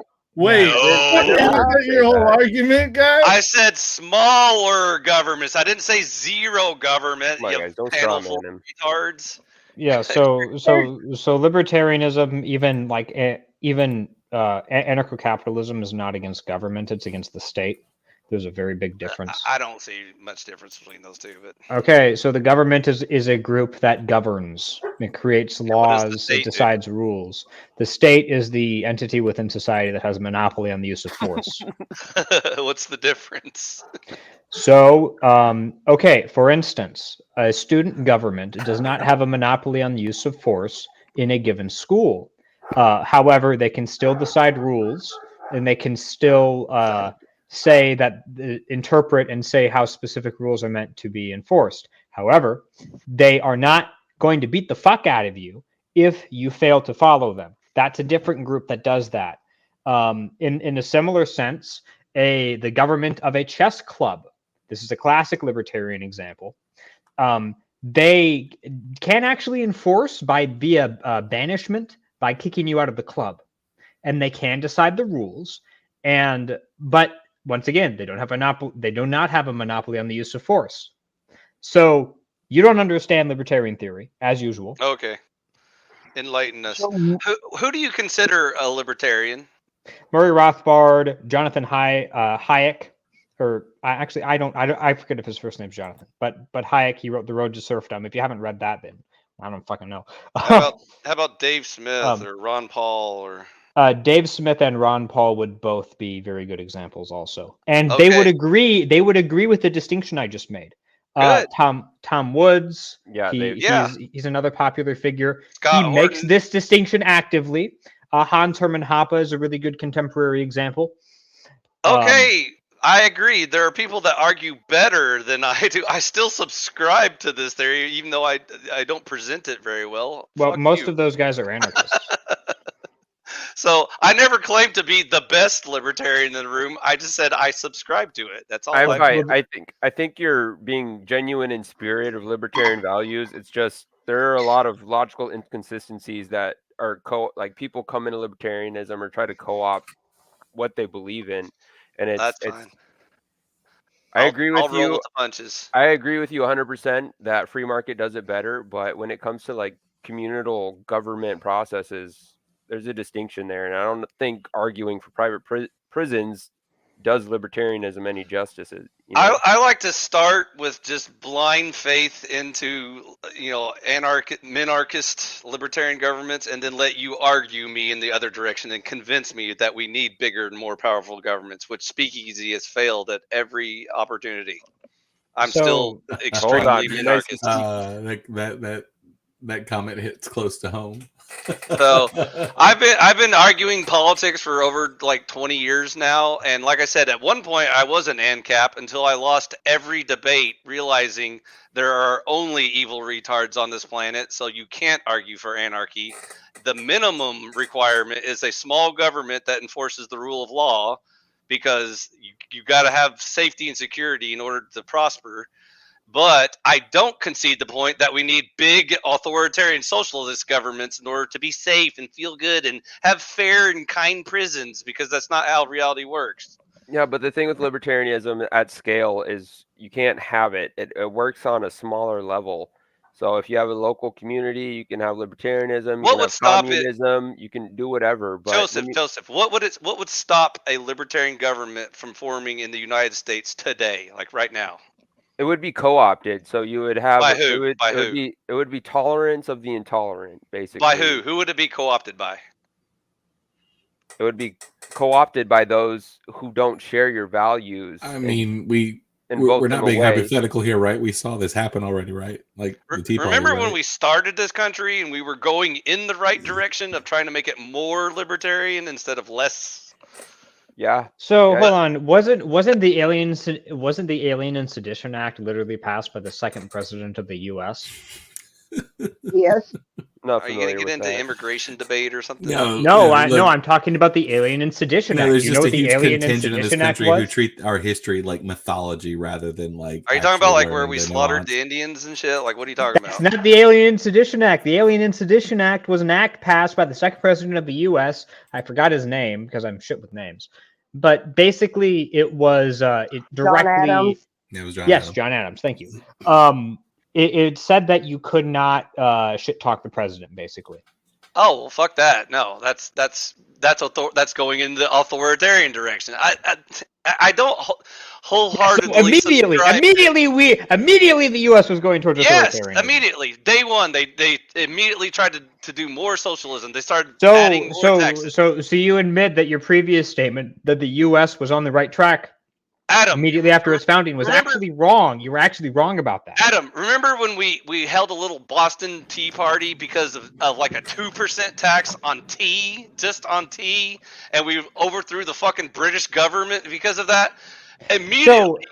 No, actually, you're fucking wrong. Actually, you're wrong, Hi-Fi. You have like animated effigy likes to, like he pointed out. Okay, what this really is a mythologized form of really U.S. history. Obviously, the Boston Tea Party did happen. It was mostly a symbolic act. You can generally understand the American Revolution as a British power grab between the Whigs and the Tories. Was it about taxes? So the taxes was like an ancillary point. Oh, what was it really about? I already told you. it was a war between two different British political parties. I see. Don't you find it interesting that the loyalists in the U.S. were referred to as the Tories during this time period? I didn't even know that. I wasn't Okay, even well aware now of you know that. And do you also find it interesting that the Tories are were and still are a British political party? Did you know that? No, not really. Okay, well, so here's my theory of the American Revolution. This isn't something I came up with. I'm aping this from a book. I think it's called The True History of the American Revolution. But basically, the American Revolution was a proxy battle between two different theories on governing colonies, between the Tories and the Whigs. The Tories wanted these colonies to have more autonomy, the Whigs wanted the colonies to have more autonomy. One of the major generals that was actually fighting for the British in America was a Whig, which explains a lot more than you would think. Because somehow America beat the greatest military power in the world. Does that make any fucking sense to you? Does that actually make any sense at all when you think about it for more than a second?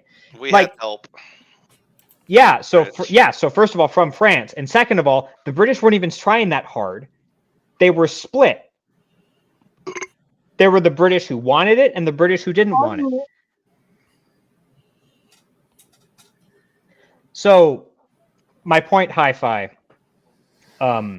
is that this sort of mythologized version of American history is merely a myth. It is in reality just a power game.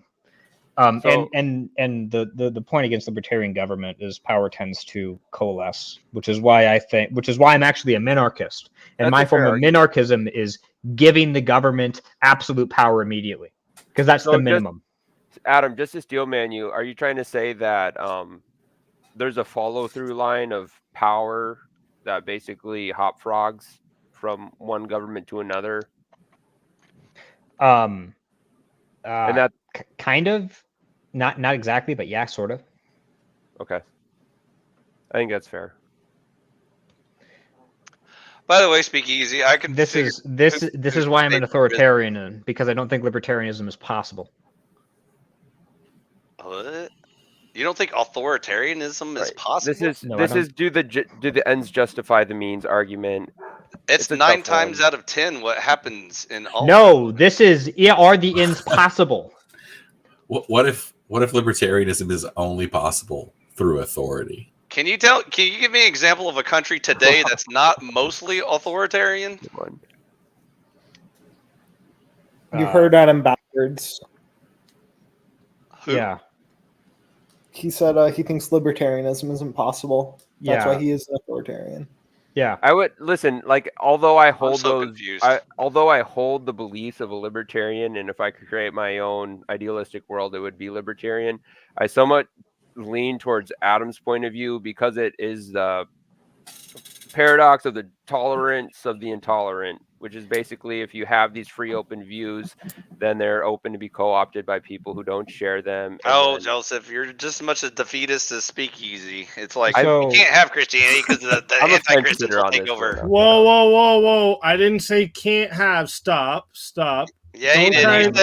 No. You called me a pussy. I said you're lying when you say you use Christianity as like a shield and like a thing to turn to, but you're actually just subjectively picking which things you think should be law. It's more because like if it was Christian authority, you wouldn't be able to say, well, I would let other people practice their religions, and because that would be against your laws.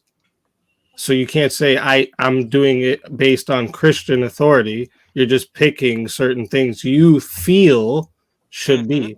That's not the argument. The argument is that he wants it to be where if you're not fucking with people, let them do what they want. It's kind of like a standpoint of I'm not going to say that I have the answer when you for are you. fucking with somebody, and who decides when that line is? When you are fucking with somebody and when you aren't.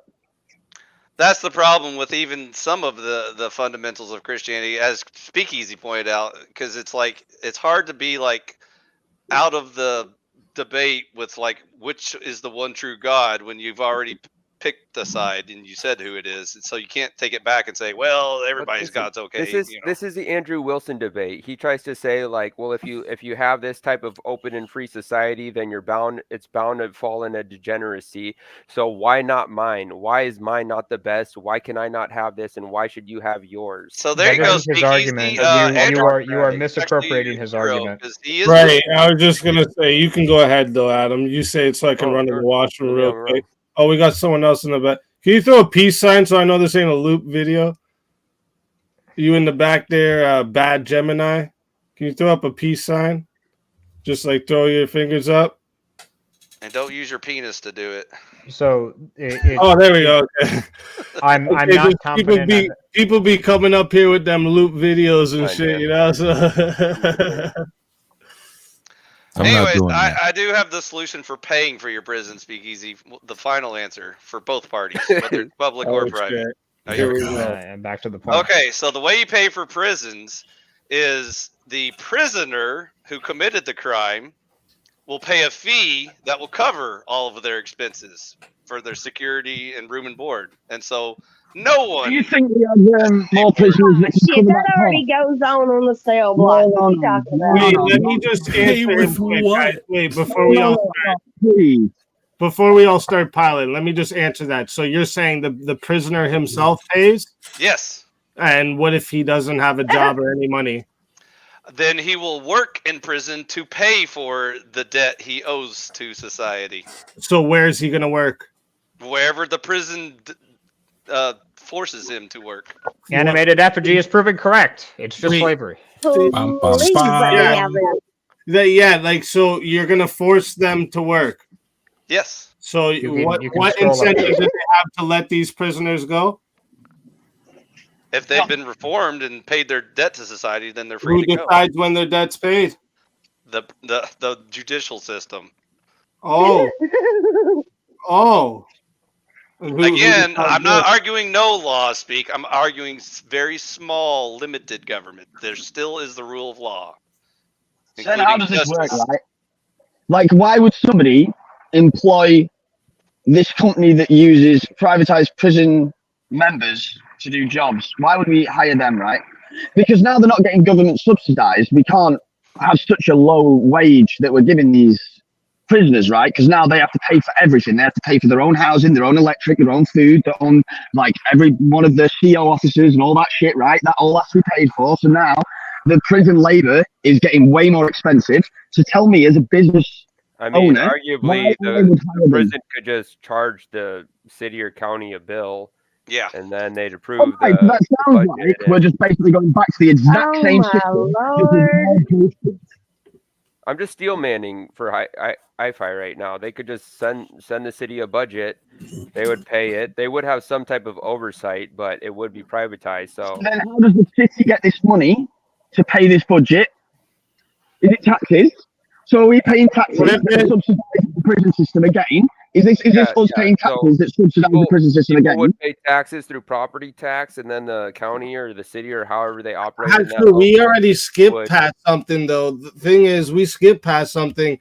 What happens when there's all these employers don't want to employ the prisoners, right?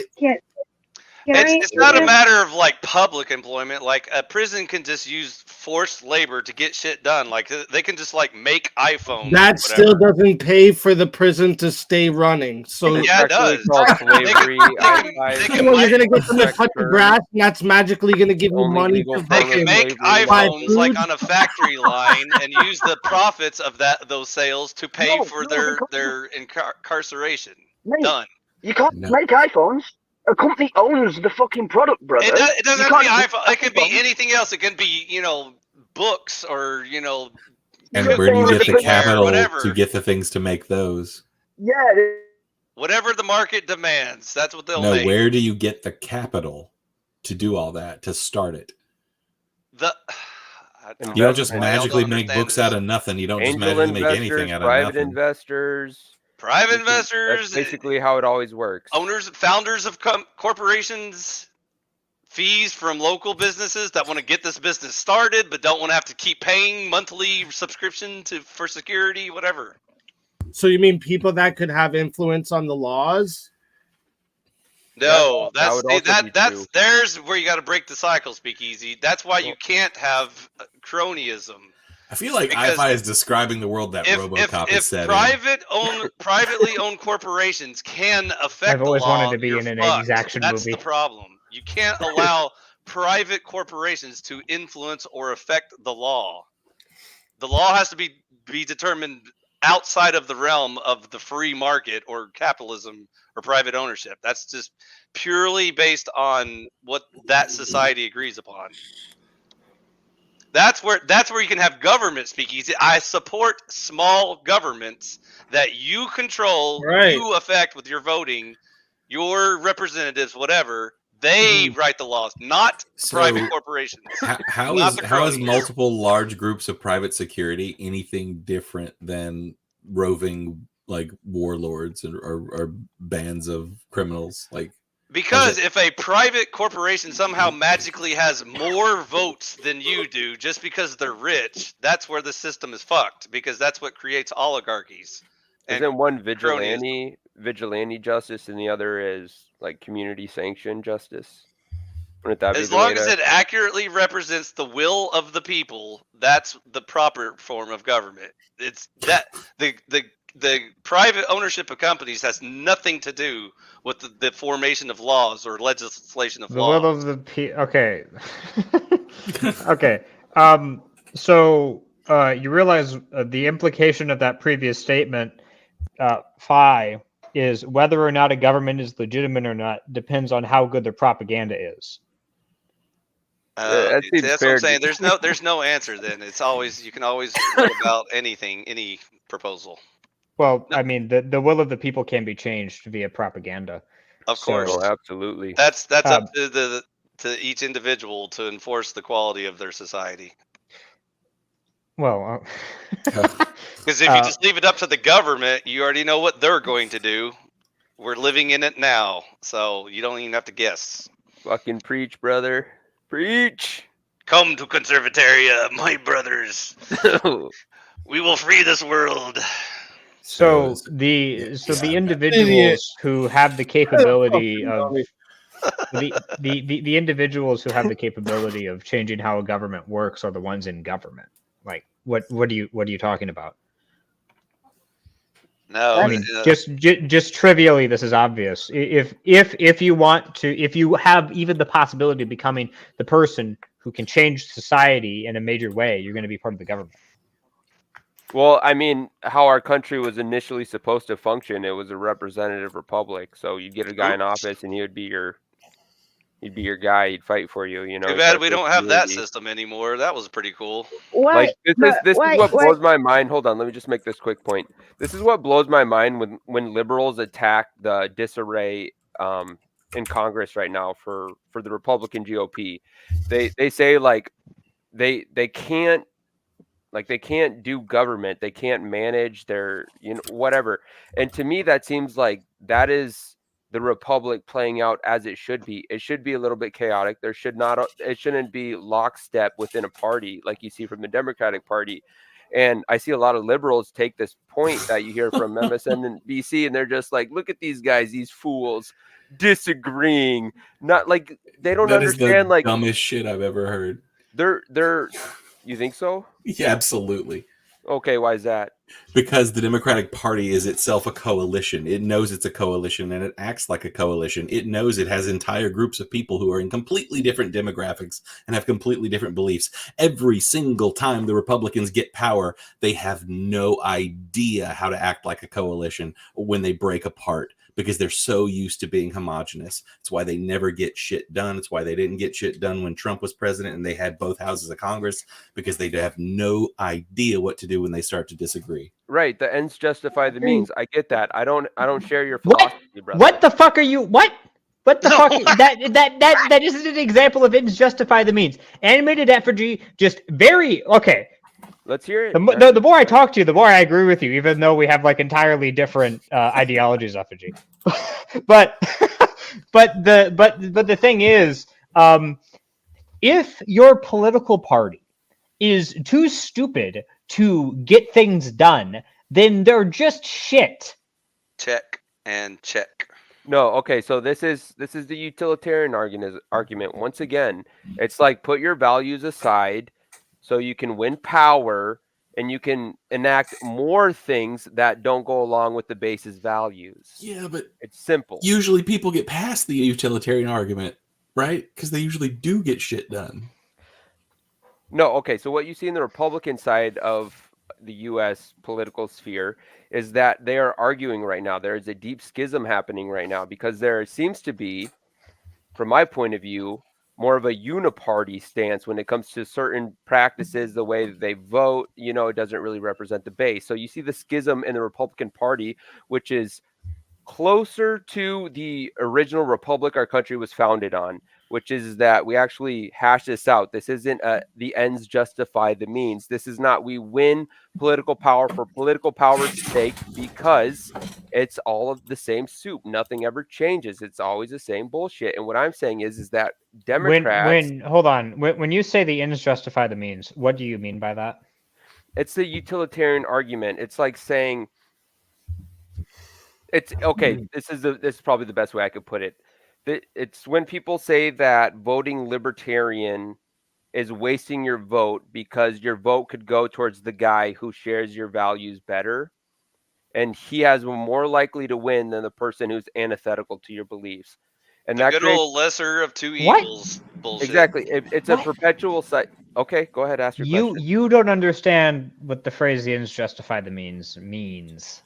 Yes, it does. It means forsake your values for the ends you want. Just give me a second here. Gemini, if you had I think you had something to say earlier and you kind of stopped yourself. Free to jump in, but do you have something to add in here if you want? No, I'm gonna be honest because yeah, when I'm listening and I know people are coming from a different level than me, I'm not gonna just jump in just for the sake of, right? So I'm listening, I'm processing, right? I'm dissecting and I'm understanding. I'm hearing everything from oligarchies to I mean, y'all pretty much mentioned everything. I didn't come in time to hear anything, but y'all probably addressed the communism and so on and so forth and the prison system, right? So I'm just going to come from a regular citizen, right? I'm not going to drop any fancy terms on you, right? When it comes to the prison system, we understand that they're always going to have a place. It doesn't matter what laws you pass, because when you have these powerhouses like Walmart, that are affiliated with said entities, then they have a machine behind it that won't allow it to fail regardless. So even if we want it to fail and it wasn't profitable, money will be poured in by these companies because they understand that, you know, the relationship is weird because Walmart has a program where they hire many former prisoners, right? Or former people who have records. They have them on the fast track to become managers and all of that. They get tax breaks. So when I look at government and you talk about Democrat and Republican, it's almost the representation of how you display what you're doing. Perfect example, I always use it. Walmart, they get a tax break for every former inmate they hired, somebody who has a record. That's the benefit they get. And if you go into Publix, I don't know what states you're in, you go in most Publix, you'll see them have somebody who's on the spectrum. So people are more passionate because it's like, oh, look, they hired people who are on the spectrum. That's nice. But guess what? They get the exact same tax break that Walmart gets. Yours happen to be inmates. Yours happen to be people on the spectrum, but it all falls under getting the same type of tax break. So I don't ever get worked up about this company versus this company. They all finesse it in different ways. All my life, I'll kick it over to somebody. I voted Democrat my entire life until the last cycle, because I woke up one day, I was like, you know what, this is not cutting it anymore. I can't do this Democrat stuff. So I said I needed a great reset. So I didn't vote for either group. I was like, I don't know who to trust right now. I'm black. Your mama tells you to vote Democrat. Your pastor tells you to vote Democrat. The girls you date and tell you to vote Democrat. That's all, you know. I'm like, this is BS, you know. And so I was like, I can't do this anymore. So I went independent last go around. So now, Hey. if somebody were to ask me who I'm going to vote for this next time, guess what what I have to deal with being black. If I were to say Trump out of my mouth immediately, oh, you're a coon. Why? Right? They're not even talking about what are his laws, statutes, ordinance, his platform. Is because I said Trump out of my mouth, I'm a coon. But y'all don't remember when y'all like Trump, when every famous rapper talked about him, when he had his own reality TV show, when he was the best president. Now, if I support him, I'm a coon. And so I think that's the biggest thing I'm going to have to deal with going forward, of understanding American politics in terms of the people that impact you, because how your society may see you. And a lot of people get bullied from a societal standpoint and vote otherwise, even though many of their actions and views line up, certain party. Because when I really look at it, I was like, dang, I kind of line up with the Republican Party. Okay, yeah, I think I'm conservative, but let me holler that and go to my upbringers, my former hometown. Oh, I'm finna get shredded to pieces. So I like this type of conversation, because what y'all do for me is give me more nuance and help me to understand I'm not crazy hearing what y'all talking about, because y'all help me break free from those stupid stinking chains that I hate, I despise, and I'm disgusted by, because it's a brainwashing and I just can't roll like that anymore. Word. Yeah, man, Cool. dude. 100%. I got 2 comments for you, Gemini. You're So, probably Corinth, gonna hate what's one your and love argument the for other. Biden? So, a wise man once told me, if you vote for Trump, you ain't black. So that's one choice you got. Your other choice is He can't remember saying that either. But go ahead, continue. Your other choice is there's this chick named Candace Owens. This guy just called Joe Biden a wise man.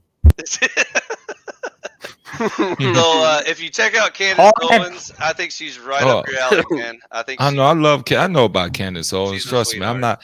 Yeah, I'm all about that. Yeah, she's a straight shooter, and she's actually, when you talk about somebody who takes the time to report and not caught up in gossip, I don't care what side of the parties, I'm always going to respect that. When it's just mindless banter, I'm careful, but she researches, and I respect the work that she does. So definitely I'm aware of Candace Owens. So with that word of advice, I'll just give you one little word of caution. You may think that will lead you to Trump, but lately I've heard her flirting with Dave Smith about the Libertarian Party. So you might find some was weird a Democrat 10 years ago. She was running a website anti-Donald Trump before she became conservative. So she's a grifter. She just flip-flops to give their money. Let me ask a question to Gemini. And how are you fellas doing? I hope you guys are doing good. Gemini, what do you think about people that... Yeah, by the way, welcome everybody, and thanks for coming up. Appreciate it. Oh, appreciate what do you think about people that either wanted to vote or were voting on Bernie Sanders? Do you have any opinion about them? Yeah, I think when it comes to them, first off, we have to understand the prime demographic.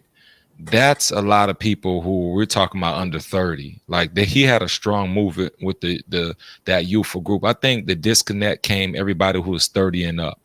He had a lot of traction, but he lost that because that's when the separation started happening, where people were like, well, Biden's been doing this, we trust him. It's almost like they felt like Bernie Sanders was a gimmick. Right, he's good, but he's too safe, and he can't win overall and beat Trump. If they thought he could beat him, but what do you think about them? About me personally, yes. When it comes to Bernie, it's I don't know all his platforms, but I do know some of it because he's tied with the Democratic Party.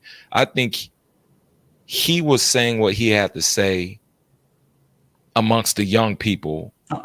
He was too safe. He was too safe. Let me repeat the question again.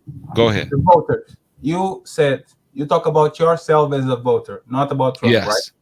What do you think? Or if you don't have no opinion, you can say no. I'll pass the question to the rest of the panel. What do you think if you see a person on the street and says, "Oh my God, I voted on Bernie and I wish he was here so I can vote on him again"? Like, what will be your opinion about negative opinion?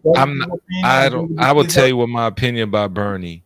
I don't think he would have been equipped to run the country. Oh, Gemini, you're not listening to the question. Hear carefully. The voters, not Bernie That's a Sanders. fair The answer. same way I'm not asking your opinion. You said people call you coon. They're not talking about Donald Trump. You're talking about the people.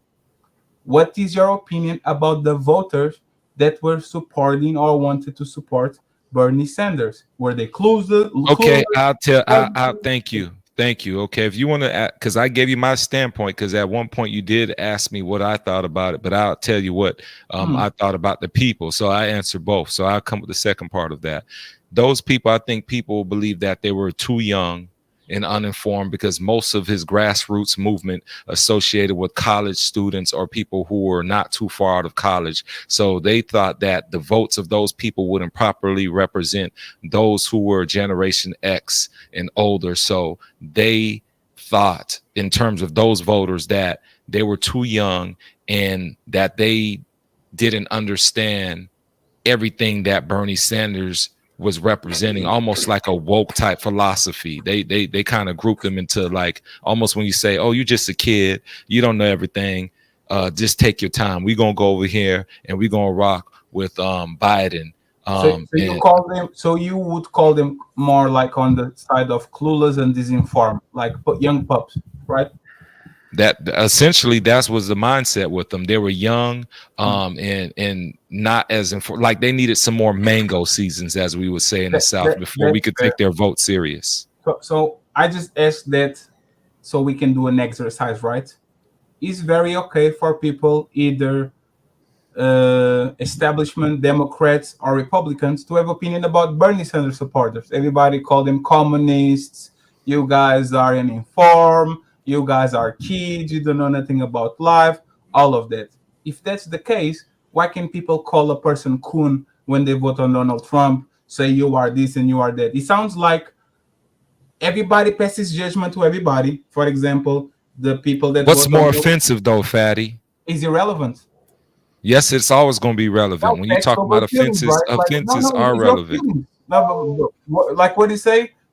Sticks and stones may break my bones, but but the thing is that you're saying sticks and stones, but we're in a society, especially now we're on social media, and we're talking about emotions and being able to control your emotions and triggers, and people talking about internet bullying. Yeah, I can cut off my computer right now and not have to deal with this, but the reality is there's a demographic of people that cannot cut off their cameras, and it impacts them negatively, and they're stressed about it. And so when you're talking about, because this is the thing, we're not talking about just being called a coon on internet. If you go to your communities where you've grown up and been raised all your life and you want to be accepted, and now they're calling you this, that's a different impact, because now it's in your face and you live with it. Why wouldn't it be a different? Who wouldn't want to be accepted in their own hometown? Let me tell you how it's not. Like Jordan Peterson says this: you have the right to offend people, and when I say offend people, you have the right to say something that the person is not going to agree. If I can be very offended, like the line, I can be offended if you call me a communist. The show is about feminists. Women get offended sometimes when you call them feminists, even though they actually are feminists in mind. They just don't like the label. You have the right to come to a woman and say, "Hey, man, I think you are behaving like a feminist," and no matter how much offensive she is. But can I tie this in? And if anybody else wants to chime in, let me just say one thing. Let me just say one thing. I'd like to say something. Yes. After I finish. I'd like to say something. Yes. Kudos. Yes, after I finish. Yeah, just let him finish and then you go next, Jen. After I finish. The problem once again is that nobody makes you tell who you're voting out loud. A lot of y'all want the attention of knowing, going on a place full of conservatives, I'm going to vote Bernie, right? I'm going to lefties, I'm going to vote Trump. Nobody makes you tell who are you going to vote out loud. And if you do so, if you buy a MAGA hat, if you have a Biden flag, you have to be ready to get all the energy that you're asking about. It's like a woman with big tits going topless on the street. Advocating for harassment? Are you No, he's not, sir. Are you just it's public information. You can find what people vote for. Me calling you a coon is not harassment. You calling a woman a feminist is not harassment. You calling me a communist is not harassment. No, you said wearing a MAGA hat, which means it's a visual, so you see them in real life. Yes, the same way I have a Lakers cap on. If I'm in Boston and somebody says, "Fuck you, fatty," I'll say, "Yeah, I have a Lakers hat in Boston." Okay, I get it. Okay. Yep. But can the Lakers affect your government? So what do you? Okay, so you're saying the Lakers affect the you use government. that justification for the Lakers hat? What would be your justification for calling him that for voting for Trump? Because what's the connection there? Yes, because black people have a certain opinion about Donald Trump and the people that he associated with. So if I know for a fact I'm going to have this type of attention if I walk around in Los Angeles with the Boston Celtics hat, I think people, instead of saying, oh my God, why can't I wear a MAGA hat? They should understand for a fact that when they put that there, they are going to be open to the idea of some people are going to call you cool. Hold on. Let me ask you a quick question. Wait, just a sec, Joseph. Do you think so you're relating your political views with like a favorite team and being a hater of the opposite team? Politics, religion, and sports. On my country, there's a saying that you don't discuss politics, religion, and sports because you'll never see eye to eye with the person in front of you. Yeah, I get the connection you're making now. That's what I was trying to get. This is really stupid. Well, welcome to America, where we discuss all those things. You will, and you have the right to get not bricked in the face, but you have the right to some people to push back. Fatty, do you think people should be allowed to brandish weapons? Is that legal or illegal?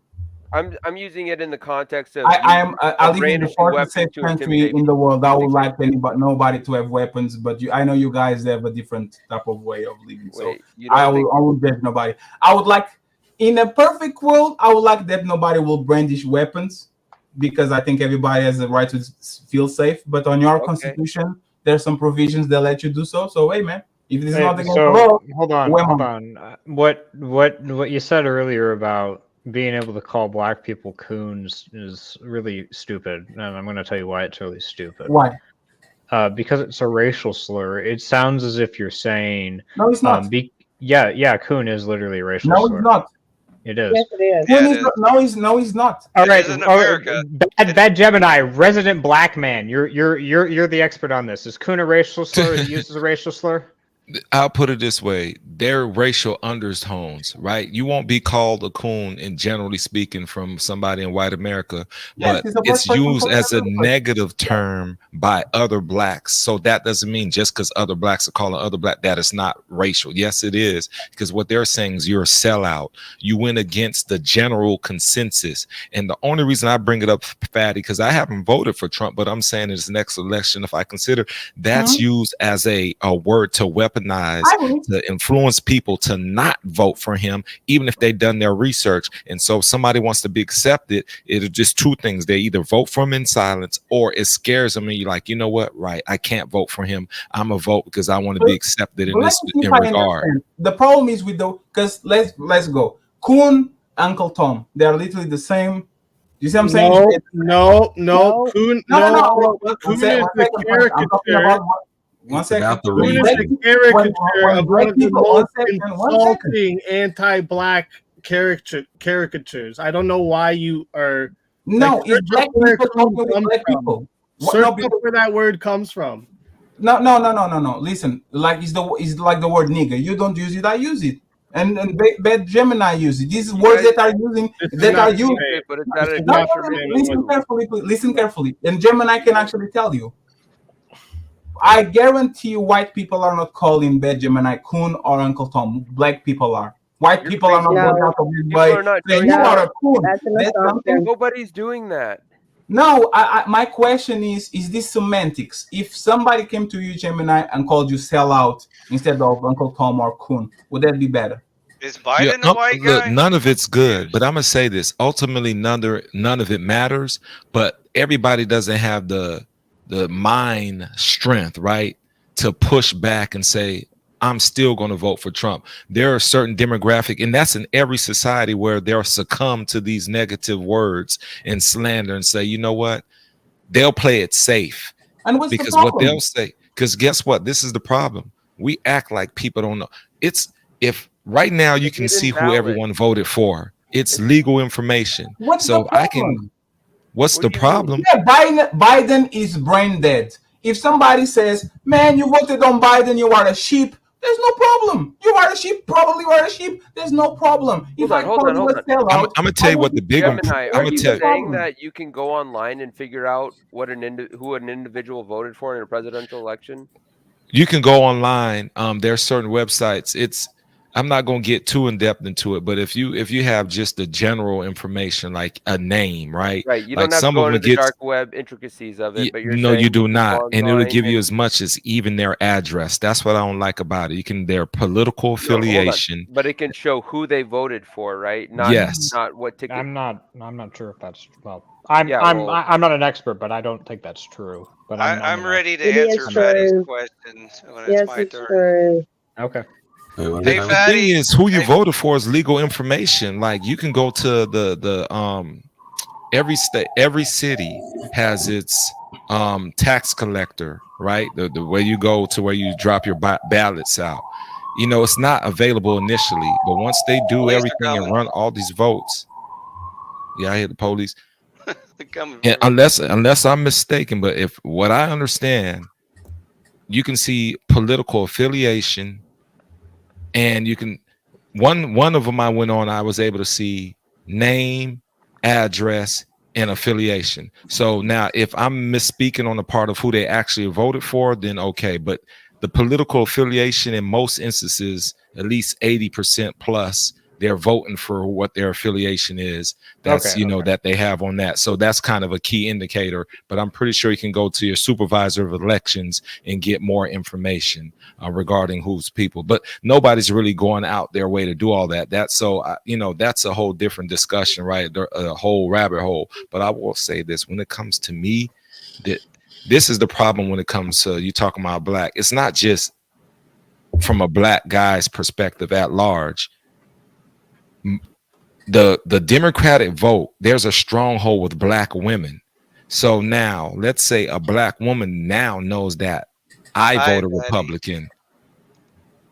If a black woman knows I voted Republican, but probably 80 to 90% of them vote Democrat, that's where the head bumping comes. And so think about it. If you're out here trying to date and do all this, you know how many sisters they so to speak be like, nah, I can't write like Republican. Like, what you doing? Because that's the biggest problem, that the stronghold is with black women. They are loyal to the Democratic Party stronger than any other group, and it's not even close. Overall, black people are loyal to the Democratic Party, but the numbers are the highest with black women. I think there's a reason, right? Do you think there's a reason that those numbers are that high? Like, because there seem to be, it's the system. There are two things right now. No, I think there are two things happening right now. Like, to me, there are two conversations. Like, one of them is who's helping you, who's hurting you. Yes. I think that the big reason, one of the biggest reasons that, like, and I've said this before, that minorities like vote for, this is their own words, that you guys voted there, is that certain parties are actively hostile toward you. Like in my state, the Republican Party has worked to completely carve up all black population centers to the point where they have denied the federal government telling them that they need to make another majority black House district. They literally said they're not going to do it, even though it's in the law. So it's like, it comes down to me, like, who's helping you, who's hurting you. The gerrymandering happens. I do agree, but I think for sure. Yes, yeah, it happens. But the biggest thing is the socialism, and it's like, look, when it comes to the welfare system, when it comes to WIC, food stamps, TANF, all these specific areas where a certain group, Section 8 housing, many women profit from that, right? And so it's easy to kind of garner that vote when they're looking at, why would I go against this when I'm physically seeing and financially reaping the benefits of these systems. A big caveat to that, though, is because of that feeling of active hostility to one party, the split of ideology is pretty much 50-50 in all demographic groups, right? So what it's caused is a lot of conservatives to be essentially not in their tent. They're with the liberals over on the left, and a lot of them are starting to feel it's a little bit safer to move back to the right. I don't know if that's true or not. It's not a part of my group. The pastors influence a lot of the women too. That's another thing. I keep it real. If you're going on the street level, there are a lot of black pastors that when they vote Democrat, a lot of the women just follow suit, right? And so there are way more liberal pastors than conservative I've said black for a while pastors. that the left is not prepared for the conservative people who have been voting for them to just go back to their home ideology. They're not prepared at all to lose that many voters. If you the politicians overall are not going to do nothing to alter the woman vote. That's why the paternity laws, the family court, they are not going to do nothing. They're actually going to make them lose the woman vote. But if you guys had to tell some, like, one party that push more Section 8 and all these benefits, which one would you choose? Which one would you say that actually promotes more these policies, one or the other? Women like me, that too. White liberal women every time. Liberal. And let me tell you something. I said I would not go on a public platform. You said which party? Which party? Democrat. Everybody agrees that the Democrat who push more for Section 8 and benefits and all that? Democratic Party. Yes. So why would black women vote against them? That's what I was saying. They're loyal to them. The Republicans have to, like, don't everybody say we should vote for our own interests? Rich people vote You're for. making an assumption. Oh my God, lady, go ahead. You got this. I'm ready to vote whenever you're ready. What party do you think I vote? I don't give a fuck. I didn't ask you that shit. Hey, Fatty. So to answer your question, what I think about. No, let me finish my comment, please. Okay. Let me finish. Gemini, thank you. I said I wasn't going to go on a public platform and announce it, but I'm a white woman. I vote Republican, and I have just been voted in and about to celebrate my 1-year anniversary of being the NAACP legal redress representative for my chapter. That's where I stand. So yes, women are making a difference, and you're making an assumption about what political party of choices, and making a difference in the way women vote and what women stand for. Who are you talking to me? Because I'm just making a statement. No, because I didn't say see, when you say women at large, I said black women. Okay, I just want to clarify. I deal with it all the time. You're talking about diversity, discrimination, racism. Black women, Democrats. The statistics are out understand. There. Over 80%. I even clarified white liberal women is a big part of it. Yeah, I just want to understand their point, because white women probably vote Democrat too. If we get to go, they probably liberal vote women. Yeah. Yes, because of the social politics. Women are more on the LGBT rights and feminism and Black Lives Matter. They appeals more to their emotion. Men usually are more, what is going to be, like, how much money are you going to take from my pocket? What is the policy? Like, this is usually how it goes. But I don't get why.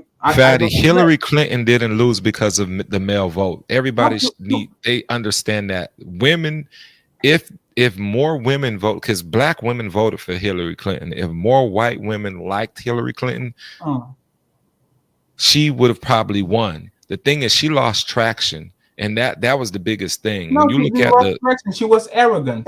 The people on the Marty Sanders camp were willing to support her if she actually conceded to some policies. She didn't concede, and the progressive. But the thing is, if they wanted to see history, time out. I'm gonna say this one thing, Fatty, because when it comes to history, this is the biggest thing. If people want to make history, they're all going to pack together, right? So when you talk about Obama, people, you know how many black people didn't know his platform is right? All they knew is he's black. He has a shot. We're gonna stick when they voted. When it was time for a woman to not have that same impact, Hillary didn't have the same traction that Obama had, where black people was like, we're all going to band together and vote for him. She could have won. She was a way worse candidate. That woman is She could have won, though. That woman is evil. That woman has skeletons on her closet. It doesn't matter. She's a lifelong politician. She should have been able to beat Trump. She didn't have the woman vote. She did not have the female vote. When you are a lifelong politician, you have a track record.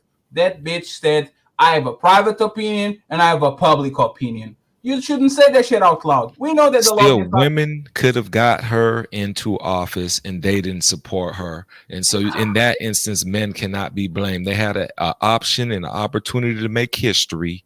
And when it was time for women to band together and vote for Hillary, what they decided is so many of us do not like her, can't stand her, don't trust her. People don't like her overall. And she literally had more votes still than Trump, but she lost because of the way that your government is structured. I was wondering when someone was going to bring that point up, is that she did get more votes. She got more votes. The popular votes, but that's common. You know, it's not the first time that somebody's had a popular vote and lost. That's the point. She didn't want to compromise. She became too arrogant for her own good. It only happens to one party. That stick in the bag. She got sloppy and she lost. That's like Hillary is not a good candidate at all. She just was lucky. But she was close to winning. I can't say somebody's not a good candidate when they're that close to winning. Bush won twice. He's the most dumbest motherfucker that you ever probably met.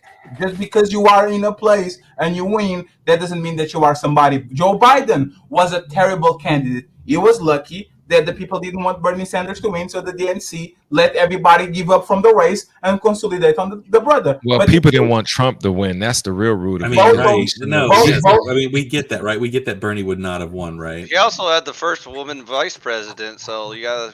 Bernie would have had the word socialist hung around his neck, and Trump would have repeated it ad nauseum for 4 straight months. So, Fatty, to answer your question, the way I view Biden voters is not Biden, Bernie voters. Bernie. The way I view Bernie voters is lots of people like free shit. He was offering free shit, and so he got a bunch of votes. I think the Marxists would most accurately describe these people as useful idiots. Is what they talk about. So what was happening was the exact same thing in both parties. So one question I have for... There were elements in both parties that wanted to upend the current established order, so they went to the candidates that were the most... All right, FG. I know we all love communists. Okay, that's what happened. They won in the Republican Party. The Democratic Party prevailed over itself in communism. In the, good. We get it. We get it, bro. We get it. So I have a question for Gemini and Fatty. As far as black on black crime, when one guy says he likes Candace Owens and another black guy says she's just a grifter, is that an example of the thought police in action? Or no, it's an example that both of us are not a monolith and we have the right to have our own opinion because he's different than me and I believe in something and I believe in other different things. And also you mentioned sticks and stones. I believe Antifa and BLM covered those bases for you. So are we all on the same page there? Like, sir, the same way I don't say that a conservative is somebody with tiki torches, member of the KKK. I don't associate somebody on the left. How many cities I don't associate nobody on the left that is Antifa. Where did this even just come from? How many cities did the Tiki Torch guys burn down? Who even mentioned anything of this just now? He mentioned sticks and stones. No. Do you have something else you want to say? Because you started off let's start with black on black crime. I answered his question. Let me speak. Do you have something you want to say or what, bro? I answered his question. Fatty asked a question to the panel. I answered. Yeah, but then you went on this fucking stupid ass rant just now. I'm sorry I offended you. Let me just tell you one thing. Speak easy. I understand the essence. Just 1 second. It's just like 5 seconds. You prove my point. You call people that support Bernie Sanders, Marxist, communist, and all that didn't get offended, and nobody else will. So that was my initial point on the conversation. If you are calling communists to people that are actually not communists, you have the right to do so. You didn't infringe on no laws, no rights, no nothing. So I think I have the right, me, myself, or other people, to call somebody Uncle Tom or Coon if it's in the same lines, in the same guidelines. Is that fair?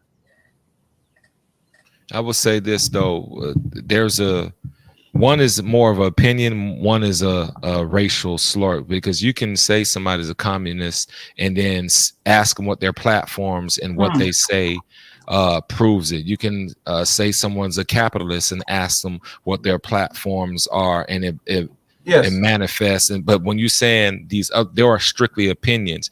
That's the thing. When you're talking about somebody's a coon, that's more of a mindset and opinion compared to if you tell me your views, then I'm like, okay, I could see you being a capitalist because you named 5 or 6 things that line up with that. That's the difference, is what I'm saying. So, Gemini, do you believe that are people that are sellouts and coons that have that mentality? Whatever the white people say is right, black people are wrong. Do you believe in that? I believe in that, but not